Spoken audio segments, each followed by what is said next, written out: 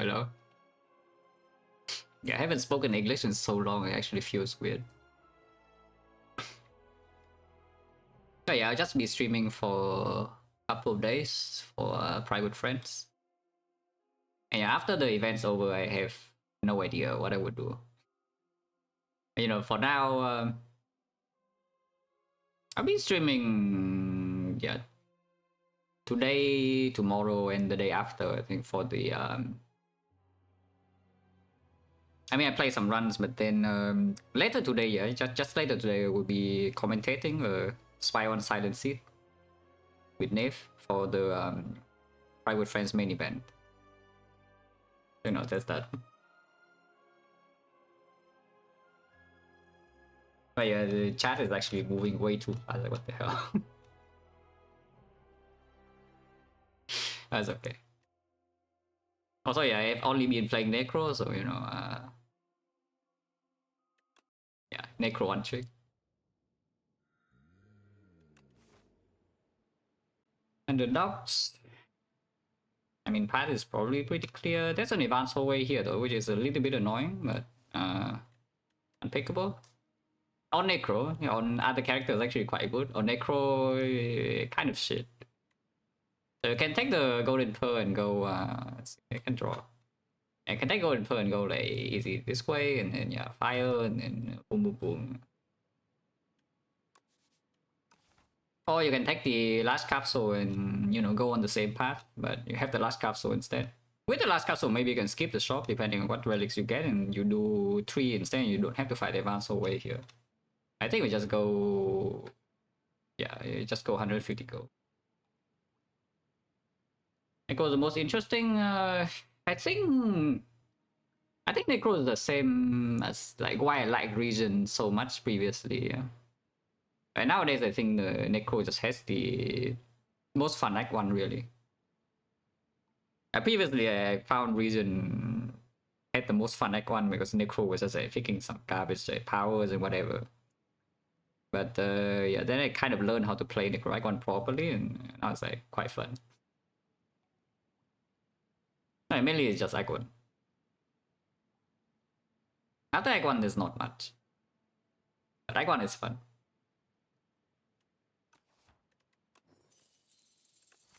Mostly overgrowth though. Underdogs, usually you just get a bit too strong, but the Fish is one of the enemies that can threaten you in underdogs, so I have to watch out for that.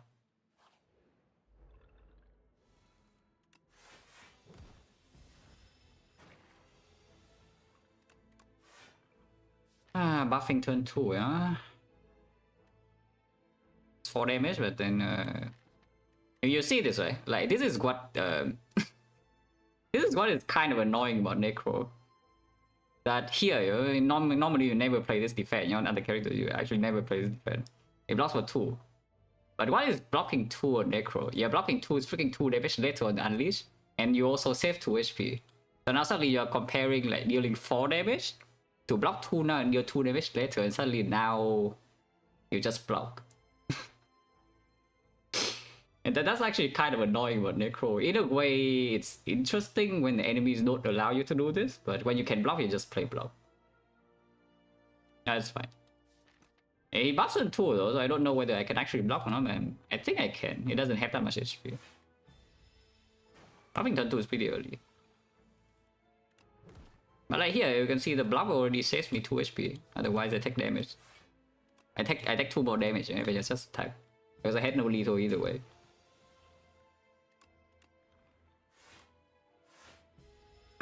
Taking 2 in this fight is a pretty low roll though, even though we have no Neo bonus. You should not take 2 in this fight as Necro. Quite sure.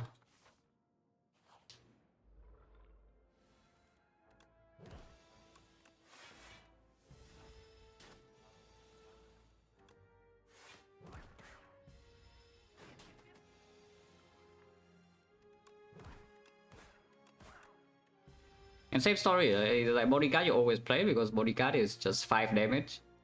Like playing Strike over Bodyguard, like why would you do that? Because the Bodyguard is 5 damage.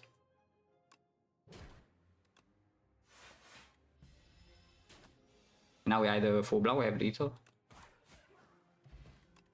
Man, Necro is very good in the easy hallways of underdogs. Even with our deal bonus, you can see we are not taking damage. I mean, I took 2. This like can deal damage if you roll the if the boss attack on turn 1, then usually you take a little bit. But here once again, block 1. We have a delay now, so I mean I don't. Next turn we are being attacked for a lot though. We are being attacked for 15 and I'm frail, yeah. But even if I strike here, do I have lethal? I mean, maybe I do. Actually do, right? The Unleash is dealing 12 next turn. So if I hit here, I can draw something like Unleash with Cash plus 1 is already killing. It's exactly lethal. Or I do 1, 2, 3. If I play defend here, then I have to block next turn, which is blocking 8. Which means I need to draw delay, otherwise I'm taking 2. I think 1 is potentially losing 1 HP because of this is worse, yeah? So we strike here. It is lethal, right? Yeah, this is 12 and then yeah, 21.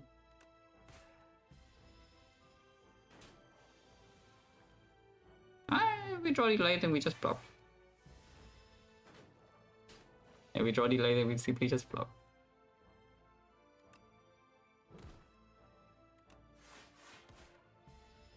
My bad. I literally just played the delay and I already forgot the energy. Yeah, don't worry about it, don't worry about it. Why is the game lagging so much? What the hell?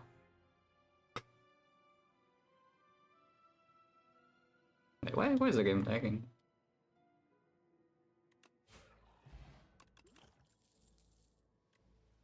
Melancholy much better in Overgrowth. Underdog's not that good. We are fighting an advanced hallway here, yeah? So you know, it can be a little bit weird. Let's take against... Oh, V-Sync, maybe? Can check.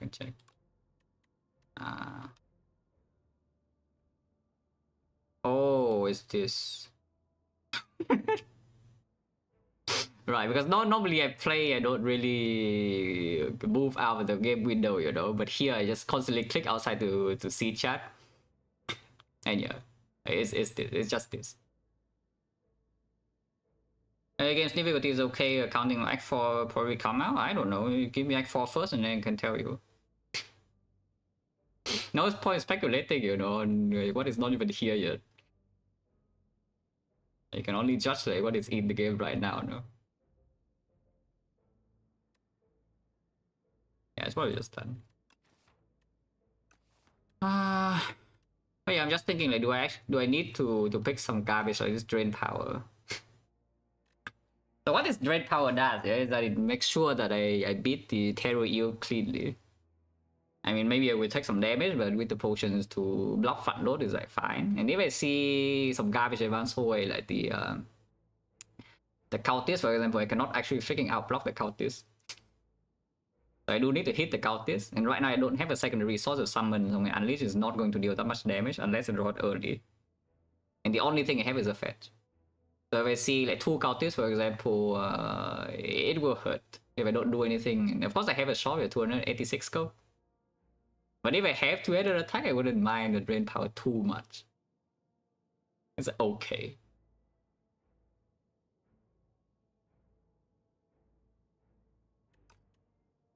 Otherwise I wouldn't. It's nice to have in the deck later, but not now. And this I don't really care. Not yet at least. Yeah, sure, drain power.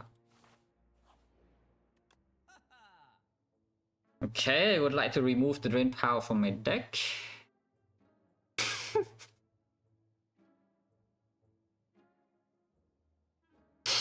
It's fine though, we already have the drain power to live with it.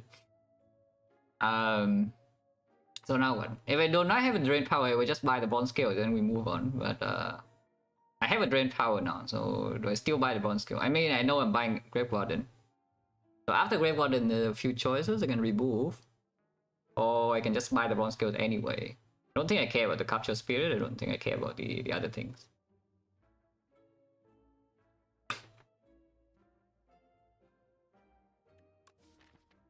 How is the Gardener's fight? I mean, bronze scale is just kind of nice though. There's a freaking there's a fish at the end too, and fish you actually need damage. Like against this guy you actually need damage. Against the waterfall giant you just need to block, and against the Lagavulin you also just need to block. But against this guy you actually need to hit it a little bit. On scale, no. The good thing about bronze scales and necro is that you just play block. That's actually what you want to do. Yeah, you want to spend all your energy every single turn to play your block, and the bronze scale actually kills the enemies for you while you're doing that. And it's good against all Act 2 elites. Yeah. The Act 2 elites are some of the fights that normally you cannot outblock, but the bronze scale is killing all of them. Like the B-man, yeah, it kills himself, and then the triangle, he also kills himself, and then against the centipede, not as good, but it's still okay. That fight hurts a lot.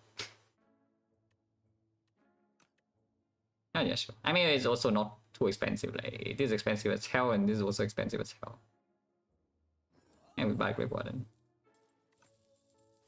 Transfer away. This fight is not that difficult, but if we draw like this, then I'm not so sure. I did not even remove a strike, man. Like, what the hell is this? Yeah, I did not actually remove strike. We have all 4. Now it's fine. Next turn I'm frail and I'm set.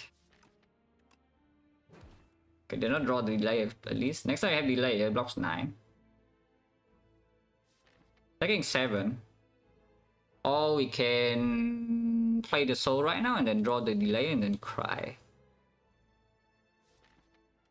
Will I cry? I mean, I'm crying a bit. Actually, we take only 6. 6 is fine. Yeah, 6 is fine.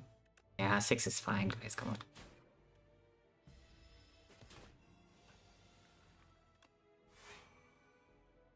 Oh, it's actually 7. Never mind. I thought delay went fair box 9 and somehow I only counted the 1. Ow.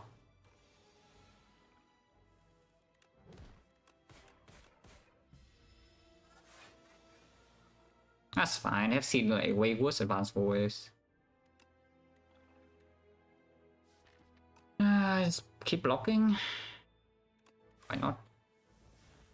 Drawing delay here is not that good, but sure. Oh yeah, bronze scale, we're making progress. And we can kill now.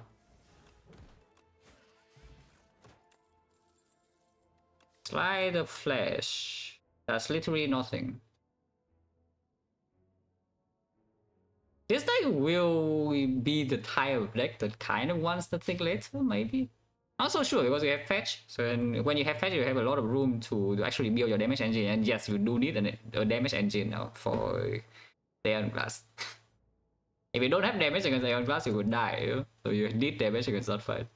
At some point, you need a premium damage engine, but it's a bit strange. It's strange to just like pick it absolutely speculatively like this when, you know, if I just basically if I can just upgrade every single fire here, it would be strong for a long time.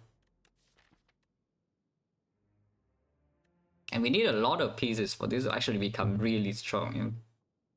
It's not just that we see a Slide of Flesh and you see like one more card suddenly it's broken. Okay, Oblivion, pretty good. But it's not that you see 1d5 suddenly you deal a billion damage, you know, it's still not being played in basically every single fight. Nah, we skip, yeah, we skip.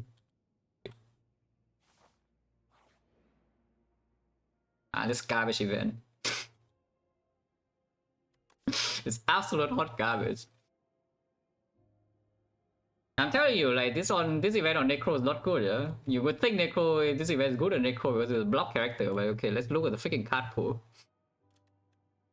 Let's look at the card pool and see how many cards actually blocks. Like all these attacks. So D5, yeah, excellent, amazing.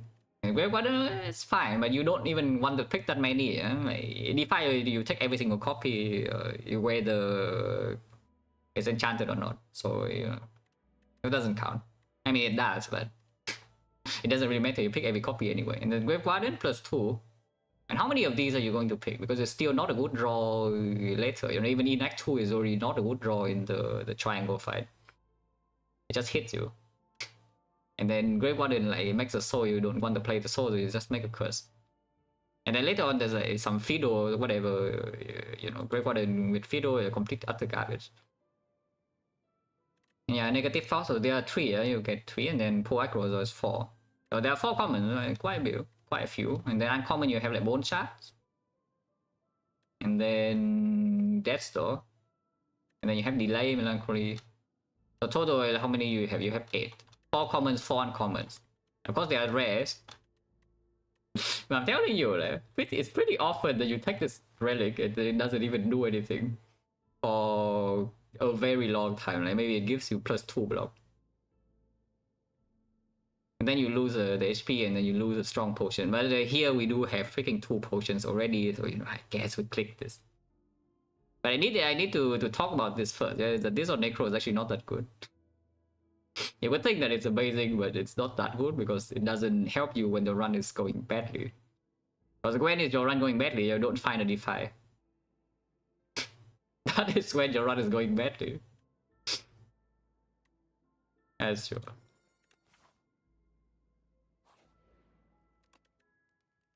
Bodyguard upgrade. Delay upgrade.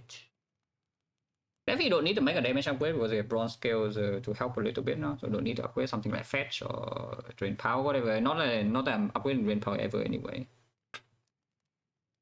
Delay energy here usually doesn't play. I think we still just do bodyguard. I'll probably still just do bodyguard first, you know.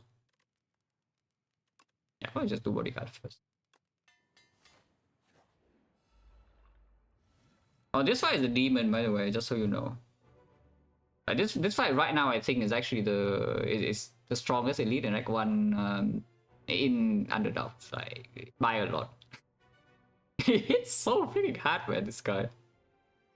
The other 2 fights, they're a complete loser. But this guy, you leave him alone for a little bit, he hits you for like 30. And he never takes a turn off. Actually, never ever takes a turn off. So it's not that easy for Necro to outscale this with summon. That's fine. We can use pots. I'm willing to use pots. The point is 40% with the elite boost is a little bit higher than 50. This is a little bit too many blocks, but you know, you do. That's fine. Just delay body guy and let the bronze scales do the work. I mean, sure. We can potion on the turn that we break. Yeah, you see a delay upgrade wouldn't have done much. It would give 2 summons, though, it's the same thing. Shuffle out. Yeah, sure, shuffling. Oh. Okay, next turn we were hurt. Next turn we potion, yeah. Next turn we potion. Yeah, next turn we potion. If we draw both of these right now, the next turn like 24 is a little bit too bad.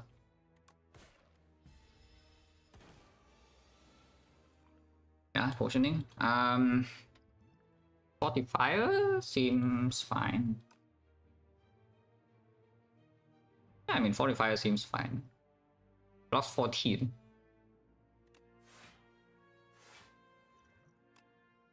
Then we preserve all the HP as well for the future. And yeah, you see bronze scale making progress without me doing anything, and kind of nice.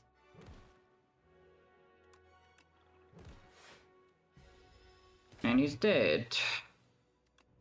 And how much damage do we take? 0. I love taking 0. So here's the poke, and it opens the Calcify as damage engine potential. Does make delay a little bit worse though, but that's the only true 0 cost we have at the moment, so that's not bad. Usually we still don't float the energy. Other choices are what, snap? Snap into the fish actually quite nice, but we do have passive damage already and no... If you have like one single big attack against the fish, I do think snap value goes up like quite a bit. Block really, yeah, this relic is amazing. Oh yeah, you see right here the lens, yeah, it does nothing. Like against the fish, you have like one huge attack that you must land. For example, a pull from below, or like a squeeze, or a bury, or whatever. Then taking a snap in Act 1 is actually quite good because he dodges your main attack surprisingly often. It's only intangible once every 5 turns, but somehow he just freaking dodges your attack. And he shuffles in a lot of statuses. So if you miss the main damage on time, it actually could be enough for you to die. And that is good.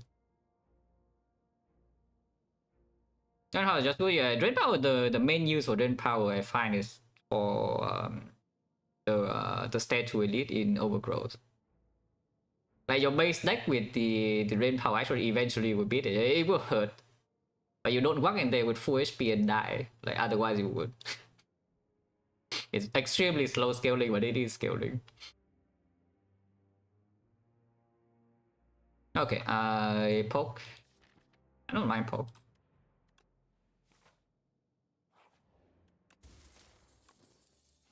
The carrier doesn't do anything, but in Act 2 we do want to go early shot. We'll heal 15. The lab just got a bit worse because they pick up a 0 cost. Doesn't mean anything.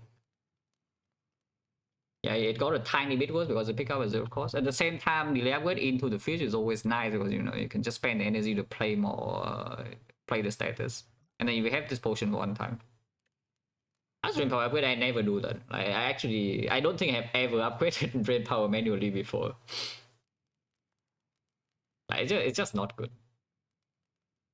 It really, it's just not good. Because when that's the thing. Like, it's really bad in most fights, yeah.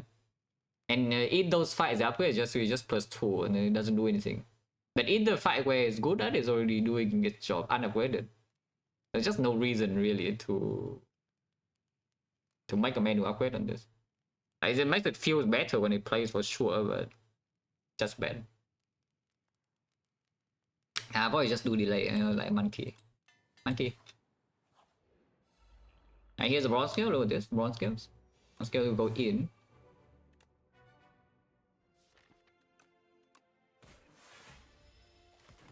Would I even use this? Really think so.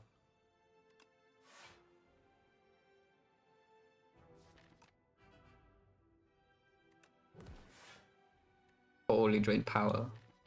Let's play it now, right? I don't care about upgrading the attacks. And yeah, you can see I talked about it, right? The delay energy with the 0 cost added, the energy could flow. Like here we didn't draw the poke, but we also draw a center spade, which is 0 cost. And here you see I just float the energy. So that way is 2 block. Which is not that good. That's fine.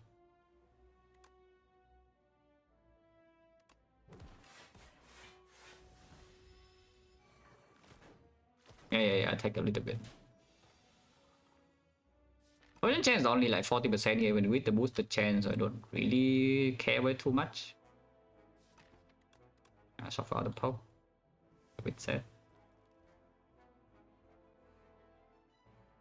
Taking one more, huh? Taking one more. Blocking is the same though. Yeah, blocking is actually just the same. So we just hit this guy. I triple attack this guy. Yeah, drain power upgrade would kill here with only 2 attacks. I can play a defense.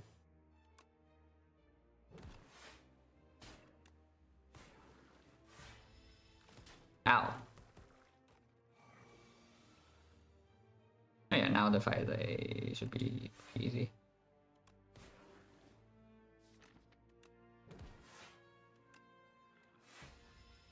What did how much did I take? 6, right? Yeah, 6 is fine. 6 is no problem. Okay, should I use a potion? It's complete garbage. Oh yeah, the lens. Look at this. Look at it go. The lens.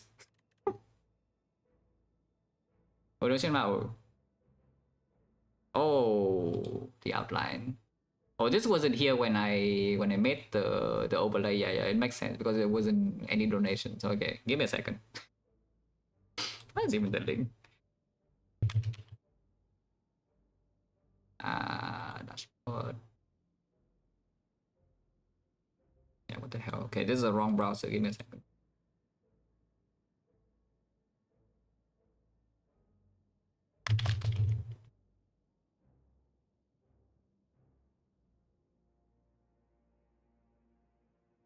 What the heck? Not the wrong browser. Why am I not logged in?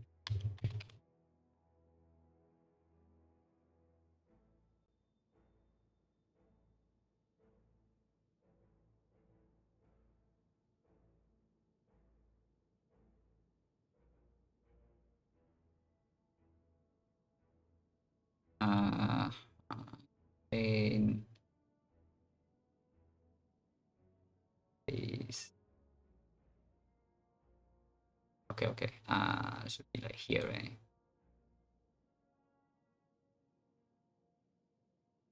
Yeah, give it a few seconds.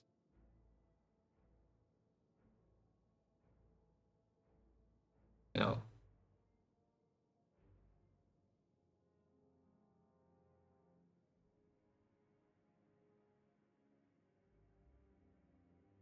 Hang on.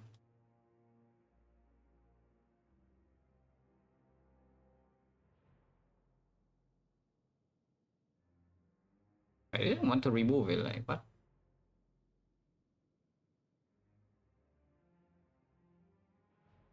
I mean, I didn't move the duration box to the right side, but I guess when I refresh, it just the thing just disappears.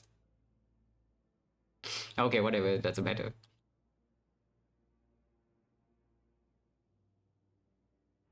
Yeah. What does Supi say? Like somebody donate so you can see whether it works or not. Okay, here, yeah, after complete garbage, we just skip. Next one is the Terry. You just want to block that if you can. So I guess here's the question: is that is this retained potion better than 15 damage in that fight? So yeah, we are probably just uploading like Great Guardian or something. But yeah, is the retained potion better than 15 damage? Something about the retained potion in that fight though is that you can use basically in the opening turn, you know, you can use it just to keep your attacks in hand while you're playing your blocks. And then you only have blocks on the discard, and then you can drain power to upgrade your blocks. I think about Rim, it's honestly it's just something to, you know, if you're playing lethality, if you're dealing damage to Iron Glass with like lethality, some Penif, some Reaper Form, whatever, then you do need an attack that has a decent base. You need something with a decent base to multiply, because you know you stack like 10 times multiplier or something on one attack, and then you one shot. So Reap is like kind of like the backup plan with that situation. I have had some pretty fun runs with Reap though. I had a Kaleidoscope into like Unrelenting, and then you know, Unrelenting Reap it goes in because the Reap retains it always lands. And then some I've got some Snecko runs. Yeah, Snecko Reap are pretty okay. But the for generic user it's not good, because the thing with the Reap, what the Reap does is that it's the finisher. You're just retaining the attack in hand. If you're spending 3 energy to play the attack and enemy doesn't freaking die, then you're in trouble. You get hit for a lot. So the Reap effectively is just there to say, okay, when the enemy has 27 HP or 33 if you upgrade, or you know, you have vulnerable, whatever, it can be a little bit more.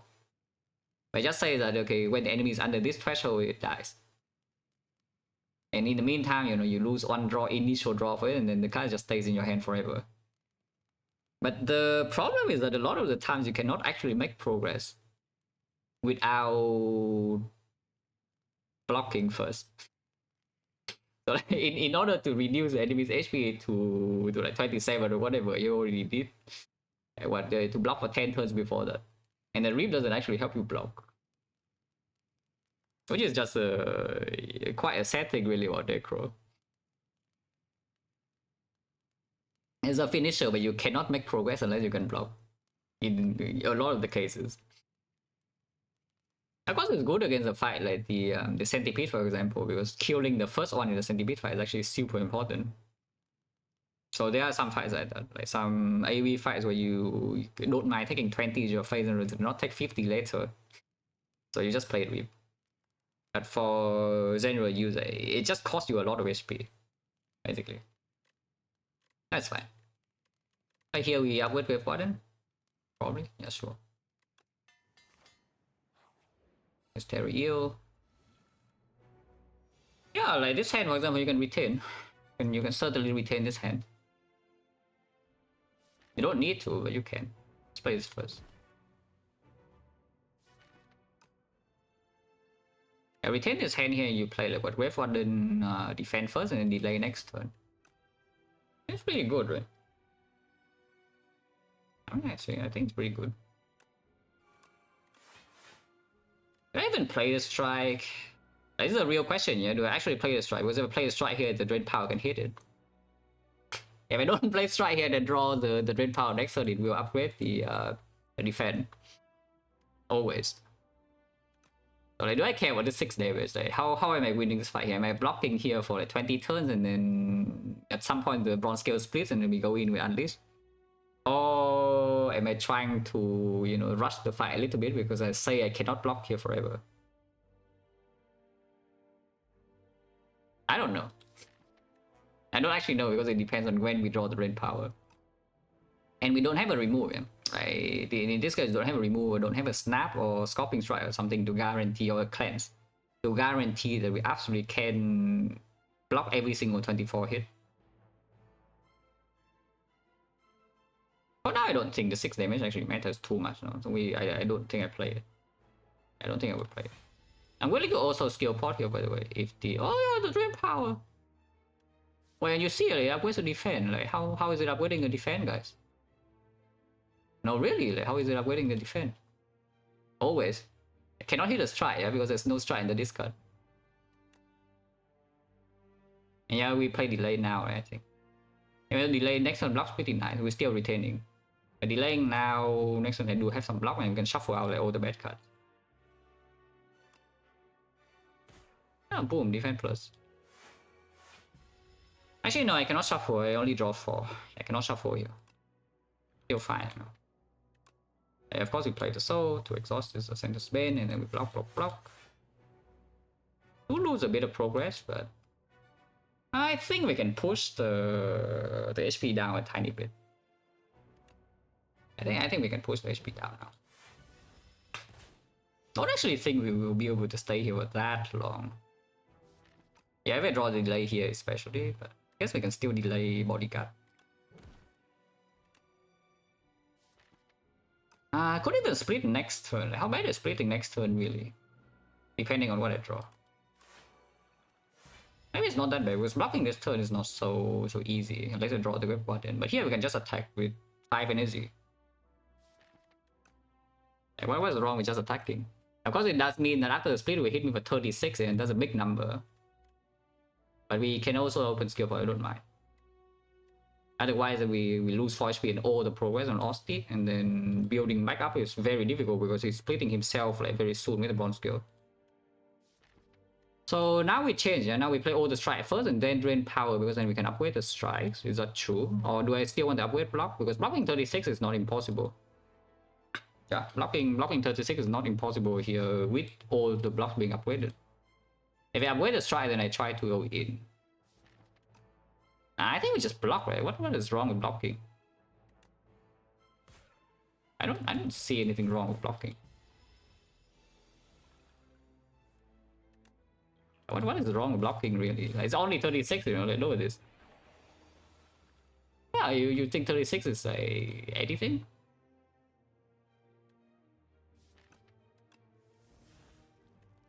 I would like to play this. So, you know, drawing this is a little bit sad because I was planning on maybe if we draw a defense first, we just play 2 defense and unleash and it dies. You know, it's fine, we just block. It's only 36, what is 36 going to do? Also, it's dead, by the way.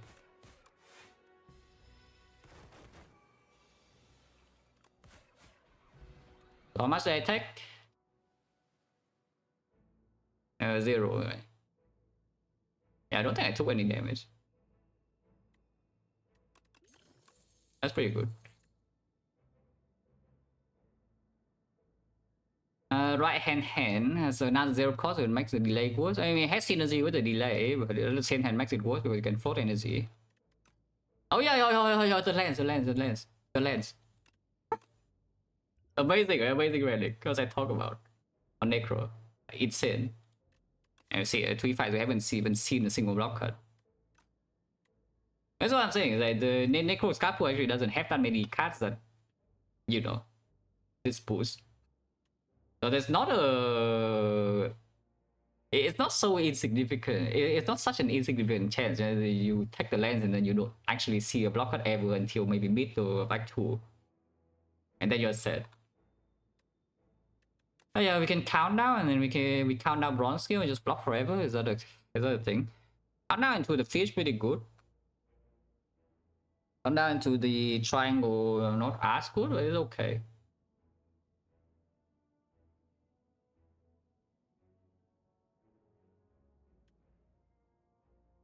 Counter better details? Yeah, sure.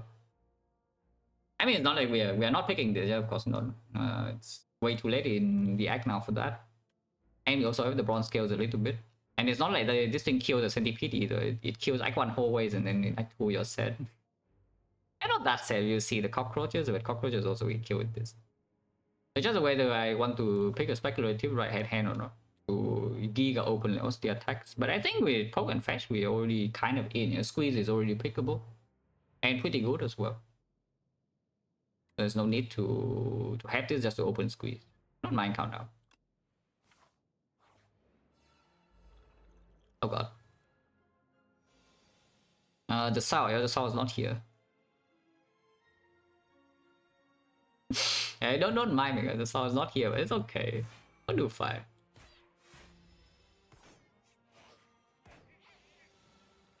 Yeah, we have bronze scales, you know. Yeah, okay. Delay energy place. Good. I don't care about winning this try, yeah.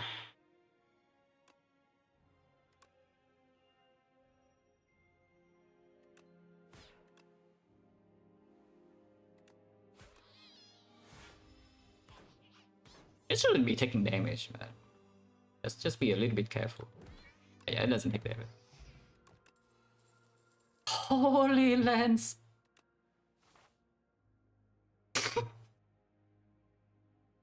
Yeah, see, I told you this Relic's broken, the first 2 blow.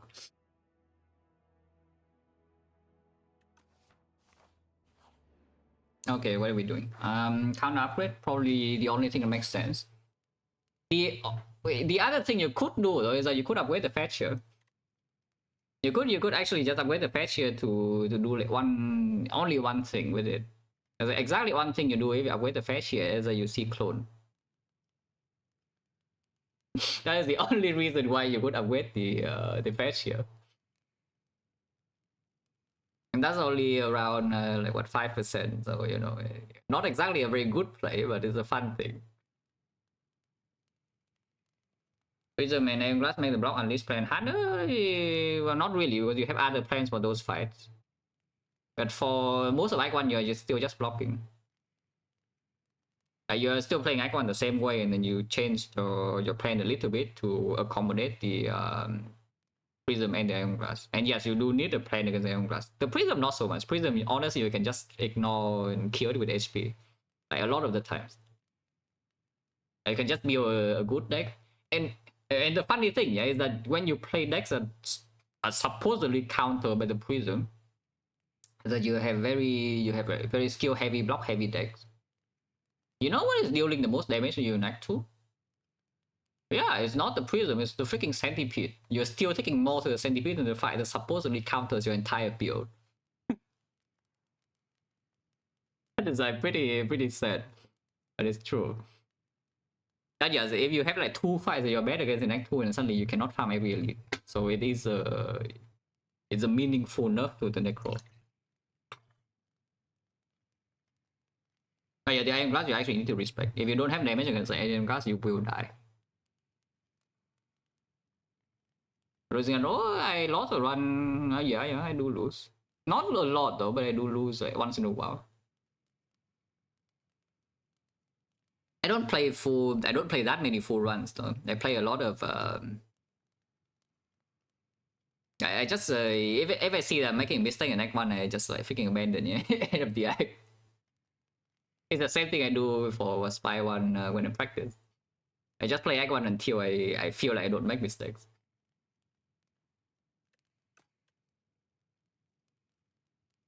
When I get to Iron Glass, I have never died. On Necro.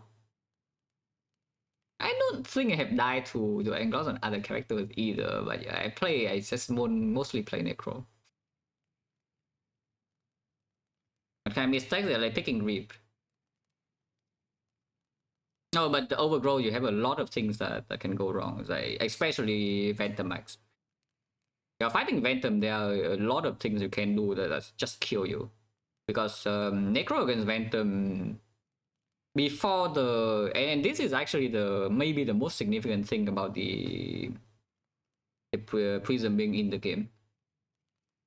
Is that before the Prism is in the game, yeah, against Ventum, what do? You just pick Doom, right? You pick Doom, you play block, and then Ventum does nothing to you. You never need to attack. Now if you do that, you get walk into the Prism, you get eaten alive. So suddenly Ventum becomes a fight that it goes from dealing like maybe 20 damage to you when you're unlucky breaking a turn to a fight that can kill you from 60. Just because your deck cannot be just Doom and block. Unless your Doom is like countdown, and countdown's okay. So that might actually be the most significant thing about the introduction of Prism, yeah, for Necros, or for Necros gameplay. Is that the Ventum becomes like, extremely threatening.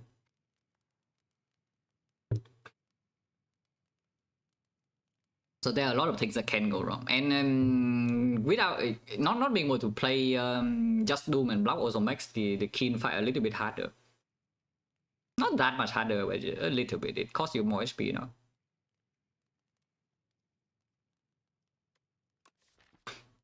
And the advanced hallways in Overgrow freaking brutal. you walk into the advanced hallways 1 floor too early, you die. I mean, you don't literally die, but your act is over. If you don't prepare for the advanced hallways, you just walk into a fight. Deer is fine. Deer you have a lot more options because against the Deer, the only thing you have to do against the Deer is that you pick attacks. Which is not exactly what you want to do, but it's not like it's too bad. And then some Neos are open, like for example, Crucible. The Crucible against the Deer is actually quite good. Because you certainly do not mind picking up weighted attacks on floor 1. Like the Crucible is really bad if you skip cuts. If you see a card that you don't really want to pick at all, even when it's upgraded, that is completely utter garbage. But against the Deer, you don't mind any attack, you see the Fire Plus, you're okay in my deck. You see like Poke Plus, you're okay, side me up. You see a Drain Power Plus, okay, sure, I guess. Even like Scorping Strike Plus, you're okay, in the deck, please. So yeah, you have another Neo like, immediately, and that's quite strong. Spider compared to Spider, well, it's a weird thing because I like a lot of the new things, yeah, but overall as a game, it's not quite there yet. Like as a full package. I mean, of course, it's literally in early access, so it should not be there yet. But there's just a couple of things missing from what makes this. Basically, right now, if the game stays as it is, I will not be able to play like 10,000 hours. Like, absolutely not. I will get bored at some point. But yeah, the changes have been good. So, I'm optimistic. It will just take a while. I know it will take a while, but I am optimistic. And it is way easier for now. Of course, there's no Act 4 yet. Of course, it's easier. Indoor could be re-implemented. I don't care about it all. I mean, maybe the very first iteration, the one that eats your cat. That guy can come back, but the other versions, I don't really care. It doesn't do anything. It's like he has a bunch of mechanics that you all ignore because he doesn't do damage. Yeah, like he exhausts your card, okay, cool. He stops you from playing your card, okay, cool. He does whatever, I don't even know. But you ignore every single turn because you passive block for like 30 plus and he does nothing. Yeah, if it hits harder, then maybe the mechanics could be interesting, but as it is, as it was when it was removed, wasn't doing anything. You don't need to respect the mechanics whatsoever. But Iron Glass, like the Iron Glass currently, you definitely need to respect its gimmick. If you don't respect the Iron Glass, you just sit there for like 12 turns, nothing, you will die. I mean, sometimes you don't die. Like, of course, you have decks that can block it forever.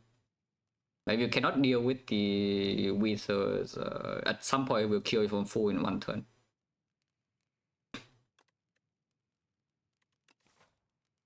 Oh yeah, we upgrade countdown.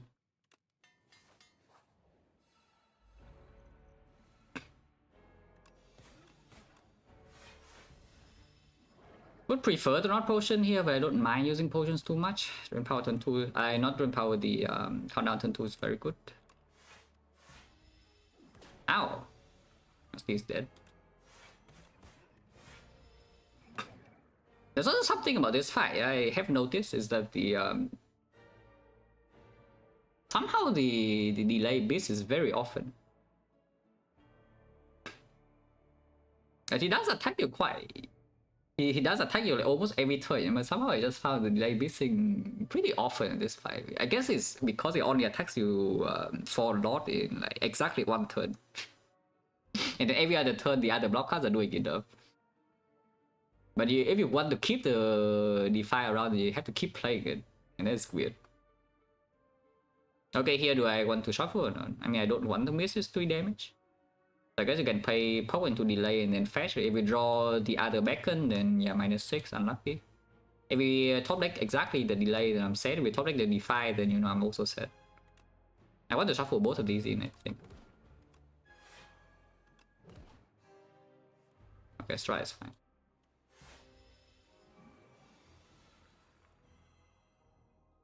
Am I LGBTQ? No, I'm a straight male, but I do support the cause.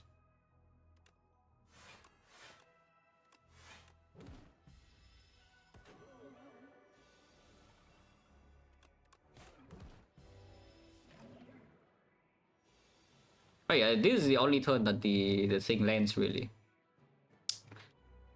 Okay, so here's the interesting part, right? Like, should I take 6 here or not? Because if I take 6 here, I take damage to my own HP, but Osti is kept being big. And when you keep Osti, then of course you unleash his harder. It could also potion, but I don't really want to at this point, considering that we are going to early act 2 shop and that will full heal. So most of this HP loss will not matter at all. That's fine, right? This potion we definitely want to keep for until at least after the rare cut, because maybe I see a squeeze, and if I see a squeeze, you know I'm keeping this for until the end of the run. Or do I die in this game the most? Yeah, myself.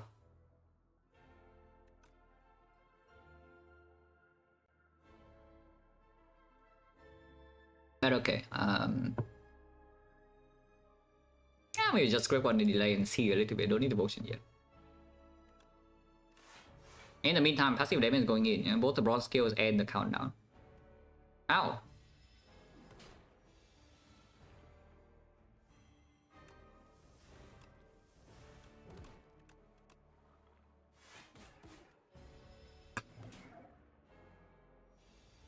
Oh yeah, you see, like, Unleash. Unleash is still doing a lot of damage because we block 11 for us by taking 6 dots off. And here you also see like what I mean about the delay freaking missing. Has this delay done anything in this fight? No. It hasn't done anything in this fight except it cost me draws. And now if I got to save it, then suddenly I lose a soul or I lose 6 damage. Oh god. Oh, that doesn't look very good, but it's fine. We have a lot of HP. Yeah, I think I want to deal damage. So now do I want to soul or do I want to testify? I don't want to draw more than 2 beacons. Ideally, I only draw 1 beacon next turn. I also can shuffle them out as well with the soul. Without soul, I can shuffle out as well, but it's less control. Okay, fine. Goodbye, DeFi. That sucks. I probably should play this fetcher because this turn doesn't look very pretty.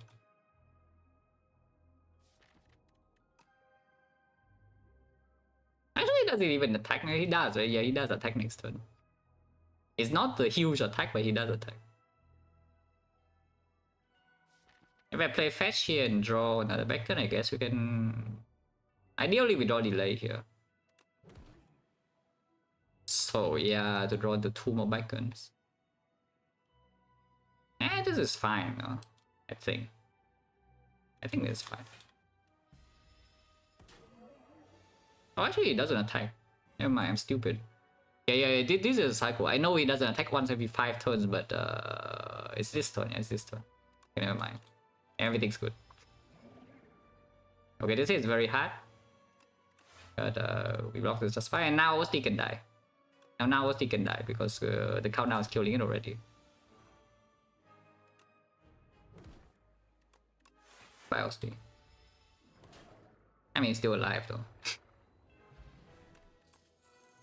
It's not a squeeze. Oblivion to go without Slayer Flash. Oh yeah, countdown with the Slayer Flash as well.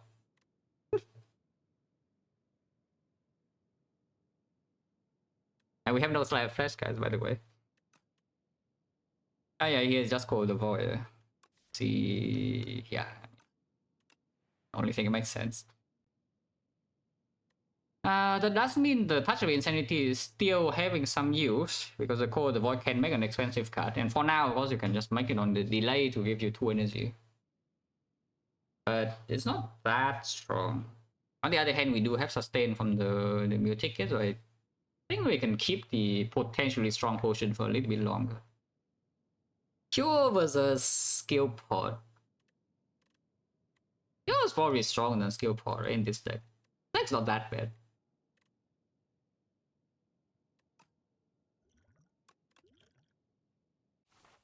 Boom, clone.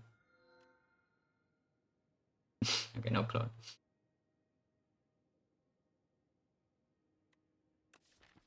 Just take the Pearl. I mean, this Relic is good, and this Relic is not so good with this deck. This Relic is okay. But we have all base cards, so the Sandcastle is a little bit weaker. Yeah, I'll probably just take this in. What are we up to? Am I strong? Am I strong enough to do 2 elites? Because I see that the Centipede and the Moon is freaking bashing my face in. Yeah, we want to Centipede right, and how much damage am I taking? A lot. The triangle probably doesn't hurt that much, but it will still hurt a little bit. We still need HP, but that's fine. Like maybe the B guy we can fight, but sometimes we just break turn 1 against the B guy anyway and take like 20, and that is sad. So we'll see, we'll see. Like we have time to decide, you know? Like we can just dump potions here and then get 2 rocks. But we see a shot first. And this elite is force if we want to go to this fire, but the fire is also not force, we can go to this fire instead. So initial force are pretty clear. We go here, here, here, here. This cannot be a shot, by the way, just so you know. Yeah, this literally cannot be a shot. It's coded in the game. Because the only node afterwards is a shot. Favorite enemy design. Okay, let's look at best theory. Favorite enemy design. Don't like these guys.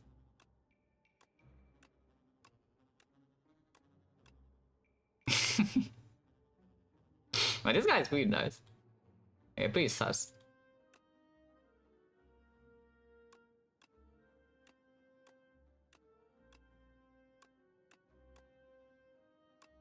These are like okay, but not I like the deer a lot. Yeah, I actually like how the deer looks a lot.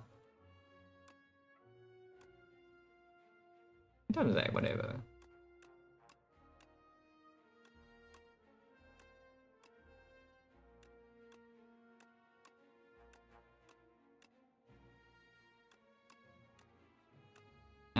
Yeah, this pose is a little bit weird, but you know, it's fine.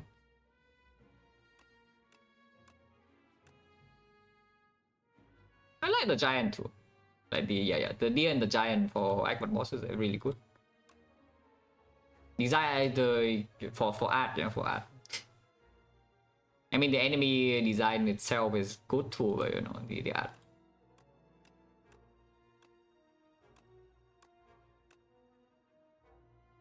What the heck is this? Wait, what? Like, what on earth is this thing? Like, what the hell? Oh, fake merchant. Yeah, okay. Yeah. True. I don't think I have seen fake merchant at all, actually. I know the fight exists, but I haven't seen it at all.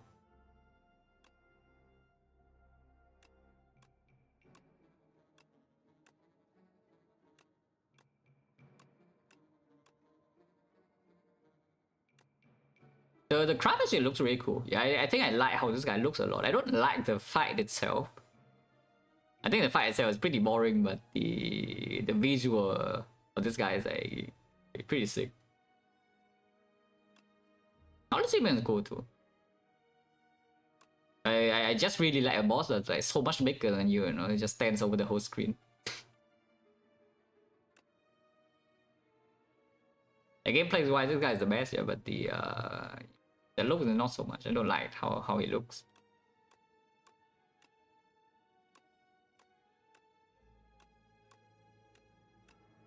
Actually, I just mostly mechs. I don't really care too much about machines.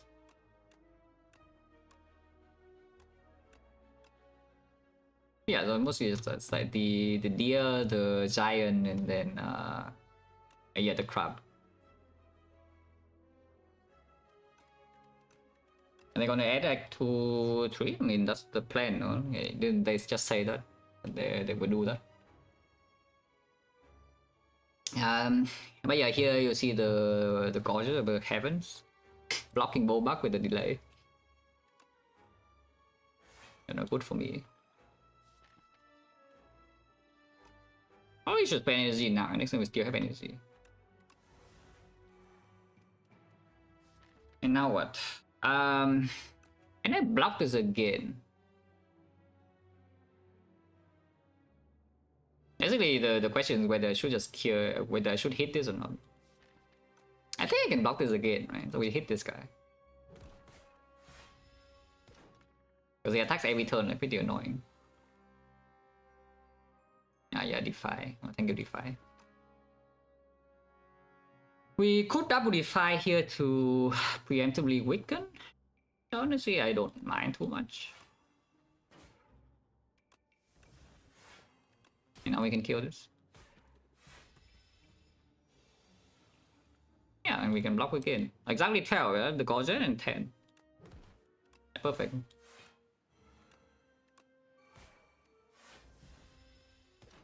And it's because of the weaken. Because of the weaken we did the turn before.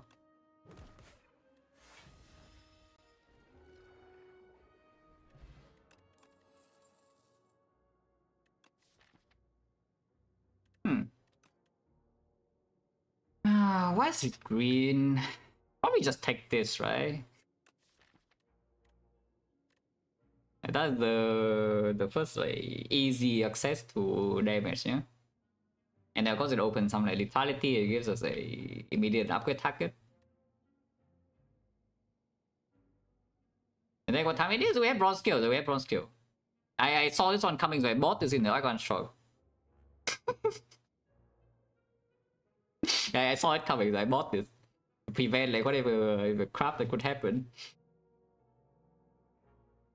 There's only one fight that you can store with bronze skills, I think. It's the centipede.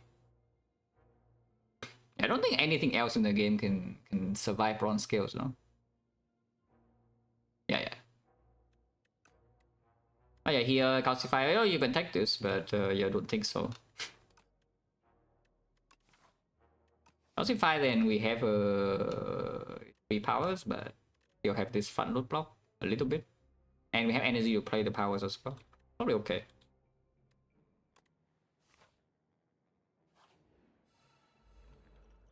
Also, I have completely lost track of my opponent's chance, so don't worry about it.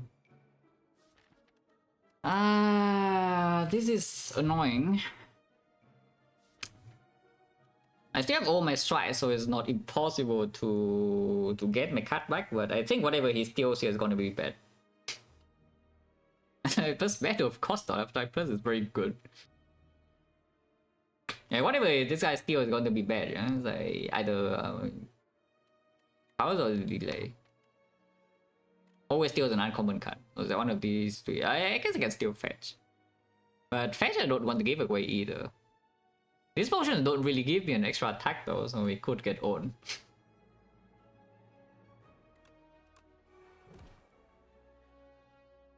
Countdown against this is also not very good, but I think we played anyway. It does mean I don't have energy block turn 3 if I play the luminescence right now. Because turn 2 it doesn't attack and then the delay energy goes nowhere, but then we have Mutant Ticket heal in 2 floors. Could run into 10% fight of course, and I'm sad. Not sure. Oh, actually, yeah, Knowledge Demon can out heal. Yeah, Knowledge Demon can out heal the bronze skills. And we still play countdown, I think. It's like 1, yeah, I don't care. Ow! Okay, I want that back.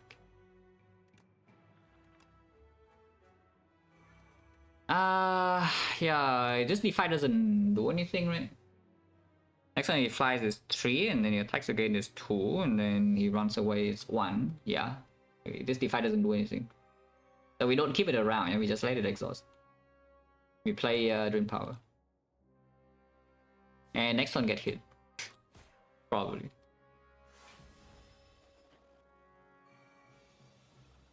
Holy defy! This was a potion otherwise this turns quite bad, but we did get a defy how cold the void, so it's fine.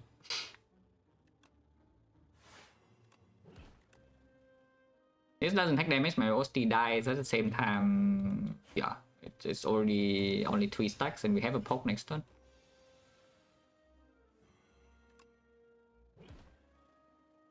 And he's dying to Doom as long as you can knock next turn. Actually, no, what am I talking about? Guys, can anybody explain what I was talking about? Like, the Doom's literally eat my head. Okay, any flash plus? No. Holy slide of flash. I only picked the calcify though. I only picked the calcify though. Yeah, I picked the if I picked the block card, you know, the negative pulse to work with the lens and suddenly down the slide flash and going in.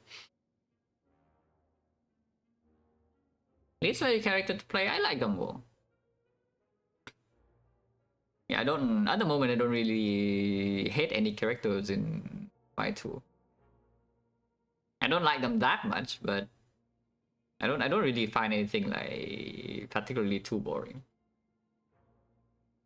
Pull from below, we do have Core of the Void and Defy, so yes, you can skill. I don't think it's good though. Or do we want Slide or do we want Lethality? And suddenly the deck has a little bit too many powers, yeah? The Slide right now is just the Defy and the Countdown. Of course you can get more. Lethality is immediately already working with the calcify, but again of course we need to upgrade both powers. If I take the slide, I can ignore the calcify and okay pretend I just took a curse. It's not quite a curse, it still deals a little bit of damage. And we can focus the damage mainly on the slide. A 7? Yeah, 2 costs will be too much if we do that. Like, probably should be 0. Yeah, slide is fine, right? And then I still take back the fetch though. Draw potion versus the cure. Cure should be stronger. Draw pot works okay with this thing, but you also have to delay. We did roll the 10%. Which is, by the way, not good, yeah? I don't actually want to see a fight here, because Act 2 events are very strong and this could hurt. Yeah, this fight could actually hurt quite a bit. Especially here because we are not full blocking this guy. Not full blocking on turn 1 is extremely bad.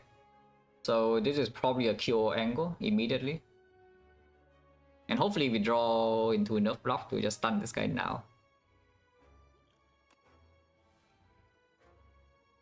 That's barely enough. I think we also lose messages now though, because I do want the slide in play. But yeah, this situation is not actually good at all.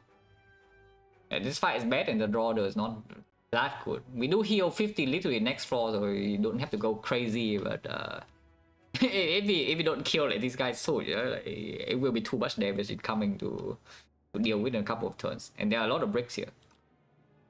If I play Luminescence now, then it's quite bad. It's just to exchange for this fight. Of course, I can also play the Touch of Insanity now, because we do have the rock. And yes, Touch of Insanity is not that good in this deck at the moment. So I could simply just play the Touch of Insanity now to keep the Luminescence around. It's a little bit weird because I can use this later for 1 energy always. And of course on the delay is already 2 energy, is the same. Doesn't make sense, right? Yeah, I should just play Luminescence now and play hand. That's enough energy. Yeah, this is 6. 1, 2, 3, 4, and 6.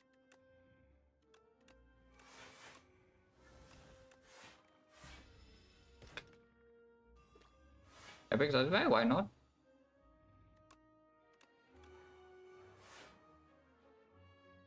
And you see why stunning this guy on turn 1 is super important, because it desyncs this guy's attack if this guy stun on turn 1. On turn 3 attacks again. Otherwise this turn he attacks and then suddenly everything sucks.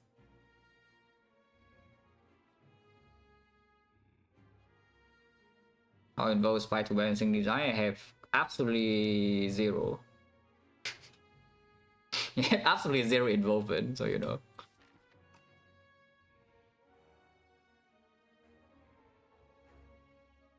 The games will be like 10 times harder if I'm actually involved, so... yeah, definitely I have nothing to do with it. And I don't want to be involved either. It's another thing.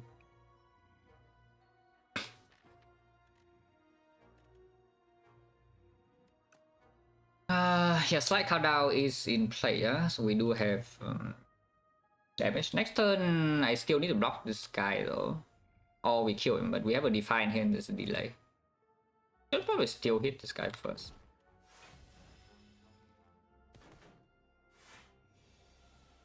Okay, Defy is here. I mean, here is very good.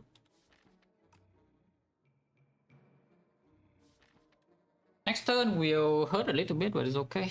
We do have 10 block from Osti, and can lose quite a bit of HP here. I don't think we need to panic to Touch of Insanity or delay next turn, yeah. It's not needed. Oh yeah, you see, like, the Gorgeous still goes in. Still hit this. Now it's at 13, and 13 means that one more proc of the thing will kill. And definitely shuffle in the delay.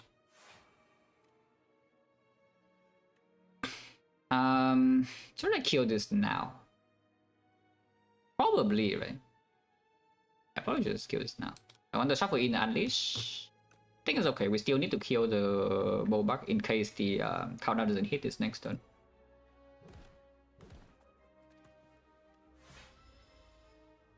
I mean, all good, all good. Yeah, no problems. It's free.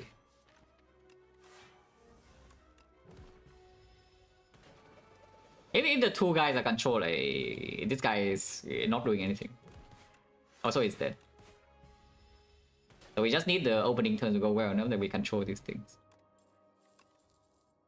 Afterlife's back is not green. I don't think I care about Afterlife minus in this kind of situation. Afterlife is the like any form of extra summon is very good when you meet a few conditions. Yeah? Number one is that Unleash is your main form of damage. And number two is that the deck actually can consistently block in early turns. It has very consistent front load block. This deck definitely does not have consistent front load block here because I have added like 4 powers. So when you play it, basically if you don't overblock, then summon is just block. And one of these 6 block is worthless. So you need to overblock for the Afterlife to be like super giga strong. Because then it becomes a retain block, then it also becomes damage because your unleash is dealing more. But right now, I don't think picking this will allow me to consistently overblock an early turn. Second time, we are beyond that, right? Now that we have a Slide of Flash, the game plan is changed. We don't care about more steer attacks, even though we do have a Calcify. Yeah, I probably just skip.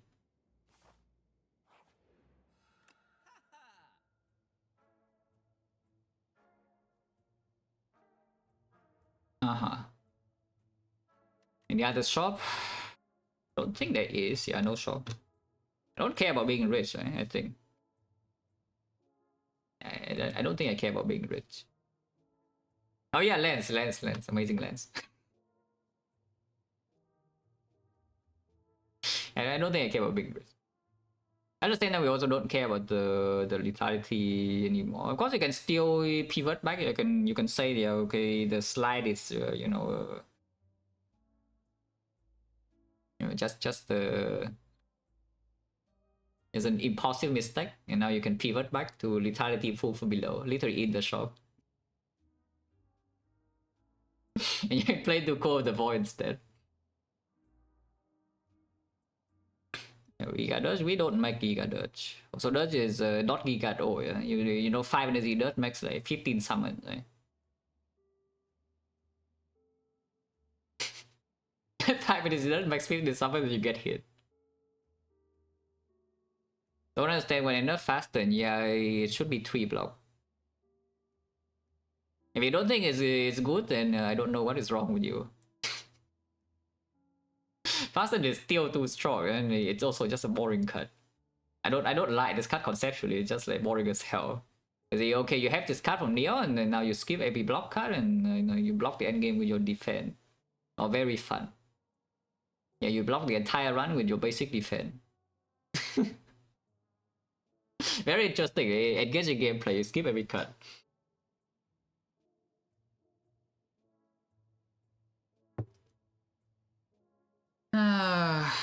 Take this faster? No. No, do this faster than if you don't take. I'm just wondering what I actually do in the story because there are a few options. I could just buy my she can't remove and leave. Other choice, I could go back to the thing. I could even buy a lethality staff, for example. But we still have lethality calcify. Damage just adds up.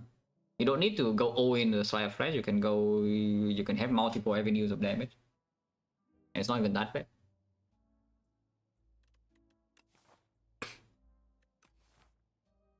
Also, do I care about the... Yeah, now if you want to double rock the centipede, now it's time to discard the potion. Because if we don't make a rock here, then we cannot have 2 rocks. So do I want rocks or not? The second elite is optional. The third elite is also optional. I could also go this way, of course, for at least 2 fires, but this should just be better, so we are fighting this.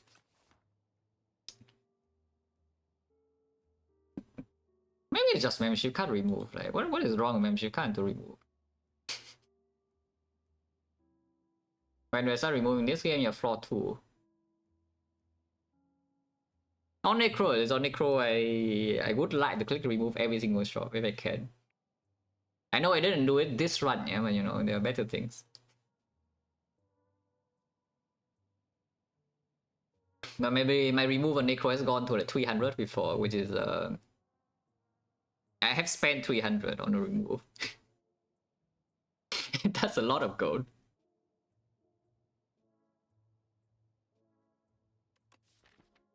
Okay, I guess the next question is that is the how scary is the triangle? How scary is the prism? Because if the prism is so scary, another thing that we could do is that we can completely ignore the she cut all the review button and just buy the Oracle.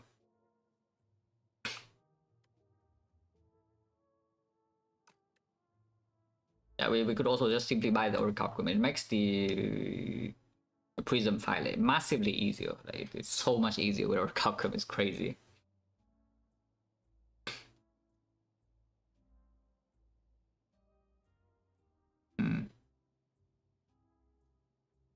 Card is a lot of value later. But is it really? It gives me one shot. With the card, we probably go to 2 shots and like 3. It's not that good, right? It does come with a remove, though. It's not just the thing. The remove's kind of good. Like, it's kind of so bad. What is after this? 1 advanced 4-way steal. And 1 question mark, we get 2 relics. Yeah, just be rich. What is wrong with being rich? Surely we don't die to a leader or something, right? Right. Yeah, we would not die, guys. Come on.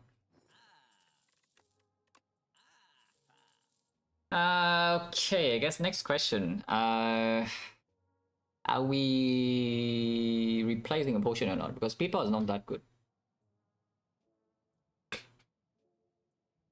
I don't think I'm going to double rock. I think I will take the colorless spot, but if I exchange potion, but is it worth it?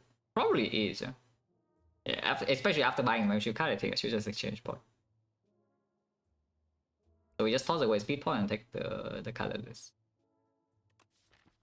I could also just toss away the touch of insanity because right now in this deck it doesn't play. And in the prism fight, you're floating energy already. Yeah, you're not going to be short on energy in that fight after your powers are in play because you're not playing block.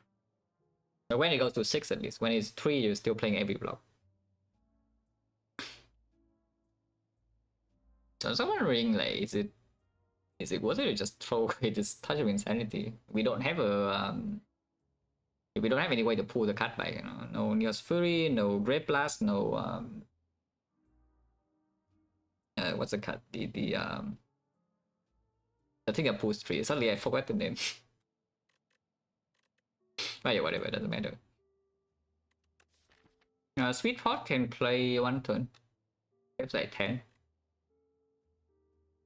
Yeah, Dredge. Actually, Insanity, if it plays, it saves more than 10. Because it does allow us to play like something like Delay / Flash, but that's exactly 1 turn. Otherwise, it only saves at 5. It does make the redraw stronger, but in the Prism fight, it's not delayed redraw is not even important. And once again, we are floating energy already. Pretty nice in Centipede, though, I would say. Yeah, Touch of Insanity is probably still better than Speed 40 in the Centipede fight. In the B, it's okay too. It's okay in the B. Sure.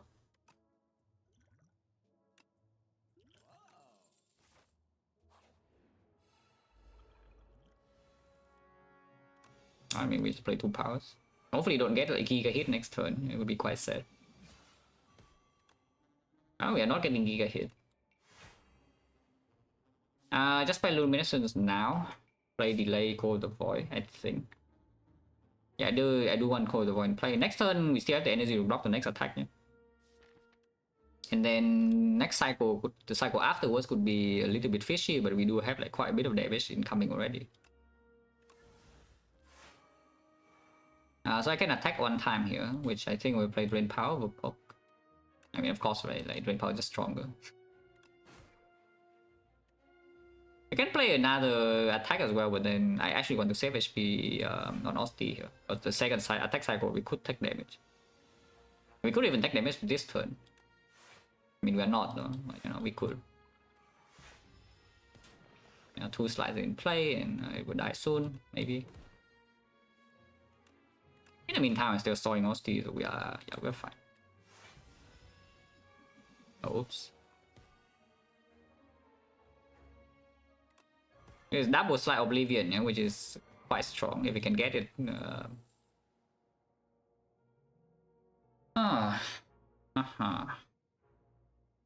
Okay, what about now? What about the Melancholy at this point? yeah, 2 lens cut, the basic, the lens. Because the thing about Melancholy is that it gives me another touch of insanity target, you know. It can be manually, it can be discounted to 0 automatically, yeah, or we can just force it to be 0 immediately. So even front-loaded draw is not that bad. And in the Centipede fight in particular is quite good. I think. How bad is it? Because I still have the potion. I mean, how bad is it? Lens, you know. Should definitely go to fire and then upgrade the slide probably.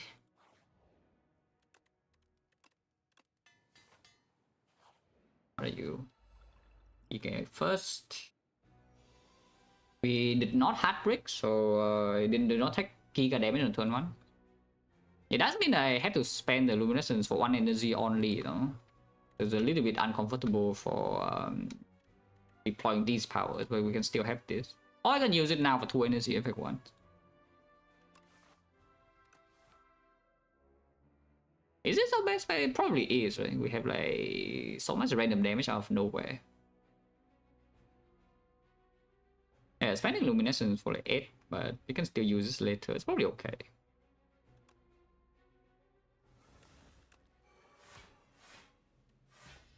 Not even 8, it's like 3.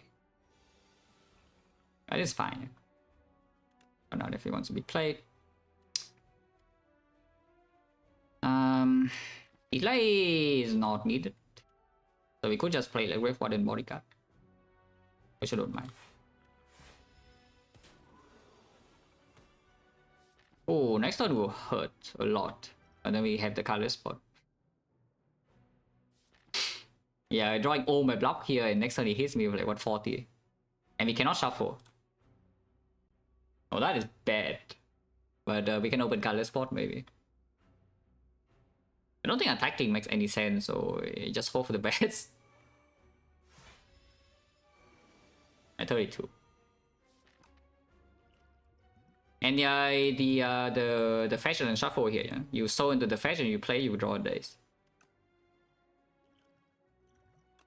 Shackles? I mean, not shackles, but sure, like 9 block. I've seen worse. I've seen better, you know, I've seen worse. Ow! Minus 17. Hurts quite a bit, but, you know. I've seen worse. Now, of course, it's dead. Oh yeah, just breaking 1 turn at minus 17, even though this fight usually is not that bad for this deck.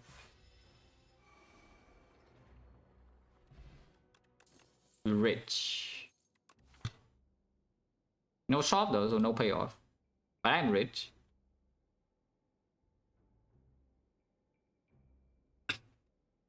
I got one over go guy, yeah, coming at some point, I don't know. I do want to actually make the Icon guy on Necro like, at some point. No? I think that's like one of the most interesting things about the game. Playing Icon on Necro, especially in Overgrowth.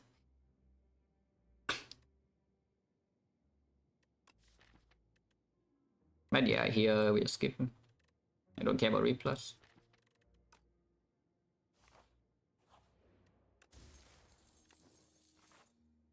The Wood Relic also doesn't do anything. Ah, this is why you saved the Touch of Insanity for so long.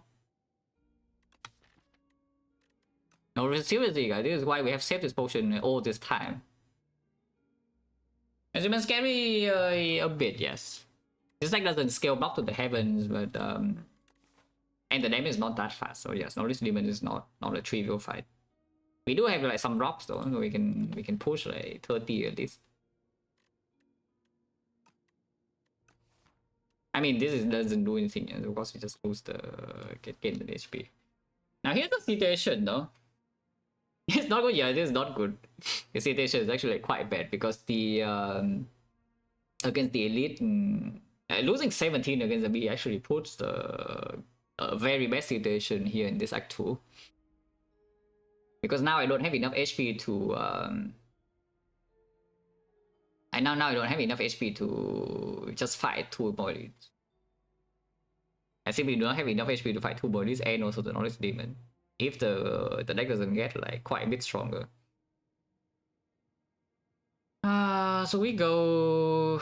I think we just take the whole way. Yeah? I don't actually think going into the elite here with 46 is a good idea, considering we know that it's either the Centipede or the thing. It's either the Centipede or the Prism. And we will need more HP than that for another elite fight. So either we dodge elite now or dodge elite later. I mean, technically, there's a work where we take like almost no damage to the centipede or the thing. It's really rare though. I think the centipede just hits us for like 30 damage. The prism usually actually goes a little bit better, I think, but the centipede will hurt a lot. I just cannot deal with the centipede quickly, especially when we don't have potion prep. So we go here. This fight is also not easy, by the way. In fact, it's pretty freaking bad. But the slide is in play on turn 1. The drain power doesn't do anything except 10 damage here, but I think it's still better than playing defense. I want to actually let OSD die to discount the melancholy to 2 costs. That's why this is maybe the hardest advanced hole in Act 2, I think, on average. Yeah, I don't think anything else deals more damage than this, right? Because a Hunter Killer, your deck is really bad, then it can hurt a little bit. Often I think dodge happens with card removal. Ori wouldn't. I mean, Ori would block 6 in the. Yeah, Ori would block 6 in the B5, so I lose at 11, and then I have 52. 52 Ori, the a prism probably would not be a problem. I would still lose some HP, though I don't think I lose that much. But the centipede was still freaking hurt. Like, that fight is so bad for this deck. That fight is just so bad for this deck. I don't know, I'm not sure. Probably I will fight this, though, if I have Orichalcum. So at the very least, we fight this first and then see. The card I think still has more payoff. We don't literally die inside Act 2, so it's all about whether the Knowledge Demon is walling me or not. If I do not die to the Knowledge Demon, then this is still doing great. Yeah, unless I go into Act 3 and there's like no shot. Then upset. There's 2 shots and we get a payoff. And also going to hallway is not even that bad. Over the elite, it's like dodging is not that terrible unless I die here. As long as I don't die here, everything's good. But yeah, I think I should play Drain Power with defense. Which one do I hit first though? Because this batch of status you can still block, but 2 turns from now is already very difficult to block. And this guy does take 3 damage from the thing. And then another 10, 13. And we have this as 28. The slide is in play. But once again, the slide is only working in Defy at the moment, yeah. That's the only active damage that we have. Yeah, slide is just like a little bit messy. It doesn't deal damage fast enough. And when you don't deal damage fast enough, you have problems. If your deck cannot block that forever, then this deck definitely cannot block forever. It has it doesn't actually scale block upwards, it scale block downwards. So it's pretty messy, even though we were still fairly healthy. This health can disappear in a few floors. Oh, yeah, I should probably play Drain Power here, I think.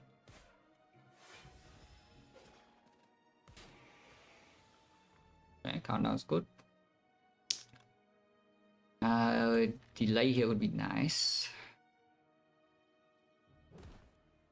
Not quite. And counter definitely has to be played.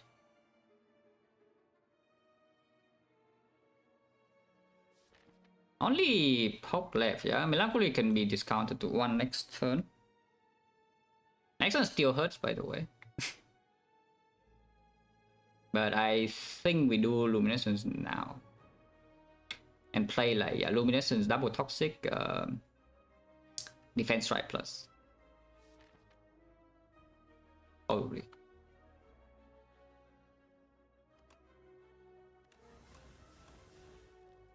You could play the Calcify, but Calcify is only 4 damage, yeah? Because we have drawn the other 2 attacks already. Of course, it does mean that we need to redraw this, but after we kill... The priority is just killing 1 ASAP. melancholy is 1 cost. They don't draw it. And the thing misses, so you know, it just hurts. Well, it does say that it does probably mean that we rest here, which is like quite bad.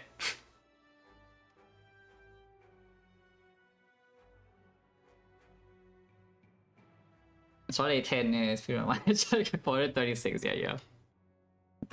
It's a funny run, though. It's a 300% lethality, just play Bury and everything dies.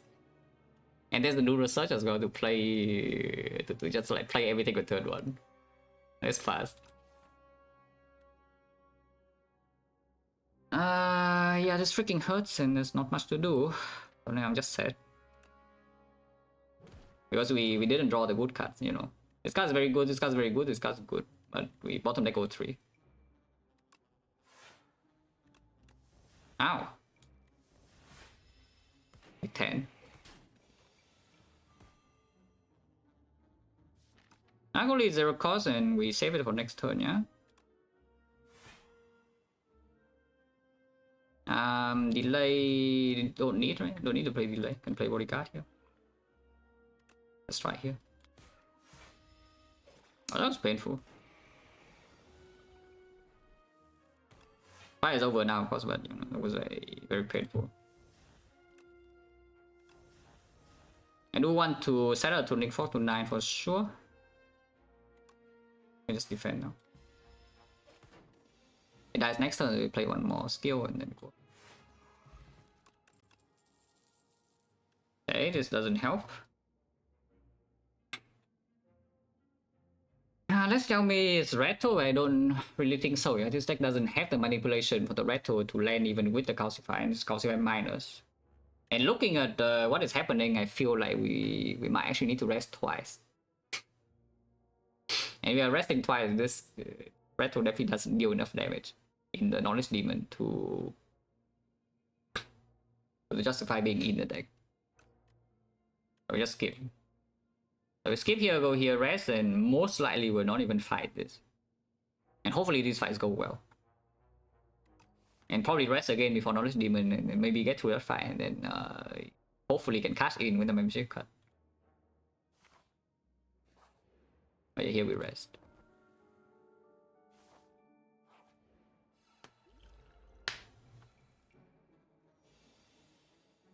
Well, I guess that's what we have 2 rocks for. Yeah, that's what we have 2 rocks for, guys. And of course we kill this guy immediately and then take a little bit. Actually, we don't take any because 24 is at 9 and then we can play this in box 7. Okay, all good. Yeah, we take 0. Like, what is wrong here? We do need to kill this by turn 3 though, you know, for now we take 0. Like, what's the problem here?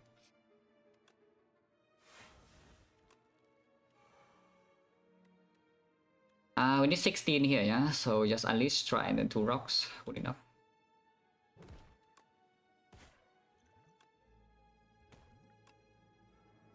Hit this guy, of course.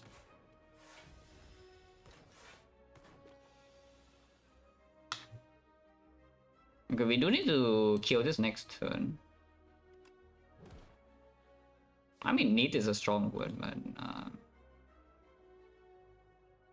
I guess we don't play the Melancholy. This is probably just better. Miss a 50-50, but it's fine, we kill anyway. Now, the thing about this, though, is that... My 24 is not set up for next fight. Holy. I'm just on the fight with the stuff. Stop doing this time going private friends. I don't know how to set that up, so no. If you want to support private friends, just donate like directly. Just donate to the link in the comment. We can store? No, we cannot. Next turn they're all dead. Yeah, next turn they're all dead because the countdown slide is too strong. I mean, of course, I still play the caster, but yeah, the tuning fork is not set up now. But we can still play 3 and set this up to 5, I guess. 5 means it procs on turn 2. It's full block, right? 18, 20, 25, yeah.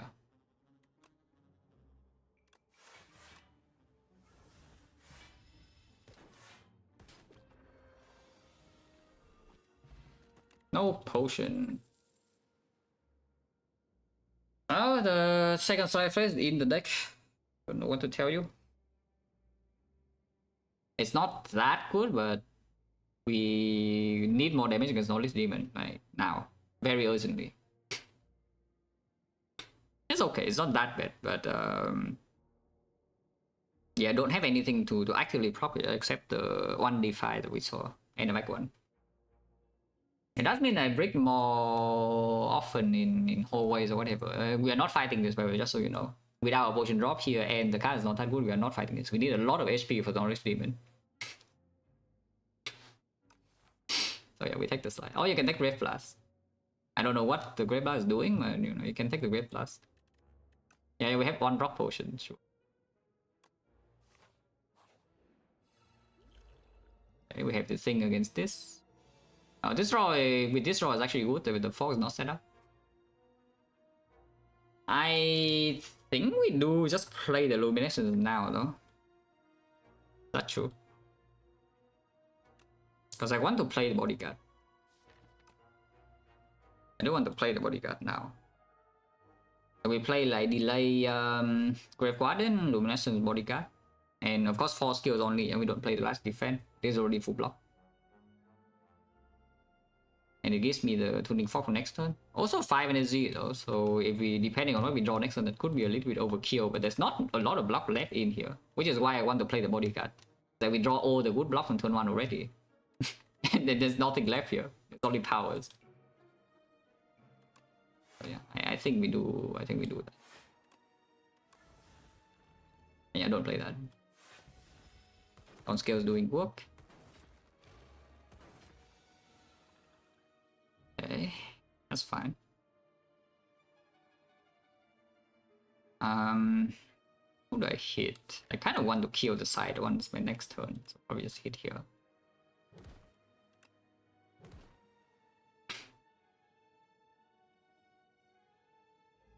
Slide versus Scroll of the Void. The slide is only with the Defy. It deals 9 damage, this is a slide minus. We could also just play Defend and 2 powers. Yeah, playing Defend and 2 powers takes like 2 damage, but then we have 2 powers in play. Which is kind of good. It could cost me 2 HP, but I think I want both in play. Yeah, just play Defend. Yeah, this is a 15, 18. 18 we take 2 velocity.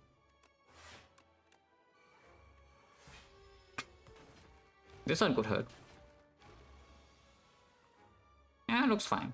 Yeah, go the Void. You go the Void immediately, you already see it's doing work. Can kill this now. Defense plate.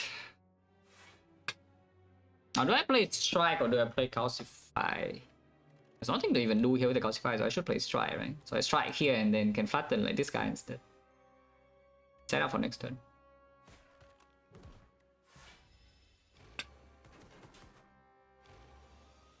Is Necro the most fun fight too? It's for me at the moment, yes. I could change. But right now for me it is. Yeah, this is the turn where it hurts a bit. Actually, it doesn't. Take like 2 damage. Can I take less than 2? Don't think so, right?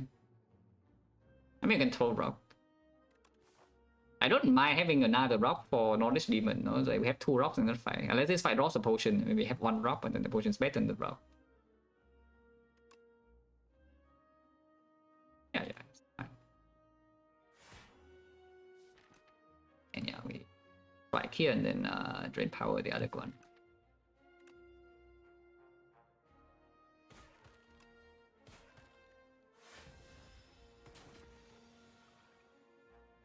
Wait, only 2 damage is not bad. Do you want to set up for the thing before Knowledge Demon? I would like to play Bodyguard or Grave Warden turn 1 even draw nothing else. delay would also be fine. Defy I might want to keep. So we want the fork to proc turn 2, yeah, Knowledge Demon, not on turn 1. Or turn 3 is fine, though. Turn 3 is the hardest one to block. Bottom line is that we maybe want this on like 5 or something. So probably 5 is good. Alright, 4 is fine too. And I certainly don't want to take this hit, which is why I just attack. Yeah, we just go to 5, yeah. Would choose 6, but I think 5 is good enough. Die. We can go 6 still. Yeah, I think 5 is good.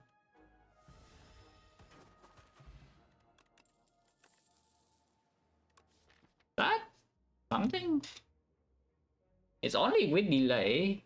As the repeating card called the Void can make more. Yeah, of course, opening, then you can play like some slide or maybe the Melancholy sometimes. Eidolon, yeah, Eidolon. And Retro Plus, by the way, upgraded. Upgraded. We take the Retro and we have another Retro, and then we can have like some. I mean, the Vitality is not that good with Retro though. It's just Calcify or Vaughn, which we don't have. Eidolon work. I had an Astrolabe into 2 Shayface and Eidolon Plus just yesterday actually. And Eidolon in that deck was super good. It was just sit in the air glass file like forever, but you know, picking it normally then not so much. If it transforms to Eidolon, is like okay. Especially if it's green, yeah. So Astrolabe is a perfect case for it.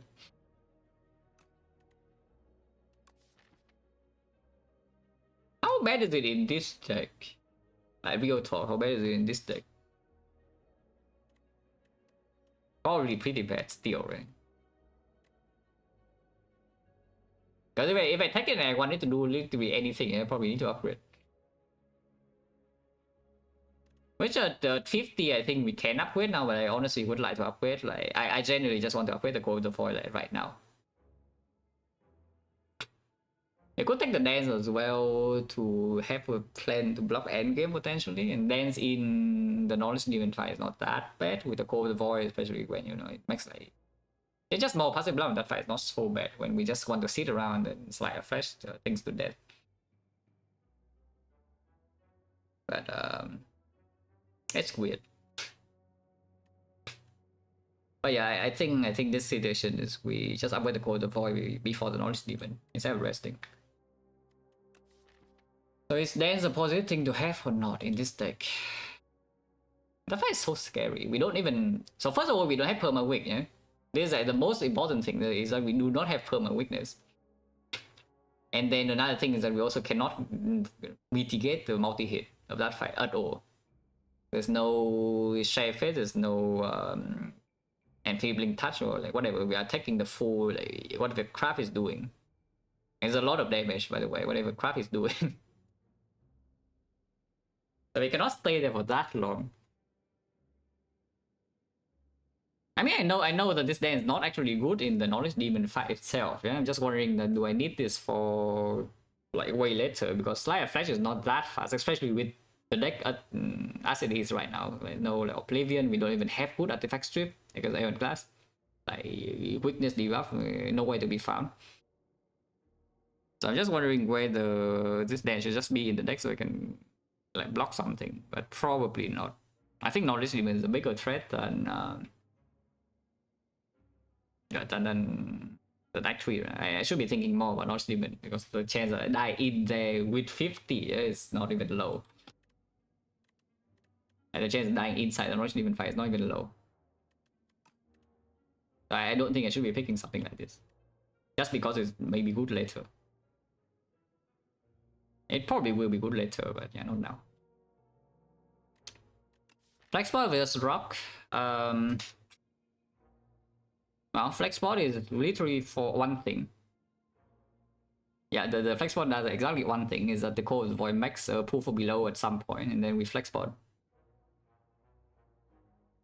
That's the only thing it really does, right? It doesn't do anything else. It doesn't work with austere attacks. But how bad is that now? How bad is that? Let's say we sit in the Knowledge Demon, we can survive Knowledge Demon for like maybe 10 turns, 12 turns. Eradicate, yeah, and then that's the same damage as the rock pot, except you don't need to redraw the eradicate or spend 3 energy. Oh no. Because we are exchanging it for rock potion, you see, like flex pot. It's actually just the full from below. The code void needs to randomly make a pull from below and then suddenly the flex pot can do.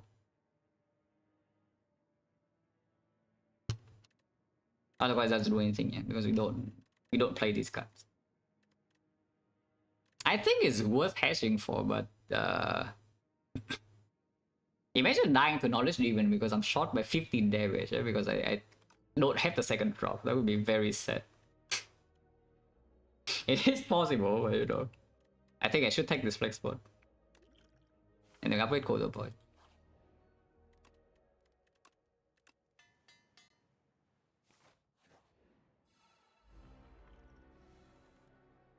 I'm in powers on turn 1.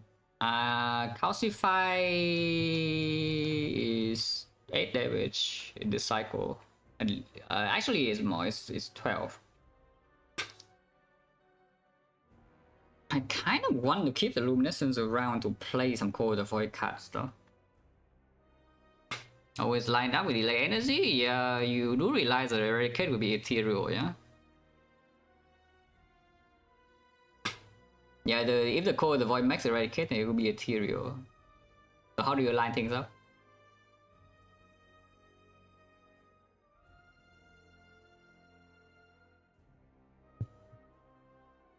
I mean, okay, for sure we are playing this. Like, that is not that's like out of the question. We would not do that. But now I need to decide whether this calcify is worth my luminescence or not.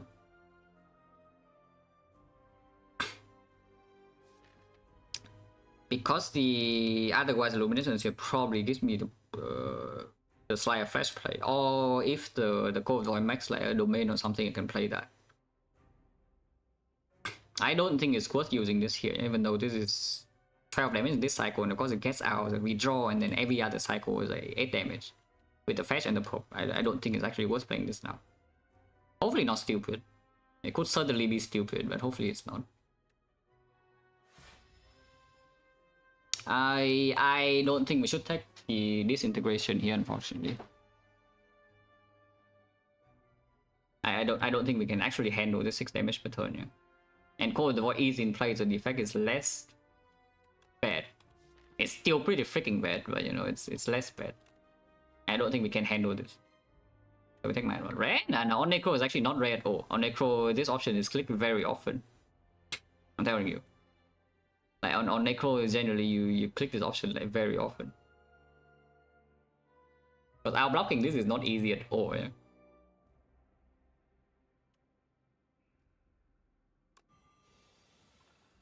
Oh, save it. I mean, I don't mind save it. I don't mind save it, you know, his save is pretty good. It also deals damage, by the way, with the slide. It blocks. Also, still died, so the thing discounted, and yeah, suddenly now this turn we can block. Defy delay. Do I want Luminescence to play Necromastery? Necromastery is not bad damage, but I think we can do without it, you know? I think we can do without it now. Yeah, just play the delay. You could also just play the Necromastery and ignore the delay. Like, that's just better, right, to play the Necromastery. Yeah, it's just better to play Necromastery, you know? Why do I care about delay? I still have Luminescence in hand to play these powers. And these are the cards I don't want to play and then draw only 4 next turn. And then if I play Necromastery, I save the Tuning Fork next turn, yeah, which is even better.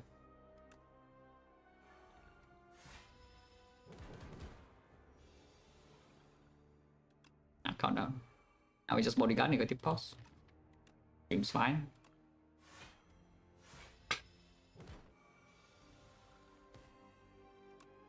I mean, this fight is going quite well, actually.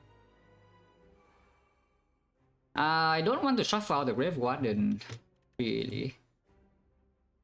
So we could Grave Warden into fetch, or we could leave a soul for next turn. I could also just play Drain Power.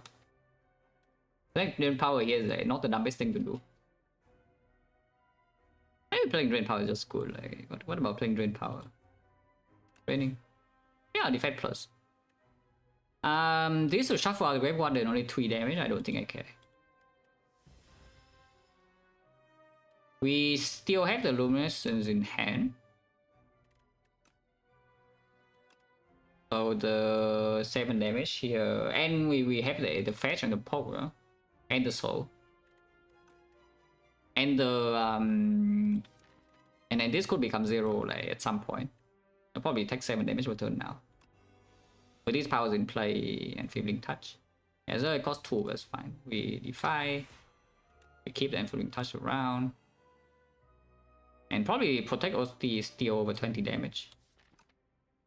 Yeah, with the 2 Slide Flash and the counter in play already and the Shade Fates, we can maybe stay here for a little bit longer. Sure. Don't have it character dependent. Oh, this turn is bad, so hopefully you can do something about it. A Fetch Storm should be played. Yeah, this is the Luminescence turn, yeah. Ow!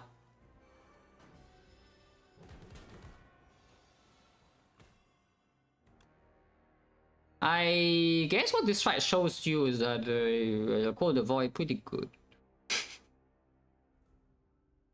Have you seen like how much the Call the Void has done so far in this fight? Like pretty insane though. That this deck is having like a knowledge limit fight this good. It's crazy, like that this fight is going this well. It is going very well. And all because of Call of the Void is just generating like all the answers. Yeah, Banshee, why not? Give me a Banshee. Do you want to shuffle in defense plus or not? Probably not, just fetch.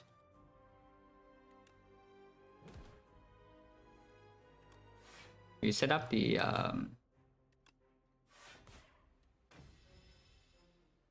okay, now what? Do I even need energy? I mean, I quite want energy. I still want energy, so we take like 15. Now the problem with this is that we are still not safe.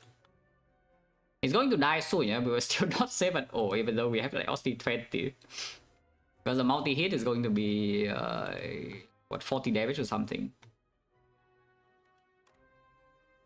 Huh, so should I take the minus on energy or not? Probably should not. Yeah, probably still should not take the minus on energy here. So many things I need to play, like this one. Also, it's dead like now because it gives me another Banshee. I mean, I don't mind another Banshee, by the way, just so you know. I certainly do not complain about the second Banshee. So we barely even took damage. Holy crap, Call the Void. This freaking Call the Void just gave me a good color every single turn. Like, what did it make that was bad? Like, even the fetch I exhausted was good, yeah? They gave me what? Share fetch immediately, like, amazing. And then what, negative pulse, they're pretty good. And then the fetch, which was like, yeah, whatever, it's fine, but I exhausted it to not shuffle. It gave me the reanimate, and then 2 Banshees, and Necromancer. That was a little bit too. I think it's way above average, yeah, from what you can expect from Call the Void. Holy sacrifice. Yeah, plus 2, yeah, with lands, and it works with Melancholy. Or you can do Necromancer yourself, but this deck doesn't actually make a lot of summon. Like even with the reanimate, just you know, being thrown in your hand, it was not even that good. It was okay, but we cannot make that much summons. And honestly, the sacrifice, if we don't make a lot of summons, then sacrifice is not that good either. But it does have the melancholy synergy a tiny bit, just a tiny bit though. Oh yeah, and a Peston. Yeah, Peston was also good, of course. Every single card the Core of the Void made in that fight was good. Like, we did not break a single turn. Which is insane, because I was expecting to like sometimes die there, we get unlucky, really unlucky. Yeah? But average, I was expecting maybe getting out with, I don't know, 15 HP or so. But we didn't use a potion and we took like, what, 10? I thought the Void was a little bit too strong. Situation is still bad though, because we cannot rely on the Core of the Void to do that every single fight. So the situation is not. I mean, we have a billion gold, you know, so we can go cash in actually shops. Hopefully, there are shops, and then get stronger that way. But the deck itself is still quite bad. We do have, with a bronze scale 2 Slayer fashion, the countdown, like this passive damage engine is not so bad, but it's not fast enough for Iron Glass unless you can block a lot more. Which I don't really know. I don't really think these are any good. Yeah, I don't think these are any good. Also, it's probably time to throw away the flex spot and then get another rock. Because it's time for easy hallways in Act 3, and you know what time it is. Yeah, it's time to throw rocks that the scrolls are biting. That is an evil fight. You know. That fight is very evil. I don't think these are doing anything really in order. If anything, sacrifice. So is the sacrifice good or not? I'm not taking more summons. So we are gaining summon only purely off the bodyguard or the core of the void itself. Sounds really bad, right? Sacrifice minus. Yeah, sounds really bad. And this deck doesn't actually have active draw either, you can see. Like, we draw no cards. We draw 0. So having another thing to stop me from drawing into the Slayer Flash or the countdown is very, very dangerous. Yeah, it's probably just not good. Skipping Relic, I feel so bad though. Okay, I see shop. Okay, 2 shops. We can go 2 shops. A glass test subject. I think test subject is probably easier than Queen for this deck. Could be wrong. But a deck that doesn't draw any cards against Queen that also doesn't block that much is an absolute pain. Because that subject still hits hard. So at the moment, every single Act 3 boss is bad. Can fix that, maybe. Breaking boss relic is not good though. And you claim the no draw, then you can draw with this, but we don't have energy either. It doesn't that doesn't really play. Elites, can we fight elites? We could run into 2 elites in this act. Because yes, I am double shopping for sure. And we do have a little bit of extra healing as well with the thing. And we still have the rock against the we do have a rock against the Knights of Evil a little bit. So we can take Warhammer and upgrade 8 cards. But because the Warhammer doesn't do anything in the short term. And yes, 8 upgrades does play because it does improve the block pretty significantly most of the time. Considering that we are probably also removing in both jobs as well, yeah. And it hitting strike is not so likely. So upgrading Slayer Flash here is good. Upgrading all the block cards are good. Or you can take Whistle. Whistle in this deck seems a bit strange. It's not that bad. It's not that bad because we do have the Luminescence to play. And, you know, I mean, delaying until we draw into the power just fine. We have no other energy boost beside that, yeah? So that's the entire turn. So we skip 1 turn, enemy skips 1 turn. Yeah, Whistle is not a debuff. It goes through artifact completely. So I don't, it should not proc slide. I don't know for sure.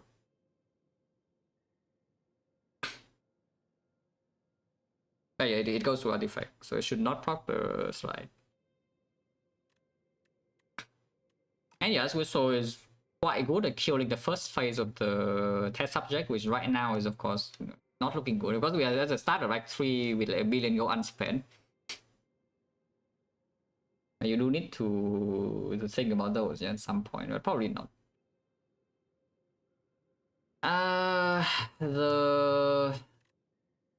That's why this deck is not good against the Soul Nexus either, which is very sad to say. Honestly, it's bad against every single Act 3 elite at the moment. Because we don't have weakness. It's a stacking power to deal damage without a way to actually block is a very bad idea.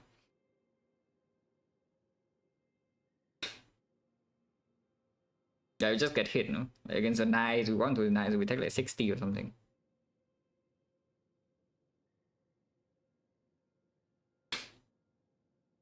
Mandatory? No, nothing is mandatory, but I'm wondering whether we can even fight elites or not. We should try to fight at least one, but I don't know how often two can happen, yeah, from this spot. I really don't know how often two can happen from this spot. Even with the 15 heal here. We do have a massive shop here though to get stronger, hopefully. And yes, we will have enough gold before the second shop. But we will not have anything extra inside this fight. And then here we have +4 upgrades, so usually not too bad. We can rest because of the random upgrades taking care of like some stuff. So we do have a rest here. Could have a rest here as well.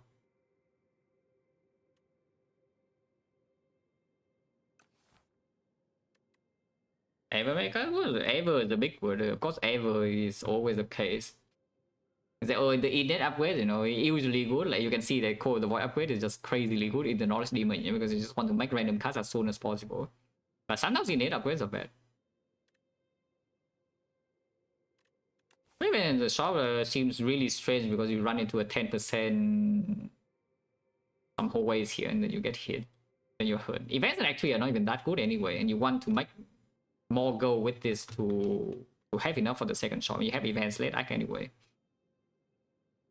Basically, the deck is not strong, so I just want to be strong. I just want to become stronger as soon as possible. But yeah, I think we take the Warhammer. I don't really see the Iron Club doing much in this deck like at the moment.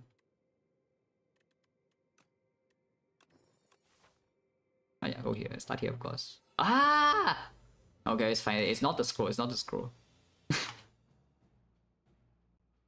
Yeah. I talk about things for so long. I forgot to discard this potion. Yeah, it's fine. It's not the evil scrolls.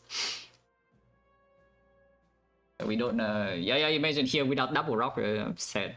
We are still sad, by the way. We heal 50 literally next floor, and this is what I mean about we are not weak right now. You know, we better become a little bit stronger soon. So we don't delay the shop, even though the shop would be a little bit bigger because we have more gold and maybe more information. Yeah, information is like we are dead. And it's not very good information, by the way, dying.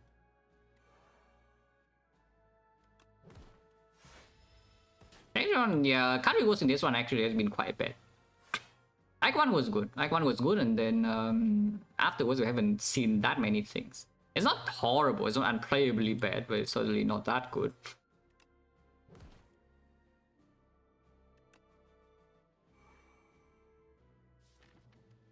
Honestly, just the fact that we don't have perma-wick it means that this one is already a little bit of a low roll. Just over that, I don't care about anything else. Just because we don't have perma-wick, it means the run is a little bit weak. Because it doesn't have wick.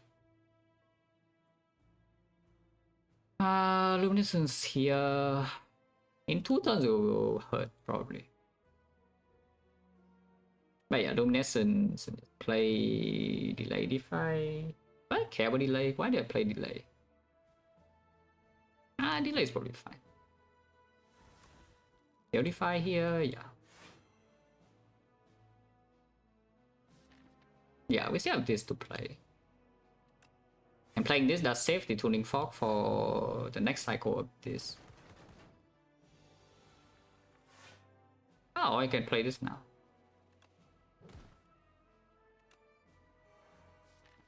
Our next turn will hurt. Actually, it doesn't hurt because the Doom kills this now. Okay, never mind. Yeah, the bronze kill. Yeah, bronze kill. Yeah, rich. Cast do nothing.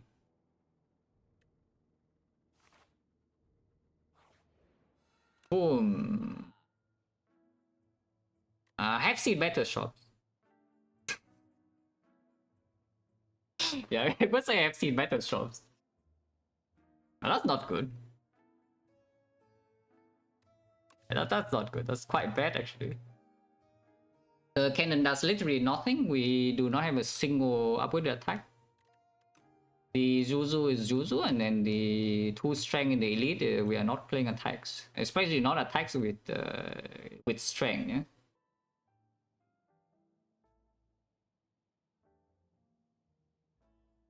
I have something with the cannon, no? If we say that we have enough gold anyway, then we can take the cannon and claim that the pool from below will come back. But honestly, that is still way too slow. It's still only 1d5 and no other ethereal. As a cold avoid this to make cards, and we have no lethality, so we even when the pool below is hitting for 10 times X, like how long until we do like anything with it? It just doesn't work. Doesn't work. And cannon to run to elite, yeah. I mean, we are probably fighting 2 anyway. I don't think we will fight this one. We're going to the shop, even though it comes with 4 upgrade. But that is bad. Yeah, this is like really terrible.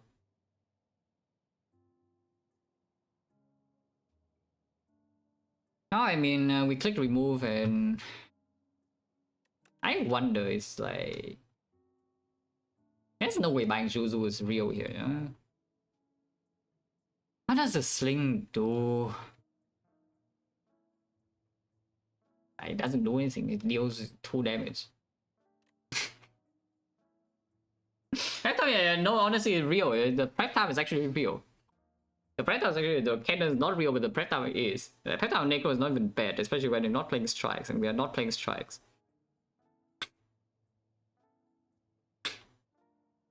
When buy Juzu for, I would buy Juzu to dodge the advanced 4-way event. Yeah, that's the main goal, yes. Not the advanced 4-ways are so bad, mind you, but oh, this is awful. So we break shops and the card rewards are not good, huh? How do I do this? Because if this shop is like this, and I mean you saw what happened in the first 4-way fight of this act, and that's the one of the easier fights. If the whole way fight is like that, then how on earth do we kill anything? Yeah, how do we have enough HP to kill anything? And nothing in the shop makes me stronger. Actually, nothing in the shop makes me stronger here, which is very bad.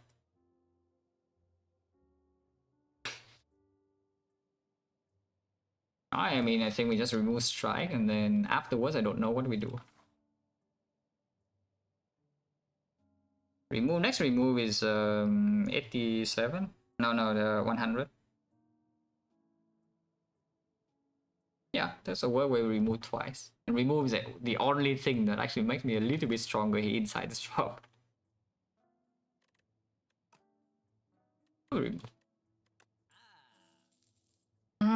Do I buy prep time or not? Good dream. And suddenly we are not even killing the globe head, yeah? We buy another power.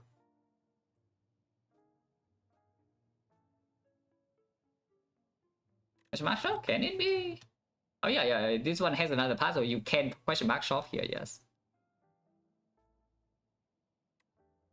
Oh, this is like so freaking bad. What the hell is this?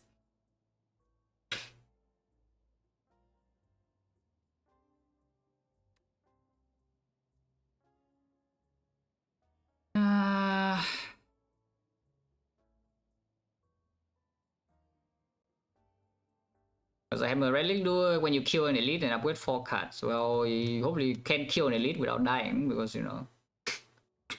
After seeing this shop, then there's a pretty decent chance that we walk into here, we just die because we don't have enough HP. Card export, yeah, sure.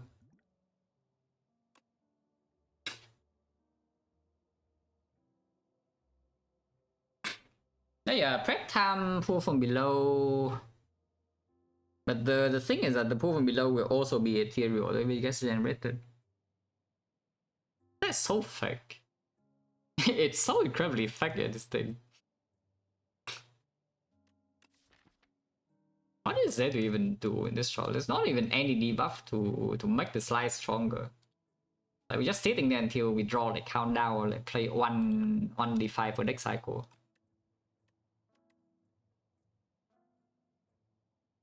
That's why it was Skull Biting or Cultist. Yeah, Cultist I also wonder, bro. Yeah, Cultist I also wonder, bro. There's actually nothing in this shot. That's crazy.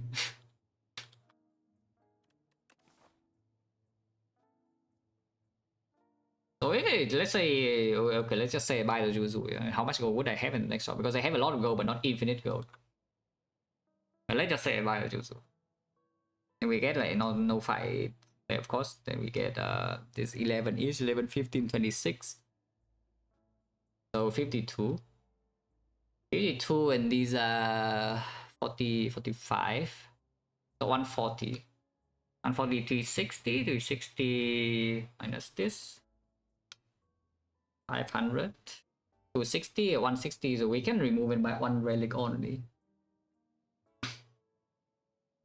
Ah, that is so bad. Oh yeah, chest goes 35 as well. But still cannot buy 2 relics and remove. Of course, if we have 2 relics to buy, then it's not that bad. But I don't think this is worth it. Running into advanced four is like really in the question mark is quite bad, yeah, because event high roll can happen, but four-way fight probably just costs us a lot of HP. It's not like seeing cards is that bad. It's not like seeing cards is that bad. But yeah, I don't think anything else in the shop like does anything really. As always, any utility, utility is 1 Z block 3. That's utility.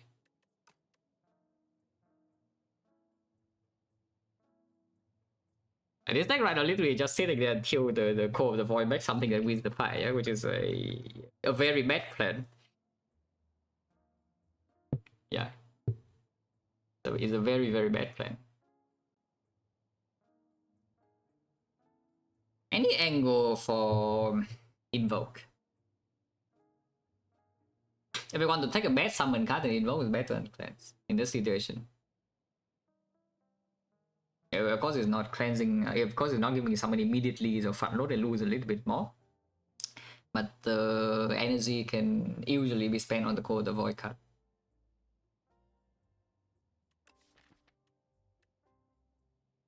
Oh man, how on earth do I cure the elites? The situation is like so screwed up. This shop actually literally giving me nothing to make me stronger with like 600 gold. It's incredibly screwed up because now I don't even know how we kill the first elite.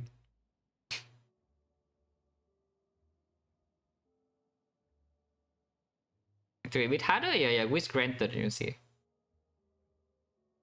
Wishing actually is a bit harder immediately, it gives me something like this, yeah.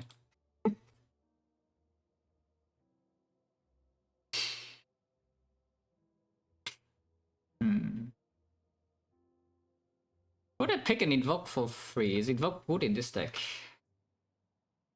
Because after playing powers, I don't actually spend a lot of energy. This guy will become cheap. These are all 1 cost.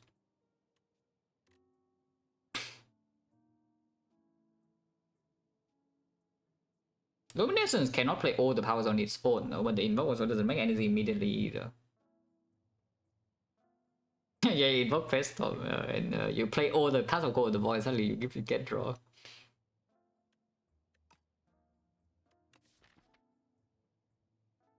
I don't want prep time.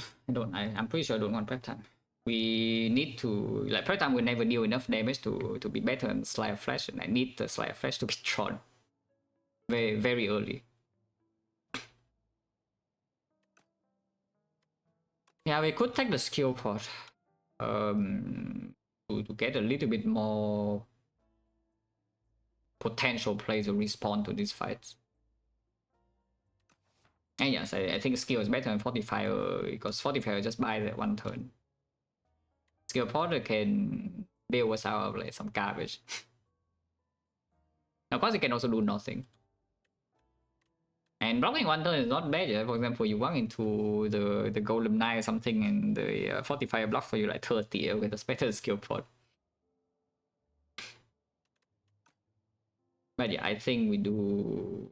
I think we do exchange pot. I think we do just buy a skill pot and then leave. Don't really see anything else here. Oh, situation is terrible. You. Yeah, the Juzu. And now we have advanced always. And we draw Defy on turn 1, yeah? Like, what the hell is this? No Slide Fresh and Defy on turn 1, yeah? This fight is very, very bad. So just Defy drain power now and upgrade the Defy and then hopefully load like die here. And 2 advanced always coming. I think it's just bad enough that we had to take the risk, so buying Zuzu doesn't make a lot of sense either. Well, it makes undead, not bad. We definitely play both slide here, yeah? That much is clear. So just bodyguard the undead. It doesn't discount the melancholy like this, but I don't think I care.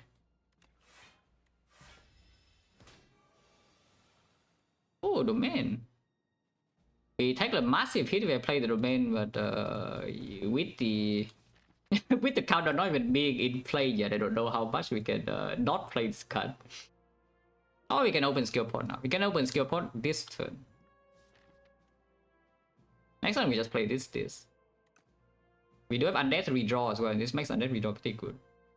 Ah. What are you? Enfeebling touch is fine. Deals damage, box 8. And then I play the domain. Deals 22 damage, box 8. And yes, I play this.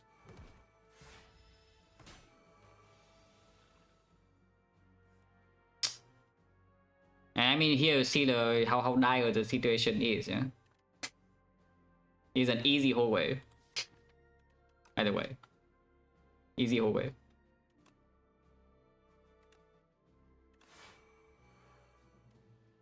Calcify over Unleash. We still have 2-0 cost, and I don't think the fight will last long enough for us to redraw this, but it's probably still better to play this. Ow! That's half the HP gone. Holy Eradicate. It's not being played, by the way. I mean, it is being played, but not for 6.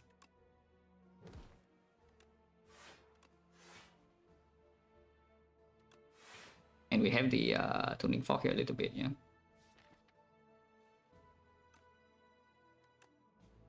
This will discount the melancholy to 0 though. And we have the Defy this turn. It is dead, so we just need to block this turn. It looks like we can do it because of undead.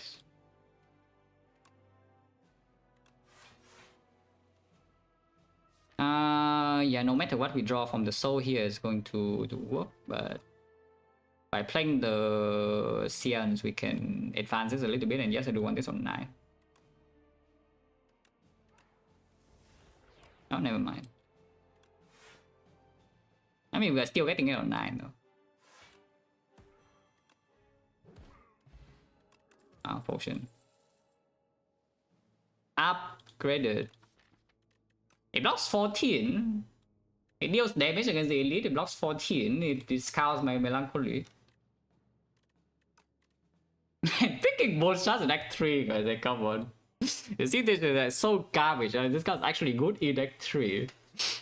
But I mean, it is. It's good. It's like much better than this, even though this works with the 2 slide like this. We just need something like this. Yeah, eat my deck. Holy calcify. Explosive pod was just so we trade. I think I do want to keep the explosive pod if nothing better drops, in case we face the knights. I could claim that rock is better against the knights than the explosive pod anyway, but you know, that might not be true. Bubble and we have potions, and we have this on 9. Oh god. Yeah, 4 books. This fight is a lot scarier than the 4 books. Yeah, there isn't not no Act 4 yet, so they're not that many runs are interesting. If every runs like this, I don't mind. If every runs like this, I would actually like Spy 2 like a lot more. I know I'm complaining a lot, you know, when I complain about bad things happening in the run is a good thing. But fire? The fire doesn't full heal. We don't have Regal Pillow. Like, it just gives us 18 or something, and then the lead comes. At least we have this setup, yeah. Like, imagine not having this setup. We still need to play powers, by the way. Not playing powers is not acceptable. I'm just wondering like, how much damage we're intentionally taking here, because we will have repairing with the red, which is a lot. Call the Void will be not playing the countdown. Seems like we're never getting out of the fight though, unless the Call of the Void makes something that kills it. We do have bronze scales, so it's not like we have literally nothing. You could also claim the Call of the Void is not as good as countdown, but I don't think that's true. The problem with playing countdown is that we probably also need to play another power Slayer Flash.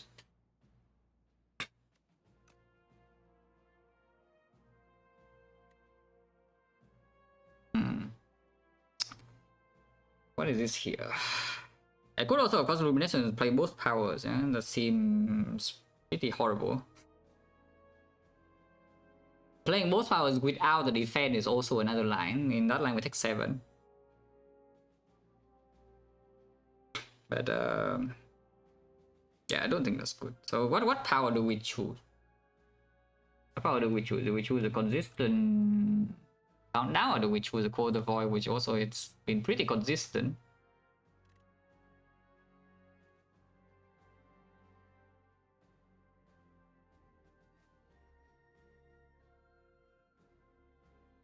This guy does gain the scale, yeah, and it also trails you. So you cannot stay here for that long. I think I play Call of the Void though. I think I play Call of the Void. I will play defense.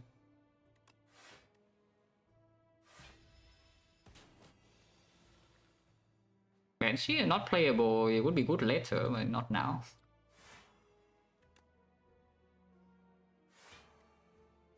And now it just exhaust. We have bronze scale for a tiny bit of damage. Okay, yeah, Call of the Void making Grave Blast, and we can blast the grave, get back or block. It is getting strength now. So there are a couple of lines I can do here. This one's probably the Luminescence turn. So we could Grave Blast, get back like Defy plus. And then play Luminescence, Slayer Flash, Defy. Yeah, double defense. I don't think we would play 2 Slayer Flash, but playing the Slayer Flash without the countdown, I do not redraw it. So that's the idea. Otherwise, we could just block this turn by doing Great Blast, or you know, yeah, Defy can be pulled back, and we just don't play Luminescence and ignore the Slayer Flash completely. That seems a little bit weird. I think we should play the Slayer Flash. So it's like double defense first to block the HP damage, and then Great Blast back the. What about single defense? Think about this a little bit. Because saving the Luminescence is also a pretty big deal, yeah. What about single defense? We play 1 defense only, Great Blast first. Maybe I don't even deal 13 damage. You play Great Blast, get back the Defy, play the Defy, play the defense. I would have 11 block. And now I go to 5 blocks, so it's 7 with 6, he's dealing 12. So my Osti goes to 1. But I have the Luminescence in play. And probably it's still 3 costs though. So even if I play the bone shard, it will be 2 costs in the thing, and then my slide is not in play. It seems weird, right? I think we do spend Luminescence now. Yeah, I do think we spend Luminescence now. So Luminescence, Great Blast, double defense, get back to Defy, and then we slide a flash and then Defy. That also doesn't kill Osti though. So it doesn't kill Osti, but it does get the slide flash in play, and then I deal 13 damage. And get this out of the redraw. And of course it makes the Call of the Void, if it makes more debuff, then it can deal damage. I think it's okay. Oh yeah, like this. And then double defense.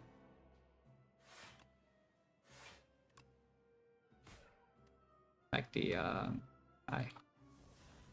side flash.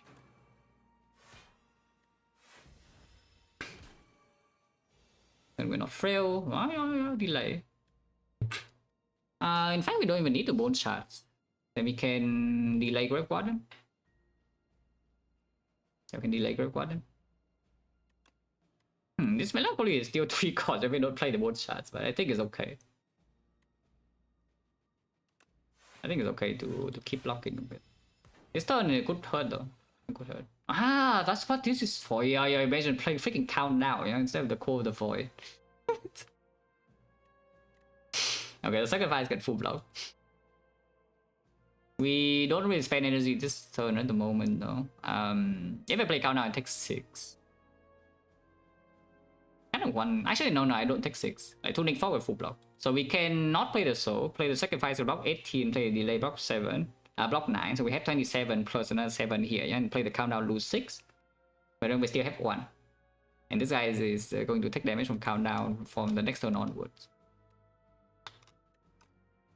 It doesn't mean we don't have a lot of resources for next turn, but the delay is in play. Oh, that's fine. I don't see a problem. Yeah, I don't see a problem. Sacrifice, delay, and Countdown. Boom. Okay, this is when we get hit.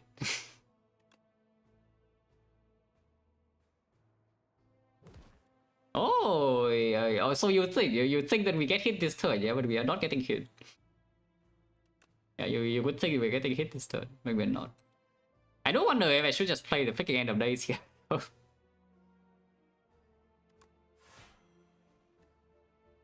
I could defend into End of Days. If I End of Days, how much HP does it have left? Because I kind of don't want to deal with next turn, but this dropout is okay to deal with next turn. What if we just block? What if we just block? Because End of Days in here, it deals another 13. So we go to 60. 60 and Doom is at 38. Which means we can actually kill it now with double pot. The problem is that I kind of need to... First of all, this can still be the force for the biting, and secondly, I kind of want... I need to have 2 pots before entering this fight, even if it's just a block. If we don't think that this will be a problem next turn, then we should not potion. There's no more the 5 for next turn block, but he also doesn't do the multi-hit. And we are not frail. And he should die over 2 turns, so I think we can hold. I think we can hold. Hopefully not stupid. I also go to Void, makes more cuts. Yeah, like that, more cuts. Yeah, he's like that.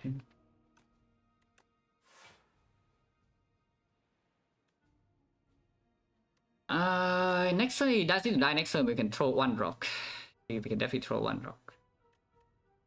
I don't need him to guarantee to die though. But this works, right? Just defend, unleash.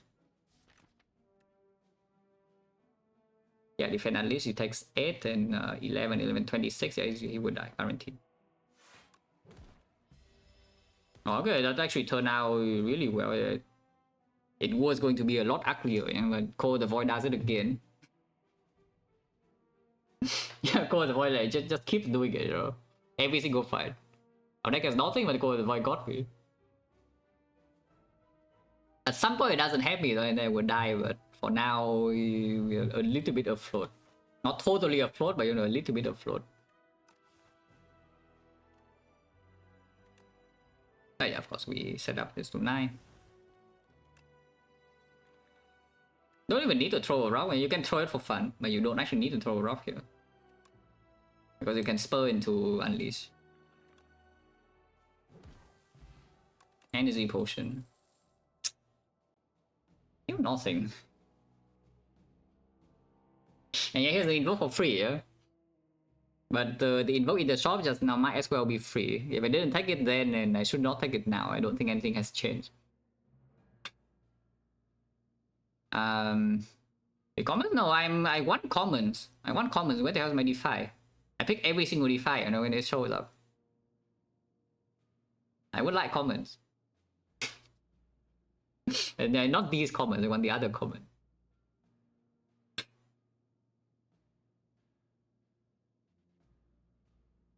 The Wisp. No way. Yeah, no way the Wisp.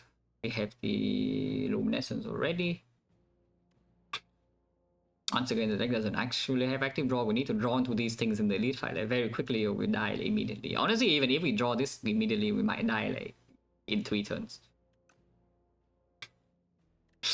But yeah, I don't think any of these can do anything. Energy Potion, though. Energy Potion would do something. Probably not. Probably not. Like against the knights, for example, I think the damage potions are more valuable anyway. Could be wrong. Probably wrong. Yeah, probably wrong. Two energy will still be stronger than even like 10 AoE or 15 single.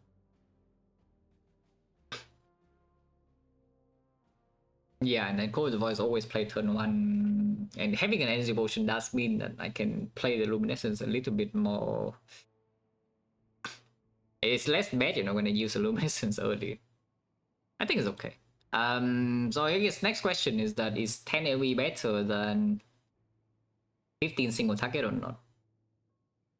Because in non-AoE fights, the 15, the rock is just stronger, yeah? But in the AoE fights, like, what are they? The scores of biting, okay, the fight is evil as hell. And yeah, so AoE is probably still better, even though you kind of do just want to kill 1 or 2 first. You do need to make progress on the other ones. And then the night fight. Forgotten and Loss is, yeah, single target strong in that fight.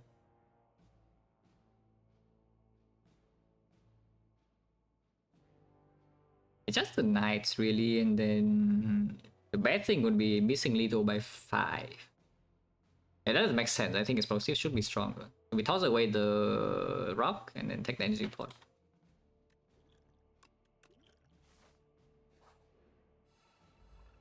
Forgotten and Lost. That is not a good fight, by the way, just so you know. And they don't attack on turn 1 and they have bodyguard, so if they want to play bodyguard, they will have to use the tuning fork. Which, to be fair, just 7 block and either way, yeah? It's either 7 block now or 7 block next turn, it's the same. But playing this now does advance the thing a little bit. Normally this advance is never a problem, yeah? But this deck is so bad that it actually is a problem.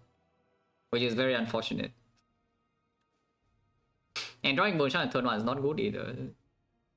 That's fine, go with the void, and then we bone shot bodyguard. And yes, I do just use a tuning fork now. Maybe we can get it again on a turn 4 or something. Not likely, but possible.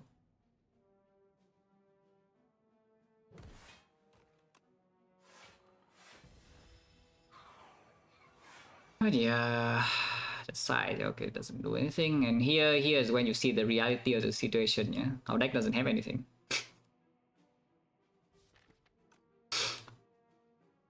We finally brick a turn that Cold Void also doesn't make a card. And we have not bricked yet. We have like 1 more card to draw, but you can see like we just don't have enough HP to do this. Oh yeah, calcify into fetch and see. I don't think I have to play the calcify because of the energy potions here. Kind of need to kill this one still though. To get my dex back and I can block this guy a little bit maybe. Getting strike back doesn't do anything. Even though this guy does hit a little bit harder. Ooh, okay. So we are just taking whatever this is a lot. Yeah, we're just taking whatever this is. It's a lot of damage. I think Luminescence now, and we play Slime the 2 attacks. But yeah, the situation is completely terrible. In case you cannot tell. We could die next turn. Not drawing slide here and drawing all the wood block cards. We are probably dead next turn. To a hallway fight. Yeah, we draw all the best block cards, all 3 best block cards. Draw completely no block on turn 2, and then next turn we get -4 dexterity with this hand. I just dead next draw. We were just dead next turn. Let's go to the void, make something, but I don't even know what it can make from here. I mean, you see why I was considering the Yuzu situation is horrible that see the shot. But I think we need to take a risk anyway, because the run is like so incredibly bad already. There's nothing to do for next turn, right? I'm just dead. Yeah, I don't see a single thing to do. Because with this Rorder, there's nothing we can do and the relics don't help. And the potions don't help either. Like, we have 2 potions, but they don't do anything.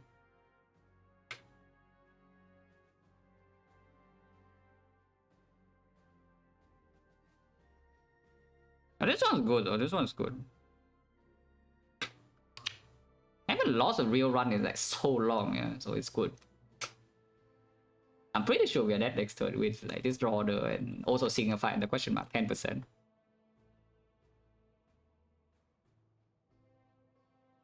Of course, the Void, what can it make that makes me not die? It has to be like Enfeebling Touch or something. We can maybe enfeeble this. For Streak, I don't give a shit about Streak. Like, it's probably like, I don't even know. I don't keep track of Streakers at all. Yeah, in fact, I don't even play full runs.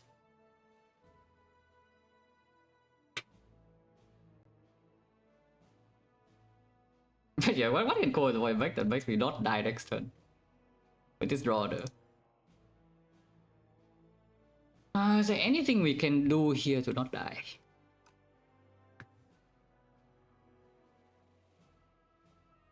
This one has to be Countdown Defy. And probably Grave Guardian. Is it Grave Guardian? Is there any chance we can kill this guy next turn? If we can kill him next turn, then we can do something about it. But like, no shot, right? No shot.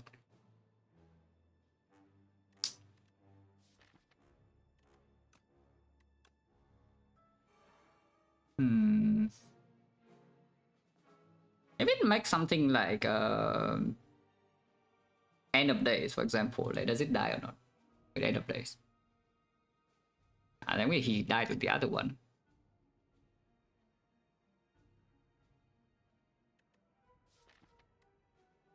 Yeah, nothing, right? Nothing.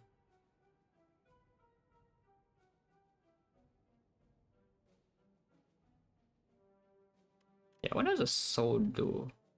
The soul can draw until here, but we're still not shuffling. No, I play the red power, yeah. Hand, or it's not just this hand, it's the hand before that as well. Because the only situation, the only reason why we're dying next turn is because the last turn we drew 0 block, and this turn we draw all the block. Reanimate? Nah, the next turn is like hit for like 1 billion. I don't think reanimate is enough. Maybe it is with energy pot. Could be. We have -4 next and this guy hit for like 1 billion next turn. But yeah, it still has to be this.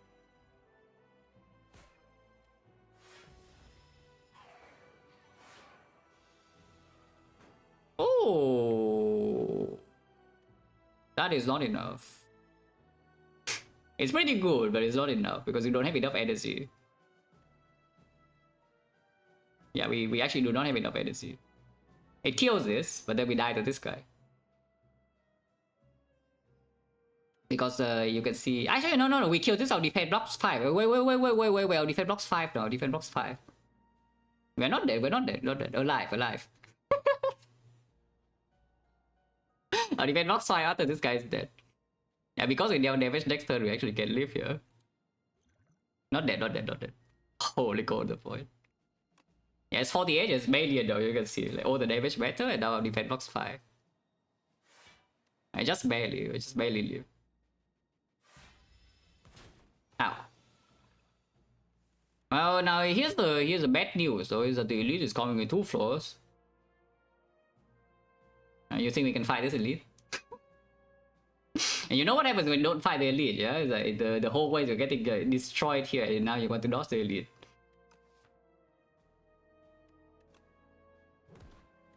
Fight's not even over yet, just so you know, but should I face delay? We can die next turn. We can die next turn, the fight's not even over yet.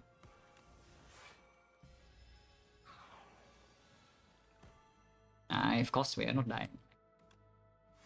Whoever thinks we're gonna die in this fight.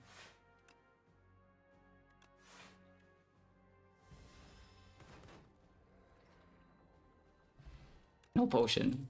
We have a drop at least. Second countdown. Yeah, sure. You can Veil Piercer as well. Veil Piercer discount the Cold Void card, and Cold Void isn't play turn 1. So we just get energy, but I think I just take the second countdown. No money. Good luck. Yeah, I need a little bit of good luck now. This one's actually absolute. There was some absolute crap has happened.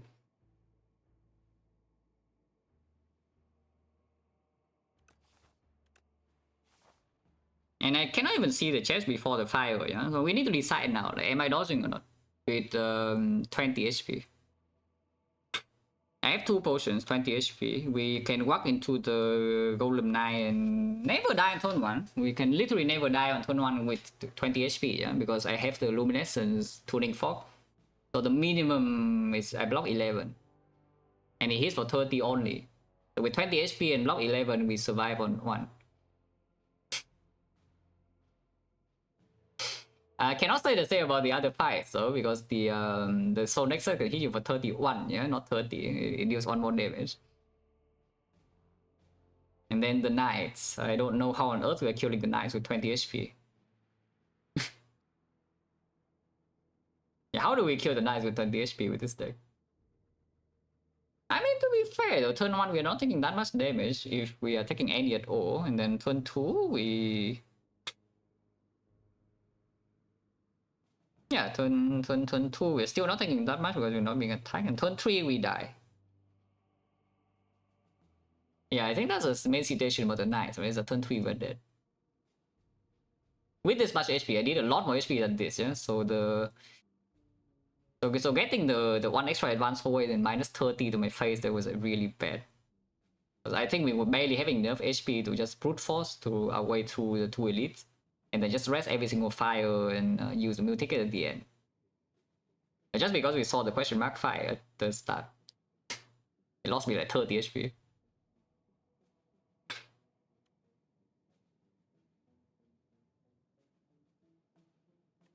Yeah, we cannot. We actually cannot fight this. So, well, it's just 4 upgrades, I guess. If we can even fight this, I hope we can fight this. I mean, I will run into this. If we die here, then we die here. But I will fight this. But I don't think we're allowed to fight this now. So we go here, and yeah, question mark over the whole way probably. And then observe what this is. This could be a shot. And then from here, probably rest again, double rest, and then fight this, and we go to this shop. So we fight 1 elite. Literally just because of this. That's sure. Yeah, dodge every hammer, dodge every elite with a hammer. Oh yeah, we go here. Cannot fight this now with 20. Not possible. That does nothing. So, well,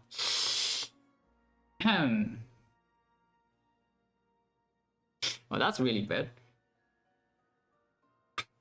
We could go to the fight here to set up the Pandip. I have no idea what the hell the Pandip setup is doing. I guess we could run into Knights and one shot Pandip, and boom, it's a 12 damage AoE. Oh yeah, we go question mark. Maybe question mark shop. Ah, 2 relics you say. I mean, Stone Crackle is pretty good, but 2 relics. 2 relics.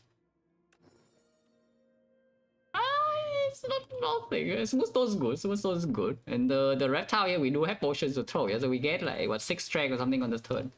We don't have attacks though. Ignore that. We don't actually have attacks to use the strength, but you know, besides that, we can throw potions. And go here, rest, and just fight it. We 20% fight here, by the way, just so you know. We might not make it to the shop, even if we survive this, which is already a little bit dubious. But we are fighting the elite.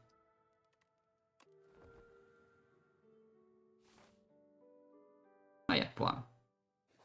How do we die or not? Golem Knight. Now you see the Giga combo here, right? I see the Giga combo.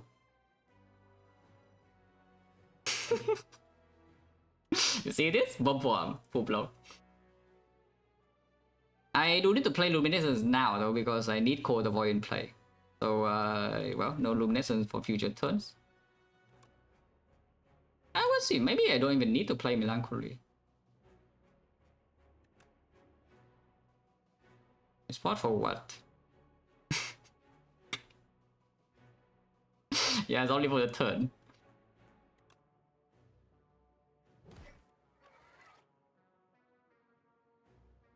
Now the problem with not playing the Melancholy though is that I don't actually proc the thing. I do not actually prop the Tunic Fall. Atalia is your own strength, it doesn't do anything with these attacks. It deals 0 damage. I mean, not playing Coldest Fall is just like giga stupid. Let's not even talk about that. It's just dumb. So I guess we just blow the Luminescence now. Yeah, I guess we just Luminescence now then. This fight is nowhere near so, even though we're taking 0 this turn. We can die every single time he swings. Because there's a bunch of burns and the deck doesn't block consistently, and you know, if these powers didn't play, we don't have energy to play these powers anymore. If I use the thing this turn. If I don't use the thing this turn, then we're taking how much? Only 10. Maybe I take 10. 11 actually, 11. I don't have the 1 Osti. Why don't we just take 11? Like, what is wrong with taking 11 and holding Luminescence in hand? Yeah, higher chance to die on the future swings. Because if I full block this turn, I will not die to the next swing. Yeah, if I full block this turn, I will not die to the next swing. So it needs to, either I need to draw burns with 0 block, or it needs to swing for the third time I break again. If I take 11 here, even with Luminescence in hand, I can just die to the next swing without any counterplay. Seems strange, right? Seems strange. Seems strange. I think we do just use the thing now. The one shots. And use this first. Shots. And yeah. Melancholy, Luminescence, Scoil Void. Overblock.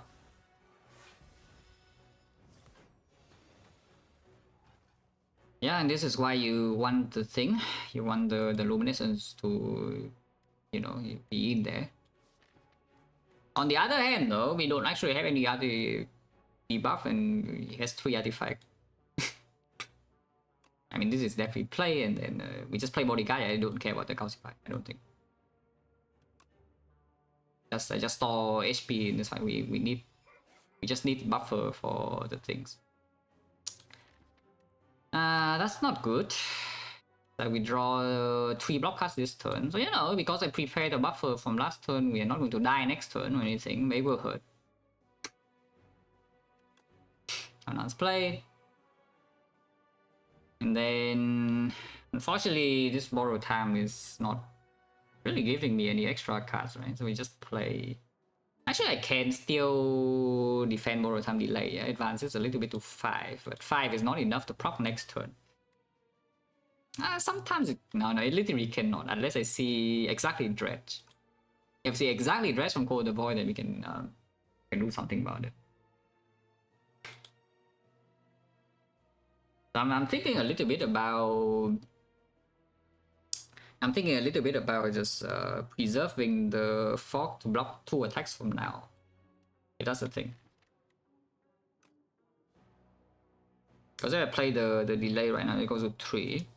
And next turn I play a bunch of skill, hopefully I draw 3, but usually we draw like maybe 2. We go to 5 and 5, then they can set up for the fog in the next swing. And I don't shuffle in the borrow time, which I don't know whether it's good or bad. The borrow time in the redraw is not so bad.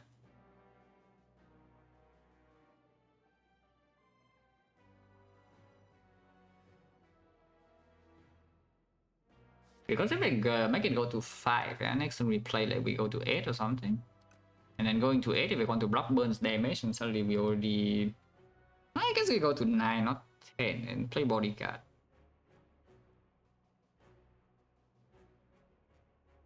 I could also just put it to 4. Put it to 5 only procs next turn if I see exactly dredge.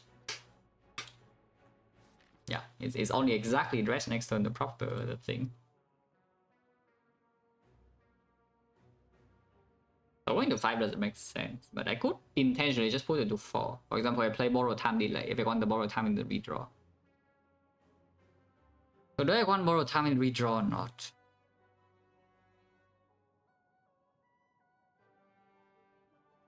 I don't know. I kind of don't really. I actually kind of don't. I just want to draw a block card. Maybe 3 is fine. I'll just play the delay. Prepare to get hurt. Cannot die next turn. Oh, you know, it probably will hurt a lot.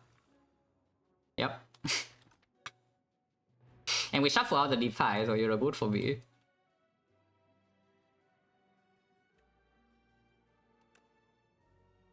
And this is why I'm saying we need a lot of HP for the elite, yeah? And why we cannot fight the first one. If you fight the first one, you're dead now. Yeah, if you take the first elite fight, you're already dead. We might still be dead. For now, yeah, double defend, play the slide, play the unleash. Yeah, this D5 will not land in this fight, unfortunately, because it's shuffled out now. So the next cycle is also no weaken. Let's go with the void, make something.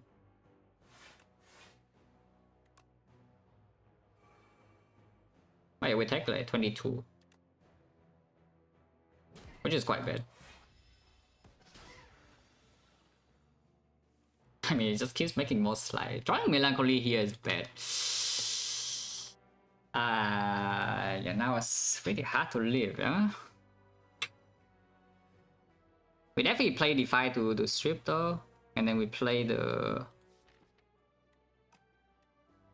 This is a real card, this is ethereal. And if I play the D5, we can play another skill to make it go to 7. And at 7, we can prepare for the thing to hit in 2 turns at the 4. Yeah, so I should play Define Countdown. I don't even want to play Drain Power, I don't think. It would upgrade the D5, but I don't care.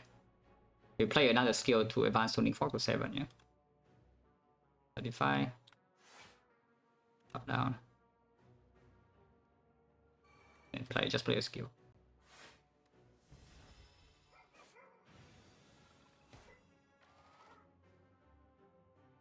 If I end the redraw, it's good. If I play it here, I take 1.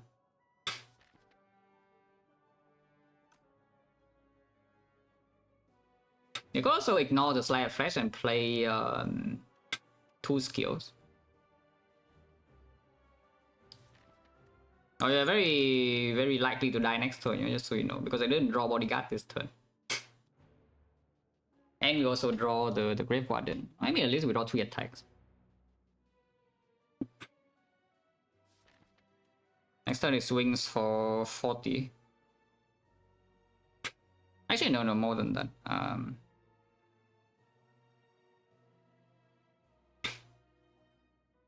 That's scary. Yeah, what about not playing the slide? Because it's pushes it to 9 and 9 is... Now the thing is that if I don't draw 2 skill next turn, I'm like dead either way, no? Yeah, if I don't draw 2 skill next turn, they're just dead. Is there any way where I draw only 1 skill and I live? I play 1 skill and I live. Like, it's like bone charge has to be like bone charge delay exactly, yeah? And how much does that even block? Bone charge delay, the bone charge block 15 and the delay blocks 14, so it's 29 block. No more Gorget, and Osti of course dies, so it's only 20. Yeah, that actually is the case, huh? And yeah, of course getting the soul here also increase the chance that I actually draw into something. So I guess we do play that. I guess we do just ignore the Slayer Flash and probably die next turn. I will play Grave Warden, Defy, and 2 attacks.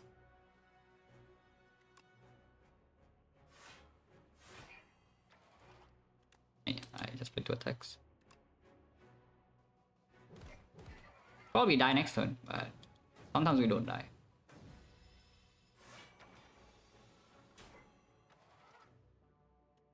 Well, it's the soul here. If we don't have the soul in hand, we die now. Is that true? It's 50, yeah? 50 is too much, right? I think 50 is too much. Yeah, 50 is too much. It is too much. We need like 34 block and there's no way to get it here. Because I'd already draw a burn.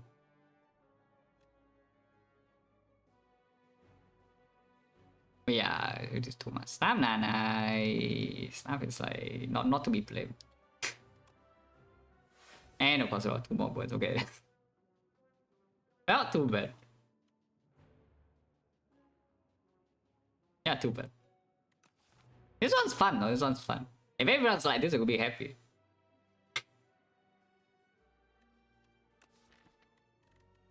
I do wonder though. I do wonder. I want to see this, of course.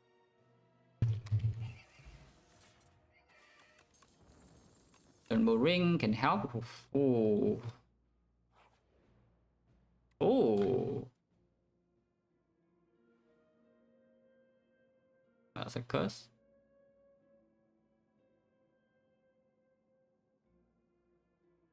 Oh, it's a red card.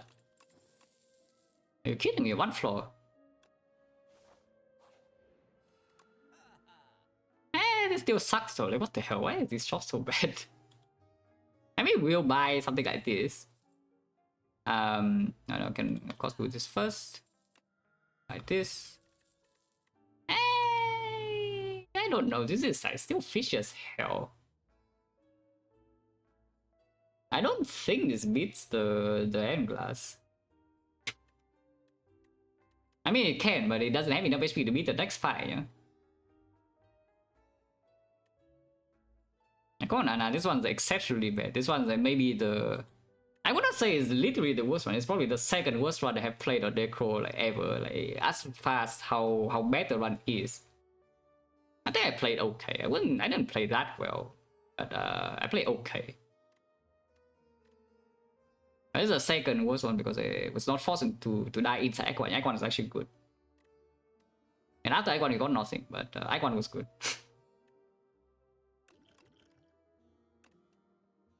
But yeah, like this, I don't think this is strong enough to...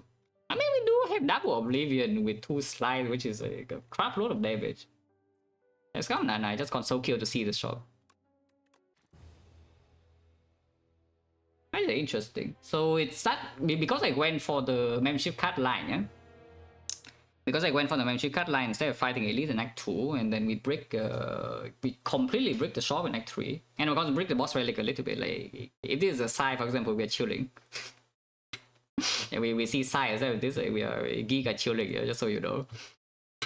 It's not Sai. Then we get like a 10%. I mean, of course, you can see like what happened in Act 3 was very unlikely. But it did happen. So I wonder whether trusting the Act 3 shops was like good. Comparing to the Orichalcum and just walk into Act 2. Because honestly, the situation end of Act 2 I don't think is even that bad, you know? We have like a billion gold, boss relic is coming, and the deck was not that good, but it wasn't that terrible. I mean, it was pretty bad, but it's not unplayable.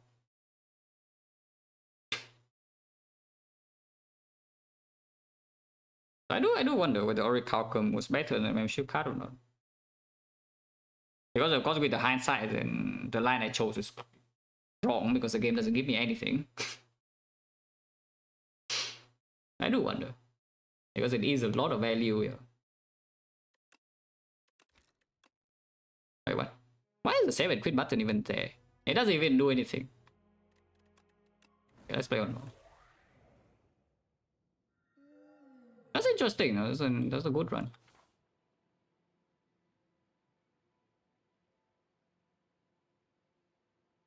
Now what? Just from one. That is probably clear such like this. From here, we can decide, but most likely go this.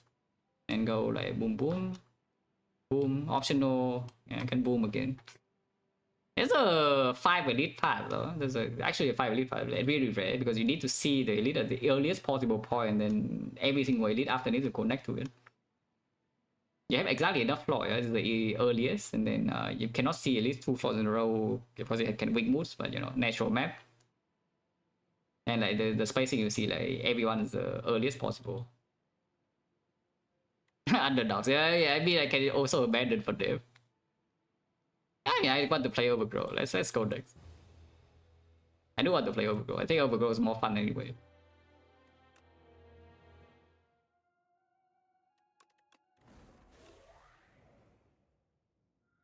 Okay, literally cannot get overgrowth.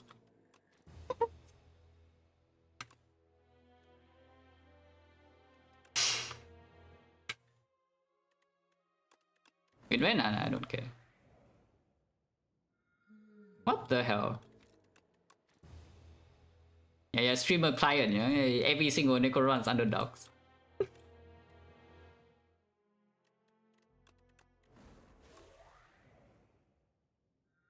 Ah, okay, here we are. Not the thing, no. Also, these Neo banners are freaking trash. Right? What the hell is this? Remove one is good, yeah, but not in overgrowth. Remove one in overgrowth is pretty it's pretty scary. We have overgrowth and the Neo is like complete utter garbage. Right? Good. Claim your ass. I know, really, I don't take this. I only take this if there's no early shot. If there's an early shot, I do not take this like, ever. And yeah, we scroll box or what? You can still remove one. The kin doesn't punish the remove one nearly as much as the other bosses. Like you can design remove anyway. If you see good cards, you can play that fight for super long. You're fine. You just block that fight, you're fine. At the Phantom, you don't do that. Yeah? Against Phantom, you do that. He probably kills him like 60. And against the Nia, if you cannot split the first fight with 100 damage, by the way, quite a lot. And he also probably kills him for like 50. Goldbug is not so bad. Now that he doesn't lose, because Goldbug is not that bad. Why don't we just play the... Why if we just play like Degenerate? Yeah, anyone down to play like Degenerate and just remove? Yeah, Scrollbox will actually make you play a real run, you know. You pick Scrollbox, you actually have cards in your deck, yeah. Is anyone down to play like complete Degenerate?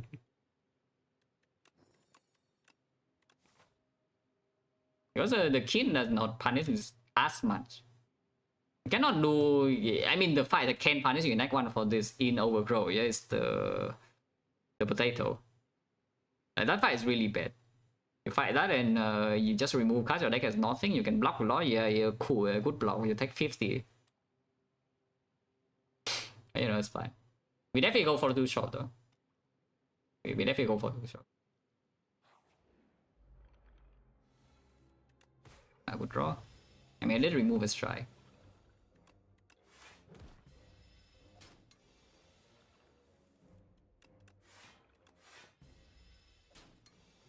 This fight shouldn't be a problem.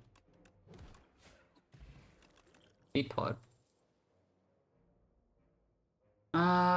Garbage. Complete utter trash. You could pretend that you take Scorpion Strike and then you outscale the FPG that way, but yeah, seems bad. Here.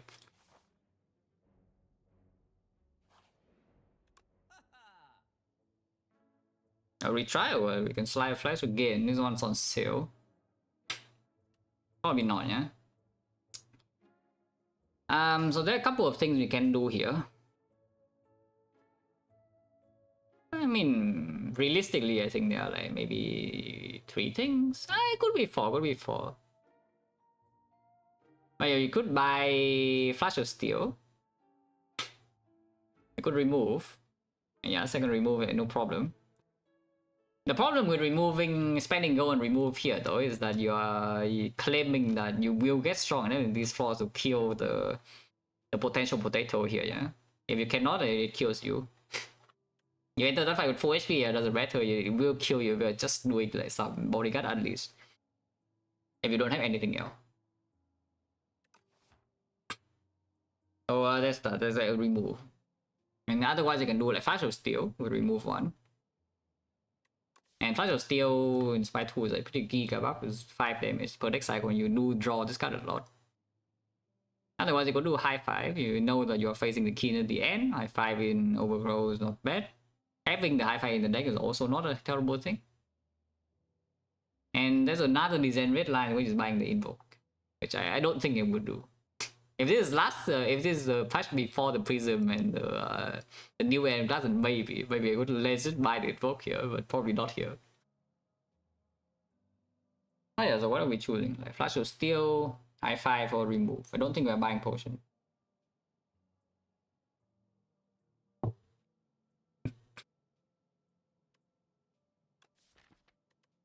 I think first thing I think about is probably Flash of Steel.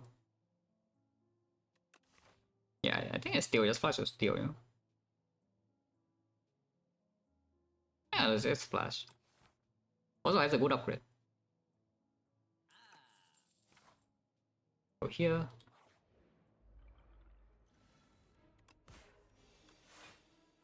Block 1, sure. The nice thing about blocking 1 in this fight is that you get 8 summon exactly on turn 3 and it attacks for 13. So you only need one defense or whatever to full block. Exact.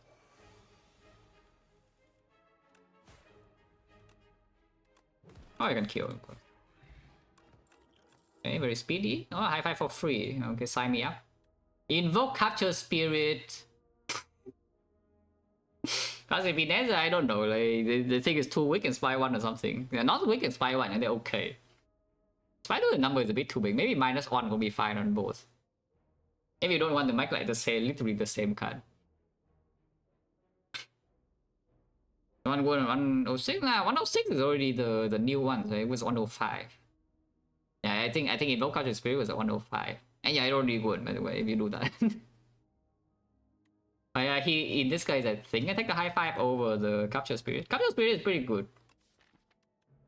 But the high five does mean that we probably have enough damage for the whole arc. And it is not bad here. In this fight, you do need to kill the minions first, and then the main guys are pretty not so difficult to deal with. Fine. 2 fights already. We take this and this advance away. I kind of don't want advance away. Why don't we just go 3 question marks? Run down to 3 question marks. Rich. And this event on Necro is so sad. I see this event on other characters. I'm so happy, you know. Holy crap, 3 strength. That's so fun. On Necro, you just take this because the strength doesn't do anything. You get the strength like what end of Act 2 and the strength does literally nothing. It's just sad. Like this event on Silent, holy crap, I kill every elite and then my ship deals a billion. Yeah, I'm just rich. I mean, you saw what being rich is for last one, it doesn't do anything. Ah, we have a high five. I mean, you can be richer, but I think we can take this fight. Yeah, we have a high five now and also a flash of steel. And the HP swing, the rest also he works fully. Also, HP swing is 27. The goal doesn't play right now, and if you think that we are not going to lose at 27 in this fight, then you should just take the rest.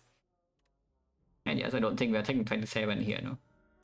Could be wrong, because our deck doesn't actually block, so they need to die fast. But high five is good. As you can see, it's really good. Cool. Where do I hit? I need to hit twice to kill anyway, so we're taking 6 this turn, but that's totally fine. Could also go here and then flex bot 1 defense. That takes 3. Seems a bit weird. And we do have 2 more chance to roll a potion, and this could be a fight as well, 30%. So you could claim that you use a speed pot this turn. Ah, probably not, right? It sounds stupid. So we just kill here and take 6, yeah. Hit me. Yeah, it doesn't look like 27 damage. Pretty good.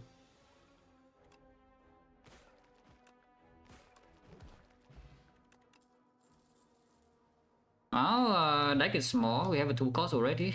It's time to dance or what? Any dancers? And upgrade 2 before the first elite, so you could upgrade both dance and high five. Probably don't upgrade dance. And upgrade like high five flash of steel first, just to secure like 1 damage, because the elite in overgrow needs a little bit more damage. Yeah. If you're not doing some invoke capture spirit thing, and it only deals with 2 fights, not the 3rd one. Oh yeah, you just pick the dance. Yeah, more question marks. I guess we should not buy the flash, my bad. It's fine though, yeah, it's fine. We did take the gold from the statue. We're not sitting ducks here. We can buy the pool aggro remove. And it's quite strong. Because we have like pool aggro dance with high five and we're like kind of chilling when everything's green and just we'll probably be able to upgrade everything. And we just block with dance like forever. It's on sale as well, you know, on sale. How bad is on sale? I just remove strike by pool aggro and move on. I don't see why not. I see no problem. This is not advanced hallway, it's still easy hallway because we went to all the question mark, which is good. We cannot lose resources here because it's still easy hallway. So what's the first one? Probably with the second two costs, I can upgrade dance now. I think I will upgrade dance. I do wonder about the second upgrade though, because the potato is still pretty weird if the high five is not drawn on the correct turn. Yeah? The deck doesn't actually have that much attacks if the high five shuffle out. So upgrading the high five in the second fight seems like kind of strange. Maybe I should upgrade Flash of Steel. For the next one, well, Necro is a completely different character. Yeah, Necro is a very degenerate character, yeah, because your strike is worse than garbage. On other characters, the strikes are okay, you know, but the thing on Necro is that you remove strike, your damage goes up. Events of fight 1 HP? Nah, I cannot be 1 HP, you know. That's why I buy Flash of Steel. If I don't think about the question marks can be fights, I would not buy Flash of Steel. I could just remove. I buy Flash of Steel to cover for like some garbage here. Because it does plays in these floors. And because we even saw a pretty difficult fight and it was okay. I mean I drew well, but that's also why I picked the high five too. I just have enough damage. So like whatever happens here I can deal with it. It wasn't like the worst thing ever. Yeah, early shop is like very, very important. Without early shop, the Neo has to change. I do not pick remove 1 without early shop. I remove 2 without early shop. I don't like either. It's like you just get ambushed by advanced hallway, the whole act is over. So these are when the things like last capsule, like crucible, whatever can be better. I think it's mostly Neo. Like without early shop, the Neo picks it changes completely. And here we probably still upgrade dance first. Easy hallway. Is it not even good? Yeah, I like fireworks, yeah. This is 2 elite, but I like fireworks more with this deck. Ow! What the hell? I'm taking damage. Why am I taking 2 here? Like, what the hell? That's rude. I mean, I guess we just take 2. I'm not going to speed power 2, yeah? Yeah, and this fight probably draws the pot anyway, who cares?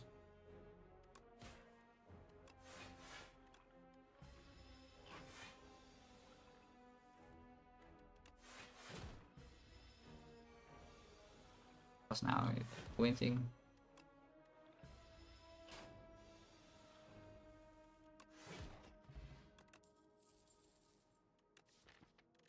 That is kind of strange. We could pick another 2 cores. What do I think one chicken echo say to me as a person?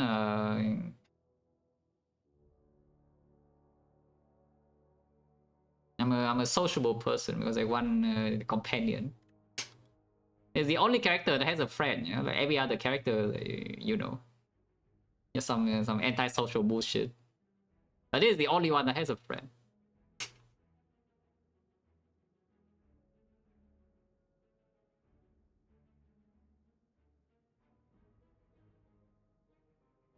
Richard has friends? Nah, Richard doesn't have friends. You don't make your freaking friends carry your throne, you know, like what the hell? And then you make your friends die for you. Yeah, you see a mob coming up, you throw your friend in the front. You're okay, take this for me, my friend. Yeah, good friendship. Austin, actually, Austin does die for me. In fact, I even kill Austin. What the hell? Wait, why is fire full of like abusive relationships?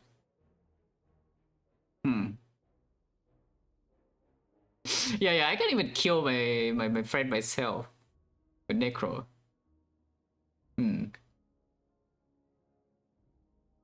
Okay, this game is messed up, yeah. Somebody should F2 this. Okay, what about here? Like, do I take the Surveillance or not? Because it's 2 cost. Seems a little bit weird. Invoke would go crazy now, by the way, just so you know. The Invoke in the shop. To be fair, the Invoke would cost me the Flash of Steel, which doesn't matter too much. But yeah, I could like Invoke now. And what about this? It seems a little bit weird to take any of these. Could maybe take the Detect. I think the upgrade should be Flash of Steel though, probably over the high 5 in this spot. Because the bad case scenario against the potato is that what if Surveillance is good? Like, it just makes the Invoke like a lot stronger if we see it as a common. And by taking the Surveillance here, it kind of eliminates most of the risk against the potato. Because right now I can still see a situation where I walk into a potato fight and I draw like the worst thing ever and lose like what 50. It is very possible, yeah. It's simply just bottom deck shuffle out the high 5. And then immediately the fight goes to shit. But if I take the Surveillance and the chance of this happening is a lot lower. And then of course I have another attack in my deck. It's not 2 cost attack, it's not too bad. And yes, we against the Prism later on, we just play 2 cost attacks to block. How bad is this? This card's fun. I like this card. Okay, to be fair, playing this in the Prism is not the best idea, but you know. I like this card. This card's good vibes. Attack. Holy Surveillance letter opener. Upgrade Flash of Steel now. Upgrading the 2 cost seems a little bit weird because they all conflict with each other. Yeah, you cannot play 2 of them on the same turn. They should probably upgrade something else. Yeah, upgrade Flash of Steel. Just 3.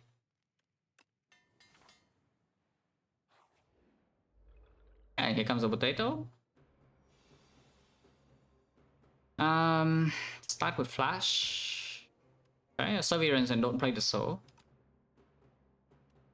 Now, the thing about Surveillance is that it only puts 1 soul in the draw pile, so my draw pile is 9. Which does mean I have a chance to bottom deck and shuffle out the high 5, yeah? But I did add this card to my deck. And can speed on next turn. DJ Gamer, yeah, you do Invoke and bomb. You could draw right now, actually. If you draw right now, you cannot shuffle out the high 5. I mean, you can literally bottom deck both of the high 5 and the soul, but it's less likely. And if you draw into Bodyguard or Dance right now, you can play it. Now, why not play Soul now? That's fine, we don't need to play high 5 next turn. Yeah, that's pretty bad. Well, that was pretty horrible to draw to draw 4. Yeah, high 5 shuffle in, but you know, next turn I get hit. Because apparently my full block is not here anymore. Not sure. That's pretty bad though. We do speedbot here for 5, I think. I am willing to spend double speedbot here. This first cycle has not been good. So we could be taking like quite a bit of damage here actually. After that third one. I still block this turn, I think.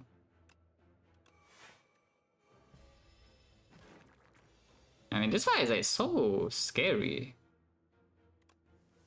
This fight is so scary. So we have 6 dudes now, yeah? Yeah, Poegro being drawn this turn also means next turn we don't have it to block, but it's fine. We do need to play the 2 cost attacks at some point, otherwise like, we don't even split the first phase. Yeah, this is just Poegro Unleash. Other choice double defense Unleash, but that just deals less. That deals 1 more damage for 4 less summon seems like completely terrible. 6 dudes, but yeah, this is why I picked the Surveillance at least. Which I don't know whether I'm even playing. Maybe I'm not playing the Surveillance. Second phase? Yeah, true.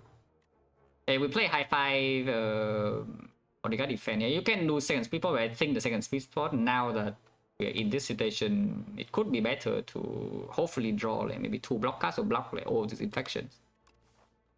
And it's this fight. I mean, you see how much I respect this fight from before. I pick all the attacks because this fight is here, and you know, we are not drawing very well.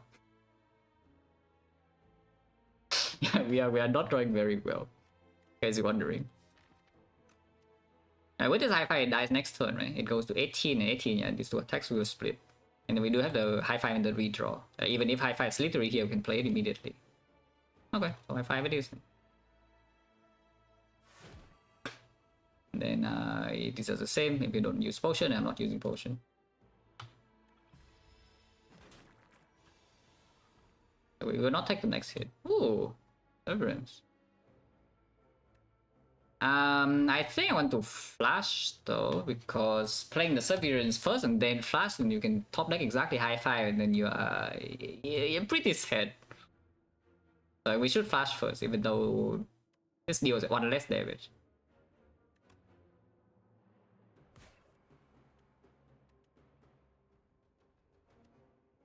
Doesn't change anything, yeah. So we unleash the Severance on one of the dudes, and the Severance blocks both infection with the dance plus. Good for me.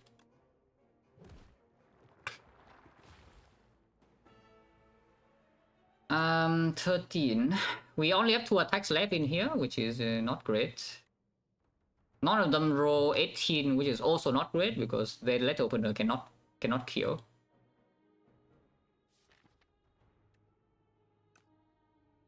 There aren't too many attacks this turn.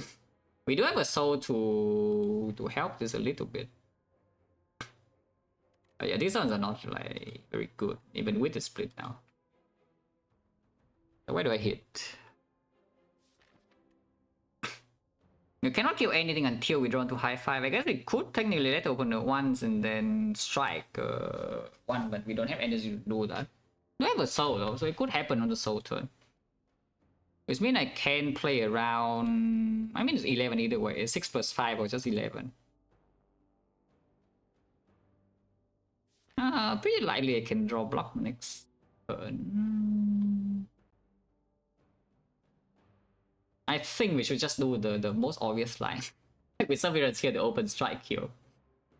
Because I think I want to kill one of these guys anyway, like 2 or 4. Because next turn, these guys only attack 7, and it's not so unlikely that I can block that still. We'll probably just do the most obvious line, hitting here. There's full block. I don't play soul here though. You draw high five, it wastes a bit of damage, but then we still, yeah, like strike kills, and we block one more dude. It's not quite time to speed pod yet, right? And yeah, here you can see if one of them roll 18, this would be great. Yeah, I can play triple block and then one kill, but none of them roll 18. There's a tiny bit unfortunate. It's fine. 19 still not too bad. Or you can claim the letter opener is better anyway. Is that a thing? The letter opener is just better than the strike. You accept one more infection. Because by playing letter opener, you preserve 1 HP on Osty as well. So you don't take damage this turn and you preserve 1 on Osty. The downside is that this guy is still alive. So next turn if you don't draw high five or letter opener, you get hit. And yes, it's possible for both of that to happen. Because letter opener also requires you to draw the soul. You must draw the soul to letter opener no matter what. Otherwise you need to draw the high five. So it's a bit messy if we don't kill this now. I think we should not be. I think we should not take the messy line. Let's hit this now. And it's 16, 17 actually. 17, so we are taking 5 here, which means people are still 5. It was always 5. I can rest next floor, yeah. If the next turn can be bad, and the next one can look pretty bad.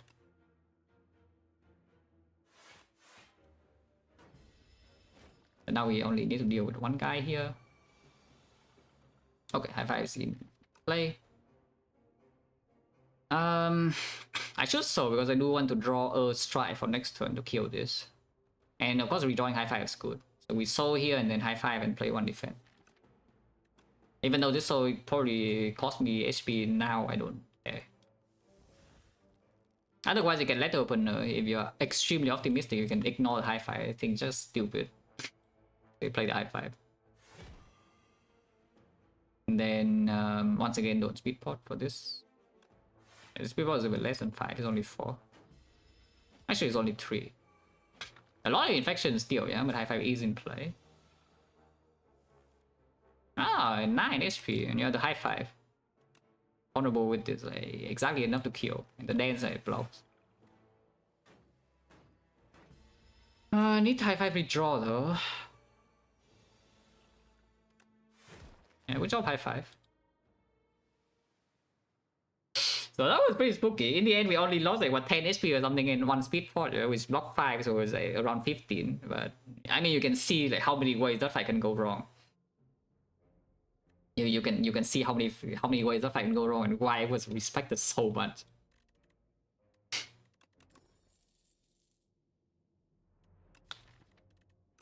This is pretty interesting. This is a billion damage. Yes, it's a billion damage, but and it costs 2, so it blocks with dead. On the other hand, here's a Grave Warden, which is quite good. We also have Lethal Opener. And the Sentry mode does just give you it opens squeeze immediately. It's like you have the Sentry mode, like squeeze is in the hopefully low can also be in. It's so good though, it's yellow. Like, what about yellow? Why don't you just take the yellow card? Now the Great Warden definitely makes early act 2 a bit better. We don't really have relics that block, yeah? And no sustain. So in we want to act 2 whole ways and I bottom deck my dance, I take a bit in damage. If I take the Sentry mode it is. Yeah, Sentry mode is like free upgrade, basically, yes. Why don't you just take 2 costs? 2 cost deck.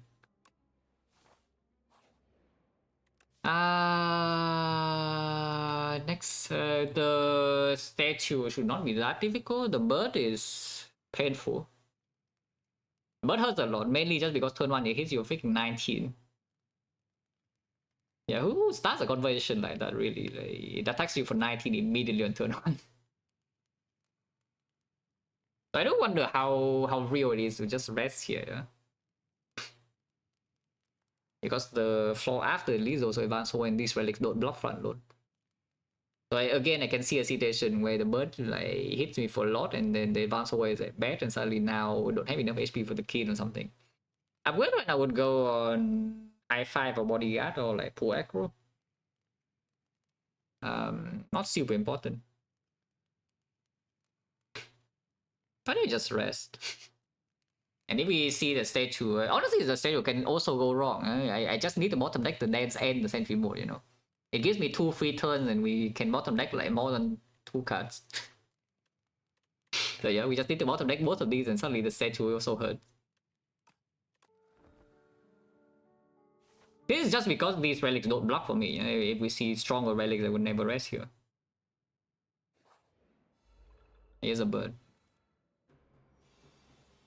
Well, this is probably speed pot. I don't think I'm playing Severance here.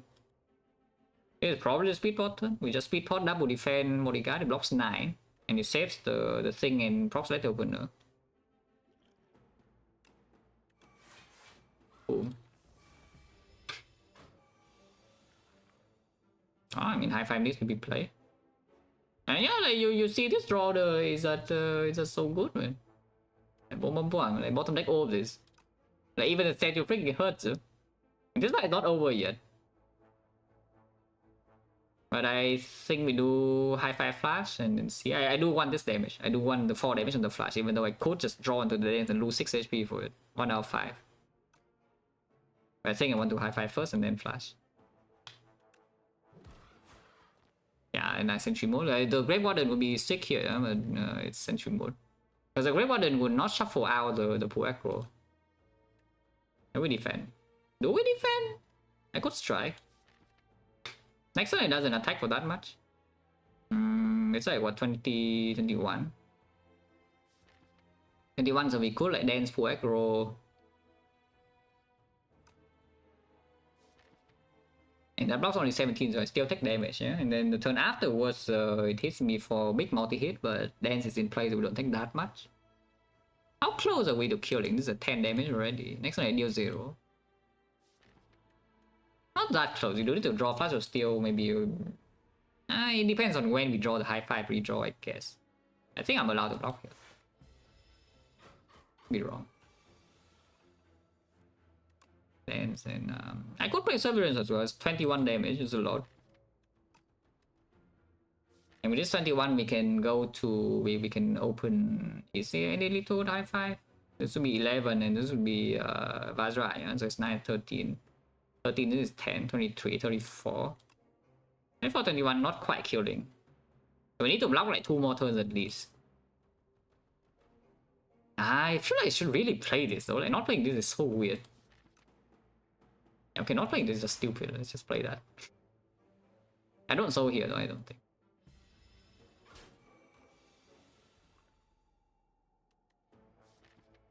I sold this. High 5 will be played. Oh yeah, I do sold this. And next turn, yeah, I can defend here. I mean, you see this fight freaking hurts, yeah? You see how much this fight hurts?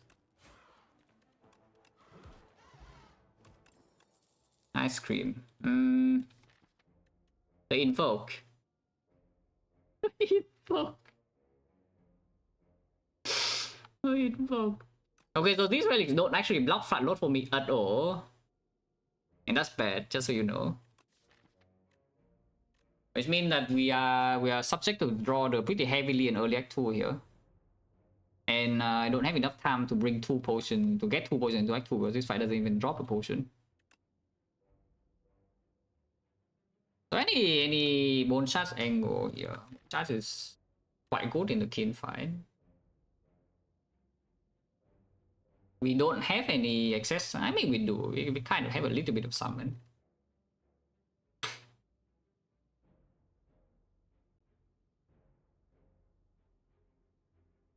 Do I have high 5 or AV a tiny bit already?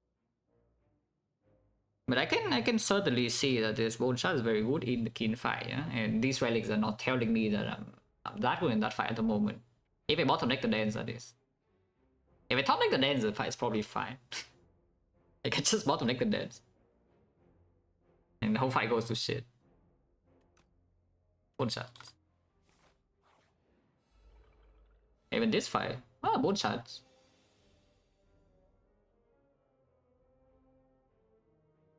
Am I one-shotting? I think one-shot is better than playing something like Bodyguard, right? Because Letter Burner is procs all of this, but the one-shot also procs all of this, and it blocks more. So I just one-shot.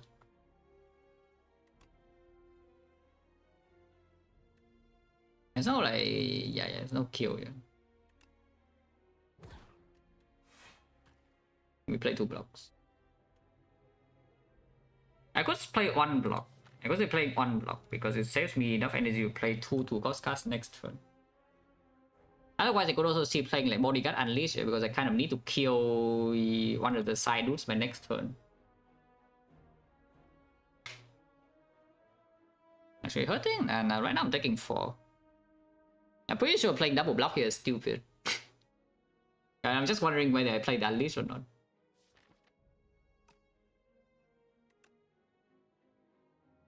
I think I do. I think I do.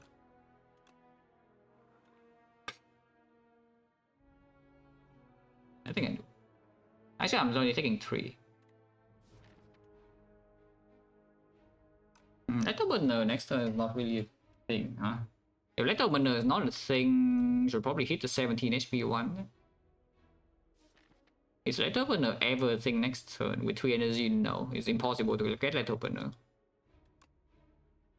And also, yeah, I'm telling you right now, like most of this danger right now is because just because I picked the Strength mode. Yeah, it's better later, but right now the Great Warden would The Revenant in the other fight will already save a lot, and then in this fight as well, next turn Revenant block is the draw is amazing, but this draw is just a brick.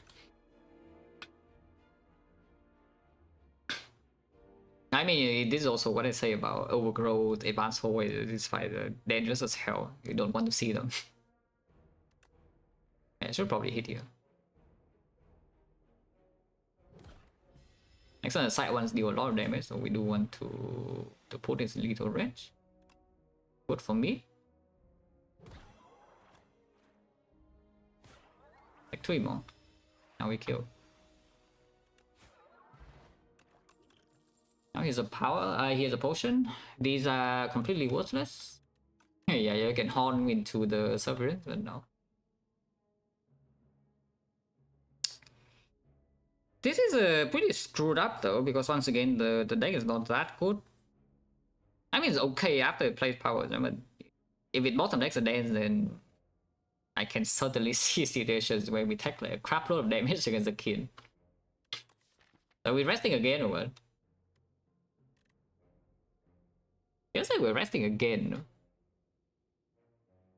Okay, so much other down for Necro specifically, yes. For defect, I don't know. Like for Ironclad, for example, then I think Overgrowth may be even easier. For defect, I think it's close.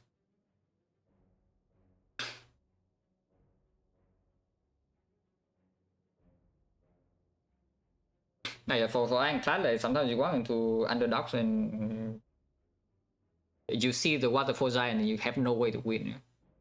Sometimes, like very rare, but you know sometimes. Yeah, you want to that fight, the whole act does give you a single block card and you die. Happens like pretty often on Ironclad that you don't see enough block cards, but it also needs to be a run where you see a Waterfall Giant and you don't have enough HP to face tank. That can happen sometimes, but still very rare. And for Necro, of course, specifically, Overgrowth is way harder, for sure. But here, yeah, these guys are all garbage with skin. 29 against skin, usually we are fine, but this potion doesn't bear well. And honestly, I kind of want to save this potion. I kind of want to save this potion. Maybe just rest.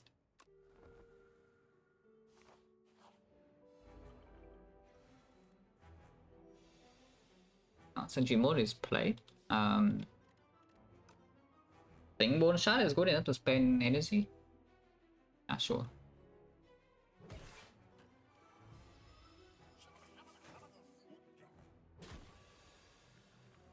Okay, Dance is drawn turn 2, so maybe don't need to rest. And we're still taking a lot though, to be fair. You know, Dance is down. I mean, if Sentry mode hits this guy, then we also can hit this guy.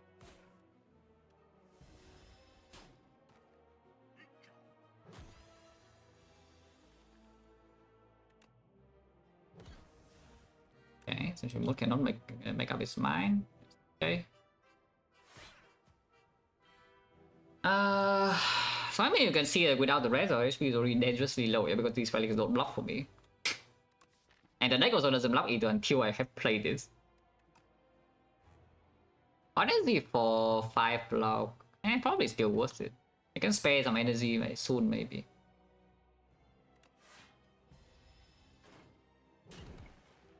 Without the rest, we are on what, 4? 4 HP is not super comfy. Yeah?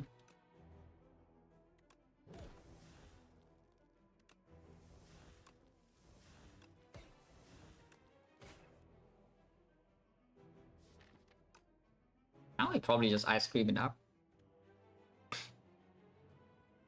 I could see playing 2 aggro here, but it seems a bit weird. Probably not. How much damage is this? This is like 11, and this is plus 5 is 13, 19. Okay, so that's enough to kill, yeah. To high fire and to unleash. Oh yeah, 4 is fine. 4 is fine. Next one, this guy is dead, and then probably we don't take damage here. I think maybe 4 is fine. Yeah, we can just play the bodyguard and nothing else.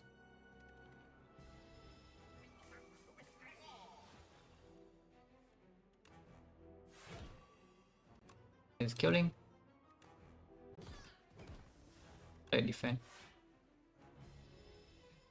Let's say 4 is fine. I don't know. Is it fine? Next turn is not that easy to block. Not that hard either. Unless I draw poor aggro here, which I didn't. I just say poor aggro for next turn, right? We play this. Yeah, and this turn is only 18. Oh yeah, no problem. We don't need to rest, but I also drew the dance on turn 2. That's fine. Yeah, it's just like bodyguard upgrade. I don't think... I could see upgrading bone shards. I like this upgrade a lot, actually. If I don't already have a lot of summon, I do enjoy the bone shard upgrade like quite a bit. Pretty good. Now I can spend energy and yeah, fight's over. Yeah, again, not getting any relics that block on Necro is also like kind of annoying. Need the deck to be like so good to block Act 2. Act 1's not an issue, yeah, Act 1's fine. Act 2, and you brick red cut. Well, I mean, this is not a brick. We have Ice Cream, Eradicate, but right now we have no way to make energy. But of course, we pick Eradicate. Better skip and the other two are absolute hot garbage. Oh, Coca. Oh, thank you.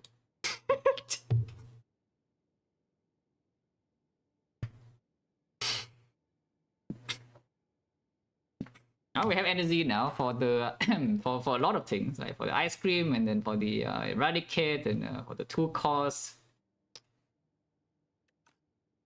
We can still just break in the opening turns and then get on, you know. We got a bit stronger after this relic. On time now, Coca is just good. Ice cream or not, Coca is just a good relic. Of course, with ice cream it's a lot stronger, yeah, but even with our ice cream it's still very good. Vast majority of the time, like it's pretty rare to have a deck that this doesn't play. The way we're going shop and then just 2 elites or what? You could claim to do 3 elites. You could claim that you're strong enough to do 3 elites. How's the claim? We have high 5 of 1 and eradicate for the thing.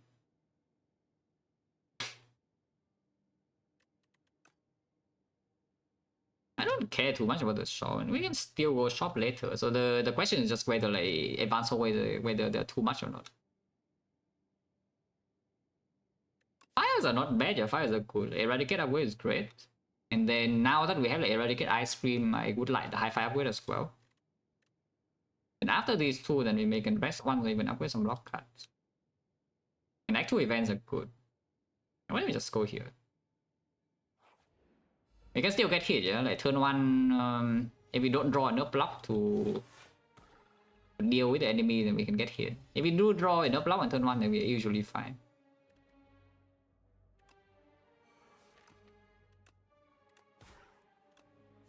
And yeah, let's still play Sentry Mode.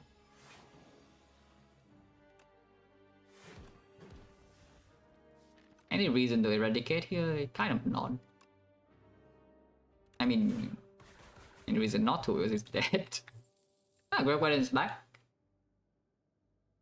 I don't mind this. We have the Eradicate Ice Cream against the Prism already, so Kata's like a little bit better than the Prism is fine. And yes, I do not mind spending 1 energy on this on turn 1. So I'm sure I only play Necro. Oh god.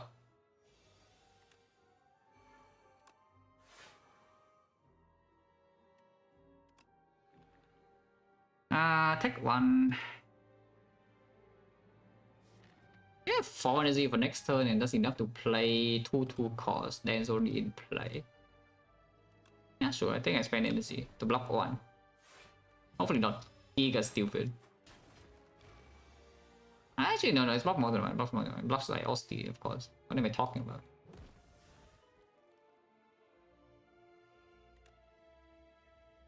Oh, 9 here. Bone shards, yeah. Nice blocking for Osti. I am playing that though, I think. Pretty sure I'm playing that.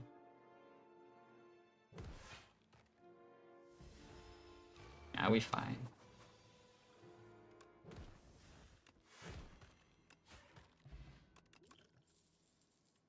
Holy Bury. Invoke is here. I mean, Bury has a better exchange rate than Eradicate. It's not retained now, but yeah, we just take the Invoke now. And that also is a potential upgrade target. It's not a good, super good draw on turn 1 though, and yes, turn 1 is when... If we take damage, it's probably on turn 1. I think it's still good. Rich. Yeah, nice deck spot save.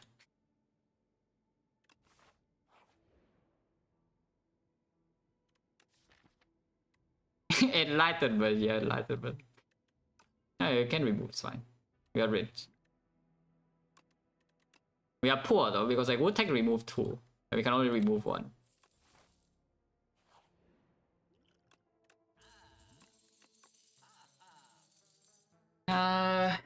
Well, there's pretty interesting things here. Defies here. Borrow time is here, by the way. Borrow time ice cream, like super good. Also, borrow time eradicate. Yeah, like, even without the ice cream, this combo is already quite strong. Lethality absolutely with tech. That does mean I need a lot of fires. Good thing I'm going on the path that has a lot of fires. But yeah, lethality, defy. Yeah, it does mean I don't buy relics, but I don't need relics. Okay, are we one-shotting the M glass or not? Because if we are, then I take this. This potion is bought with the intent to just keep it forever, and we see M glass and boom, one shot. That doesn't sound so bad, you know? Why does it sound bad? It doesn't sound bad. So there's still one more time or not? It's pretty good. But with the Coco already, once again, it's not a good draw on turn 1, and did add an invoke. I don't want it. I could spend more gold on a potion. If I buy a potion here, we can absolutely do 2 elites, and I do want to guarantee that we can upgrade every single fire. The crab still costs a lot of HP, by the way. The crab freaking hurts. And what if we just buy a potion? Is there anything wrong with just buying a potion? All the time dance, yeah, it's strong. It's very good. This guy's like insane. It's not very insane on turn 1 though, that's the thing. So basically the claim here, right, is that are we winning every single fight if we stay there until like maybe turn 4? If you already win every single fight until when you stay there until like turn 4 or something, and then borrow times maybe not that good. Because you can bottom deck your dance, you can draw your borrow time on turn 1 and get hit. And if you sit there for a while, you're already strong enough. Because after we are fully set up, the borrow time is insane. It makes like every single card blocks with dance, and like all the 1 cost card block with dance, and it gives you ice cream energy if you play it at the last of the... That's the last card of the turn. Like crazy good. But yeah, I don't really think I want to buy it, you know. Why don't we just buy a potion? Yeah, why don't we just buy a potion? Like, draw pot is okay with the thing, or even the plated is not bad. The plated is good. The plated is good.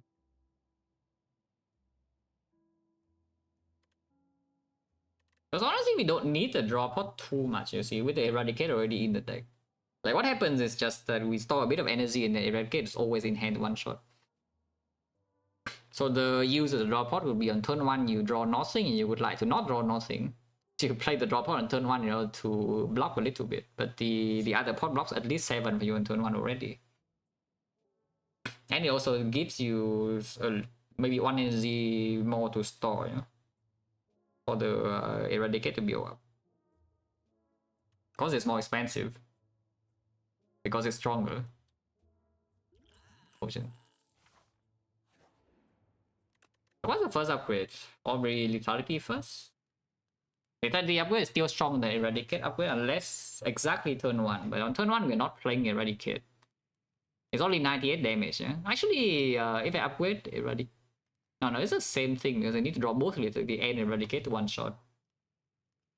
So if I draw Lethality Eradicate, that would be 7 energy on turn 1, so we have 6 energy on Eradicate. Which would be 19 times 6. It doesn't even kill. What the hell? Why is it so weak? The remote upgrade is plus is -1 energy. Goes 1 cost. I think we're beyond the sentry mode now though, so you know. I don't think it did anything. It did okay in the keen fight. Oh, time short punish taking invoke. I did not even buy the borrow time. Oh no. I don't mind invoke. I'll probably steal this first, yeah? Works with other attacks as well.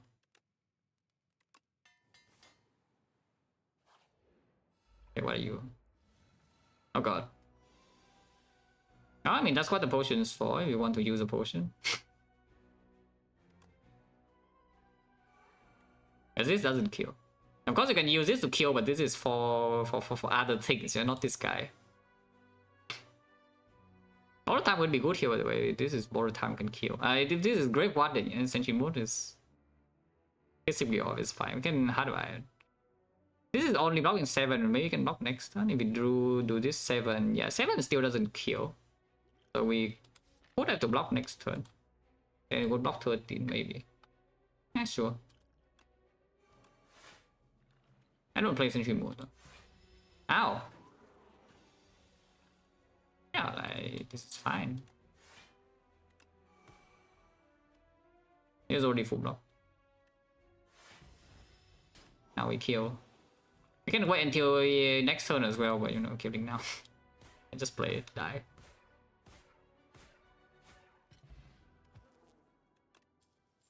Would I change 1-to-1 invoke for borrow? Yeah, here's the catch. The borrow time is not free.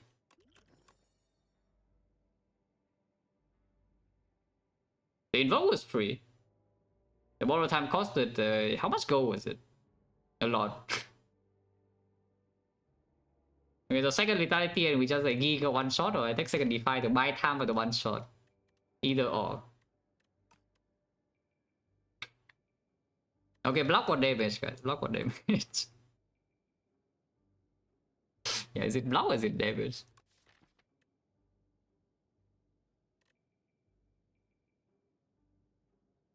We do need to draw one lethality to one shot the end glass, yeah.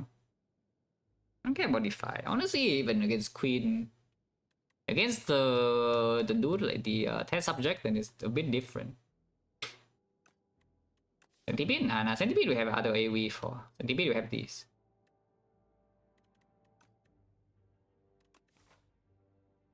The nice thing about this is that also doesn't need to upgrade. Like if you pick this, you probably still want to upgrade. And you can already make the not secondary electricity upgrade like by just upgrading the Eradicate. I think I take Defy. Full cost build. We are already Eradicate deck now, but you know, otherwise the 2 cost will be quite strong. Ah, now the borrow time. Yeah. This with the borrow time. This is what the borrow time is for. Yeah, that's what the borrow time is for, guys. Also, Sentry Mode is never getting upgraded now. Yeah, with this, even with the ice cream, we don't care. We can upgrade other things. Hunter Killer, yeah, good defy here. Just high-five Severance and see. Yes, I will spend energy. Sentry Mode, like, pissing me off once again. We'll take damage next turn very easily here. Invoke is here. Now what? I think the Sentry Mode seem quite strange because how much energy do I need to one shot? This is 21 per. If I play the soul one time, it goes a little bit down. Flash of Steel can also be played. There will still 18, I mean 5 times. Because of Flash of Steel. If it's soul, then we need 6. No, if it's soul, then 5 is still enough. If it's soul, then 5 is still enough. So we just need 5 energy. It does mean I can play another card here, but I don't even know what for. Yeah, Sentry Mode never deals enough damage to kill this, so why on earth do I play it?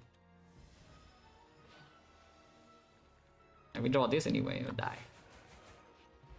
Otherwise, we were still full blocking that turn very easily. More upgrades, right? Could do Invoke, could do High Five, could do Putrefy. Could do Poor Aggro, just more fun low block, because we say that our damage is already dealt with the Lethality Eradicate ice cream thing.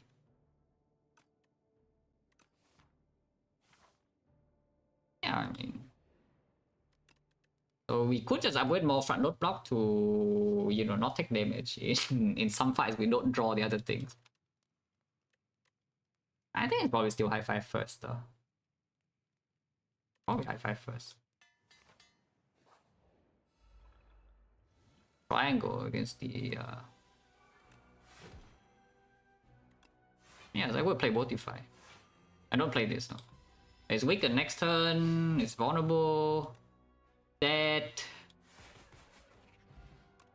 Good for me. The delay. Free block.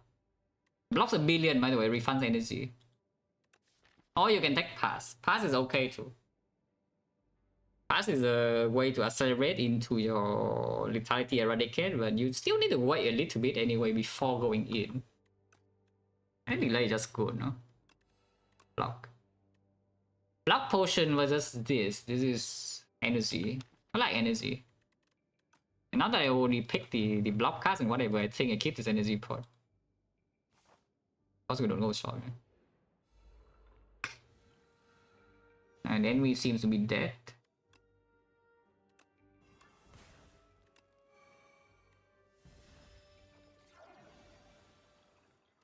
I like the enemy being dead. Okay, should I pick the lethality? My bad. What about modify? Like, is there anything against this defy? Because we still need to strip 3 artifacts against Aeon Glass. And it's not true, by the way, it's fake. Against Aeon Glass, I'm pretty sure we can kill through the artifact. We don't care about vulnerable. Like, lethality eradicate, like, your potion bomb is dead. Without Von. So, what does a defy here really do? It maybe makes my night fight worse because I don't draw to my damage. I mean, could see that. You probably don't even pick this, yeah. So you just down 1 lethality, basically. Upgrade, delay probably over info? Yeah, I think so.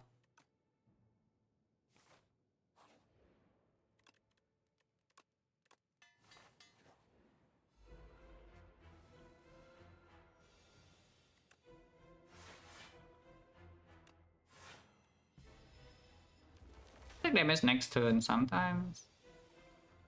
No.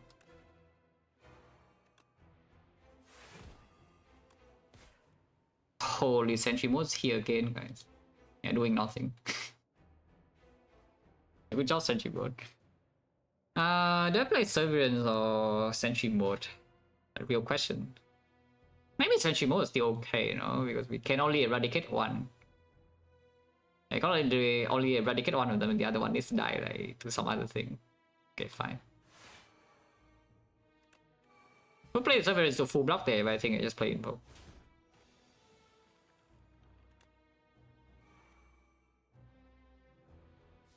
Next time I don't always draw eradicate. I always can turn, no? I can always turn if I don't draw eradicate. I can just turn here to full block. Eradicate, I don't need this much energy, I can play defense. I am weak though, actually I'm weak. How much is this? It's not enough because I freaking spend the energy. What the hell?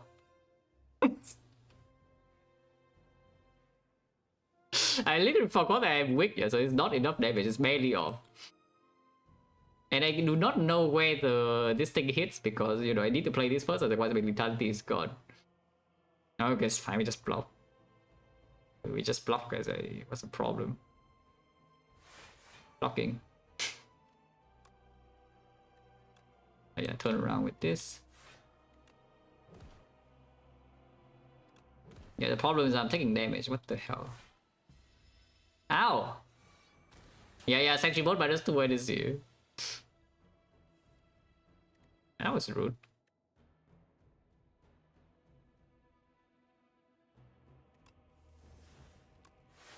Just keep delaying, you know, it's 2 energy. It's 0 energy for pretty strong thing. So do I need how much energy do I need here again? I have delay. Okay, this time I definitely have enough, yeah. Can I even block? I even bodyguard? I kind of want the bodyguard. We go to 1 and we go to 4 and we go to 6. 6 is enough, surely. I mean, I can do math, but we're also running out. Yeah, okay, we are not weak anymore. Of course it's enough. Die. I can even play this. Can I play the other thing? No, I need 4.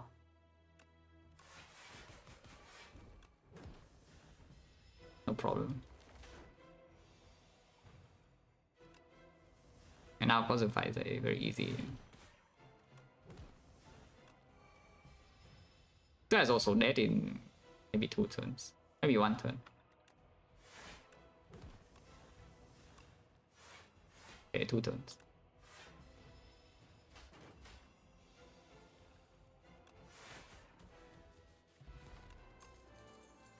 That's pretty good. Yeah, here comes the Iron Glass, the scary Iron Glass guys. Like the boss, final boss that counters the the Necrobinder, the boss. Ultra scary fight, the Iron Glass. I will see what happened to the Iron Glass. So I can draw a lot. I can put the Swift on Neurosurge and draw a billion cards, and on like Lethality or something, because I just need Lethality in play and then Eradicate is in hand. I could also be big. I mean, I'm pretty sure this is stronger, yeah, by a lot. I'm pretty sure this is stronger by a lot. What if I just want to be big? Anyone feel like being big? Yeah, what is wrong with being big, really? I don't see anything wrong with being big. Big. The other thing is stronger, just so you know. I think we'll be fine. The Cultist. Cultist is evil in the last run. I mean, it's pretty evil. This is probably worth playing still.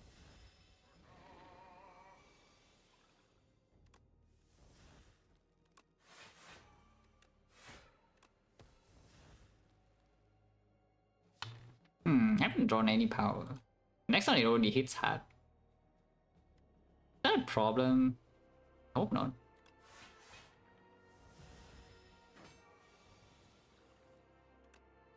It doesn't look like it's a problem.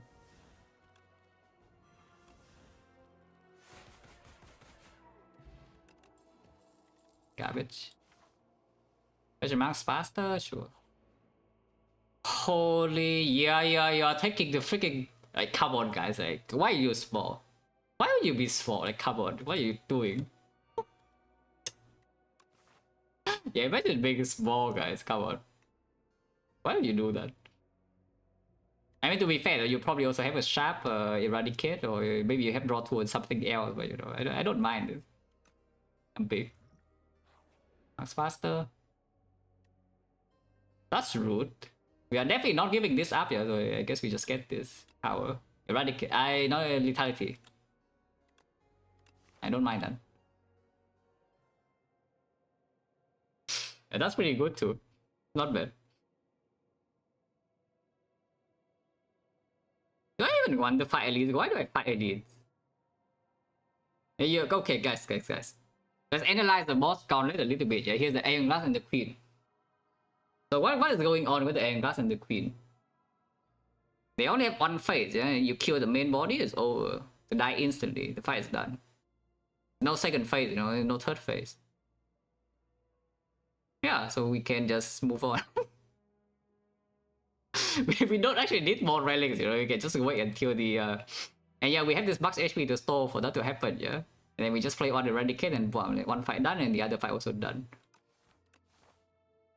So I can just dodge every single fight from here and we relax. I can fight elites, I'm pretty sure elites are no problem, but what if I just don't want to fight? Oh god, small. And this is what the Defy is for, I'm like, what the hell? Am I still small? This doesn't even full block. What is this fight? Actually, it does. It barely... No, it doesn't. It's only 21. Well, too bad. Yeah, no matter what you do, if freaking scrolls of my thing just gets you. What the hell? It's +4 on either one. Yeah, it's the same. -4 is also -4. Ow. Hopefully we draw something next turn, otherwise we get even smaller. It's fine. That was rude. That was very rude, actually.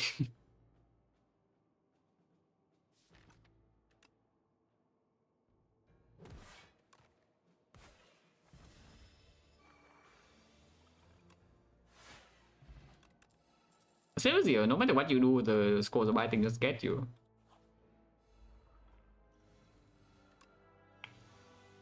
Notice the upgrade is pretty good now. Is there anything else I care about? Not really, right? I mean, if upgrades to spare, which we probably will, then can upgrade like Invoke or like Purify or whatever. Probably Purify upgrade is not bad because yeah, it makes a Von Eradicate thing one turn faster. Probably not bad. I would spend energy for this.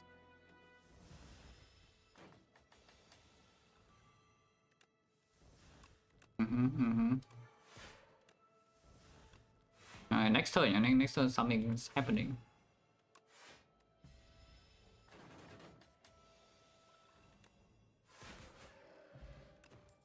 Ah, it's fine, guys. We are big. Yeah, you think we are small, yeah, but we're actually big.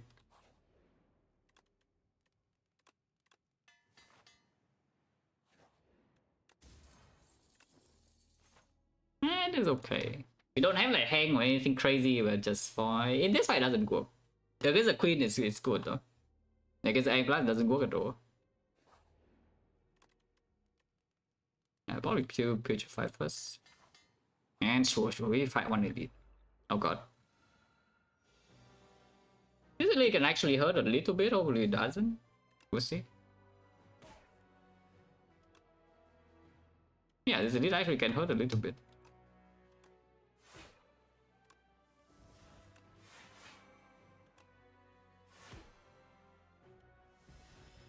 It probably won't. No. Against, no, it doesn't work on self debuff. I mean, it looks fine to me though.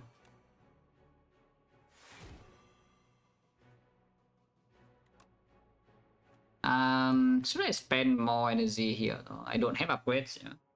Next turn. And there's not that much damage left in here. So if I don't draw the Eradicate, I cannot even kill one because the Hi-Fi is only... I only have Hi-Fi and Bone Shards reduce damage.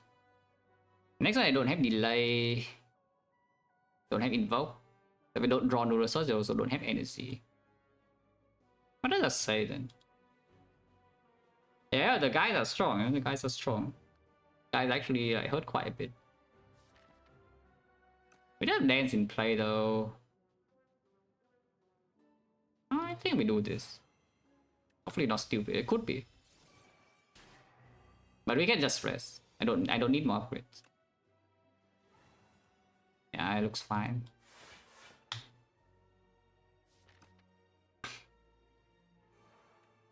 How much energy do I need here? 2. I can spend other things. Yeah, you can just keep this guy debuffing.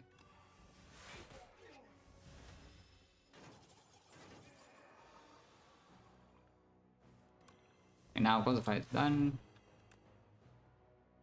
What the hell, one of?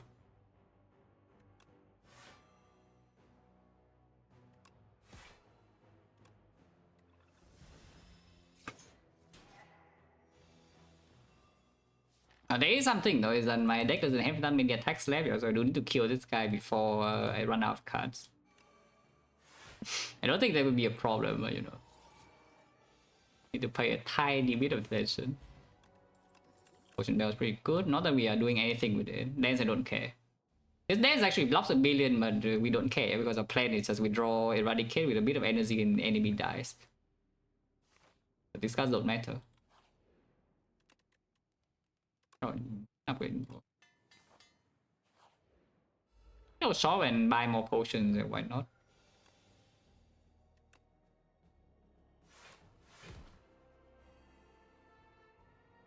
Entry mode here. Yeah, it's okay. It's probably okay.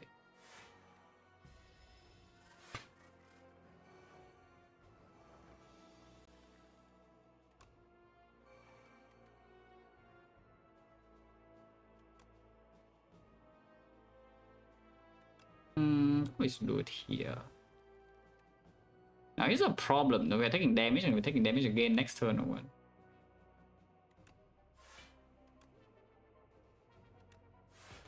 It's probably fine. Ow! What the hell? I mean, this is what the swift is for, yeah? If you attack the swift, then you don't have these turns because you already probably draw through your whole deck. That's okay, we can take this hit. We can rest. Our rest is 30. That's rude, though. And this doesn't even kill. I don't care about dance, yeah. So do this.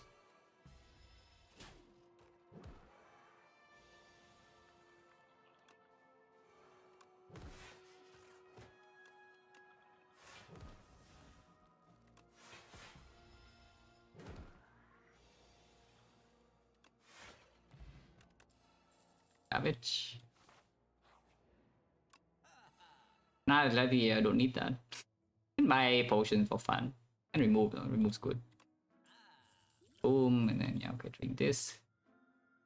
Boom. There's a wizard square, I don't care. Now we rest.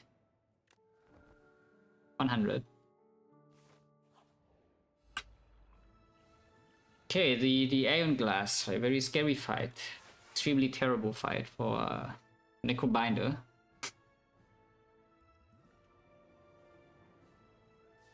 Do I want to try to do this with 0 damage or do I not care? Maybe I don't care. I don't think I care. That said, I'm still full blocking this turn. Yeah, with that said, I'm still full blocking turn. Maybe this turn I don't full block. Yeah, it doesn't look like I'm full blocking this turn, guys. Ow! I will play this high 5 though.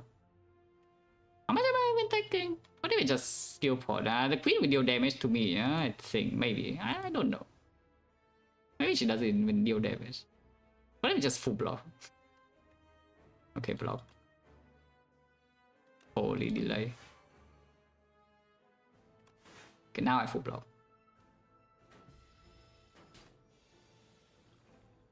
Research. 30. Poke. Next one we have Purify Eradicate. How much damage is that? We can calculate beforehand. Yeah, of course it one shots with this, but without the potion, how is it? We have Invoke next turn. So let's say I just play a card to block this Wither. We go to 9 energy. And 9 energy next turn is 15, so we have 14 energy on the Eradicate. And the Eradicate is 21 times 2.5. That sounds like it's lethal.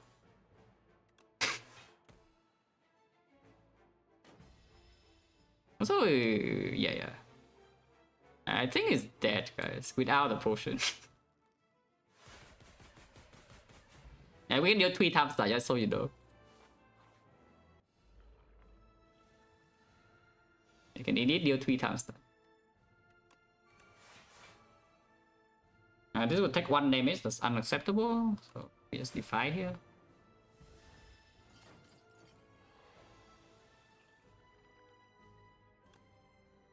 Oh god. Need to play that though, because we are bounded. Okay, cannot take damage, I don't know whether playing that is good though, because yeah, now a chance 1 shot is lower.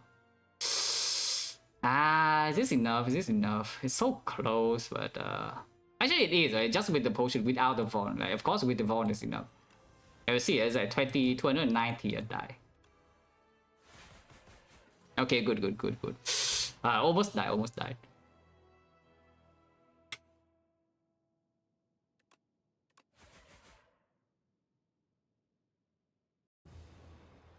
Yeah, almost took damage.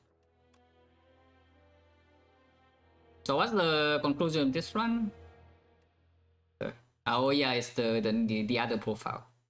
I was playing most of my runs on a different profile than this one. I've never actually seen the new Iron Glass. Hey, what's the takeaway of this run is that the scroll biting is stronger than both of these. Yeah, that's a good conclusion. Yeah, mostly just how you play Act 1 in overgrowth, really. Like, you can mitigate a lot of low rolls here by doing this. Of course, you got a high roll, yeah, but you know, you need to get a high roll at some point. Like the Koka is a giga high roll. Like here, like even this resting and such. There's basically no risk of dying in Act 1 with this. That's not bad. Skill Eradicate, yeah, it's true. Yeah, because after this floor, after we see this run is in an exceptionally good spot, you can see how much damage you even take for the rest of the run. Like 0 here and 0 here, and then like what, like with 6 damage, cool. And here like 0, and then 0, and then here like 0, and then 6, and Act 3 we don't take damage. Except here, okay, this fight is the shapes.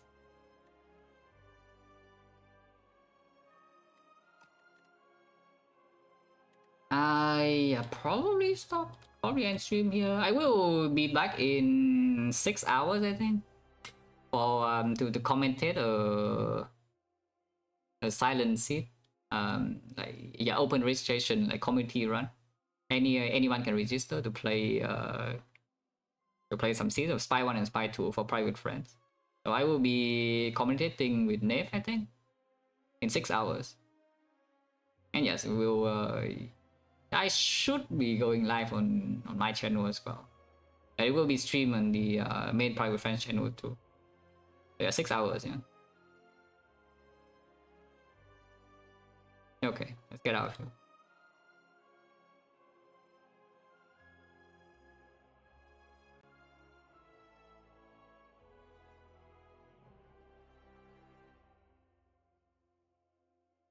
Actually, the main channel should be live now, right?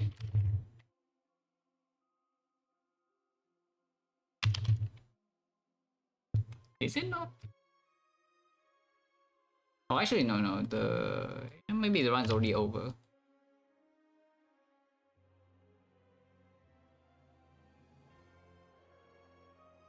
Yeah, like Baylor was commentating for the recent run. I think it's already done.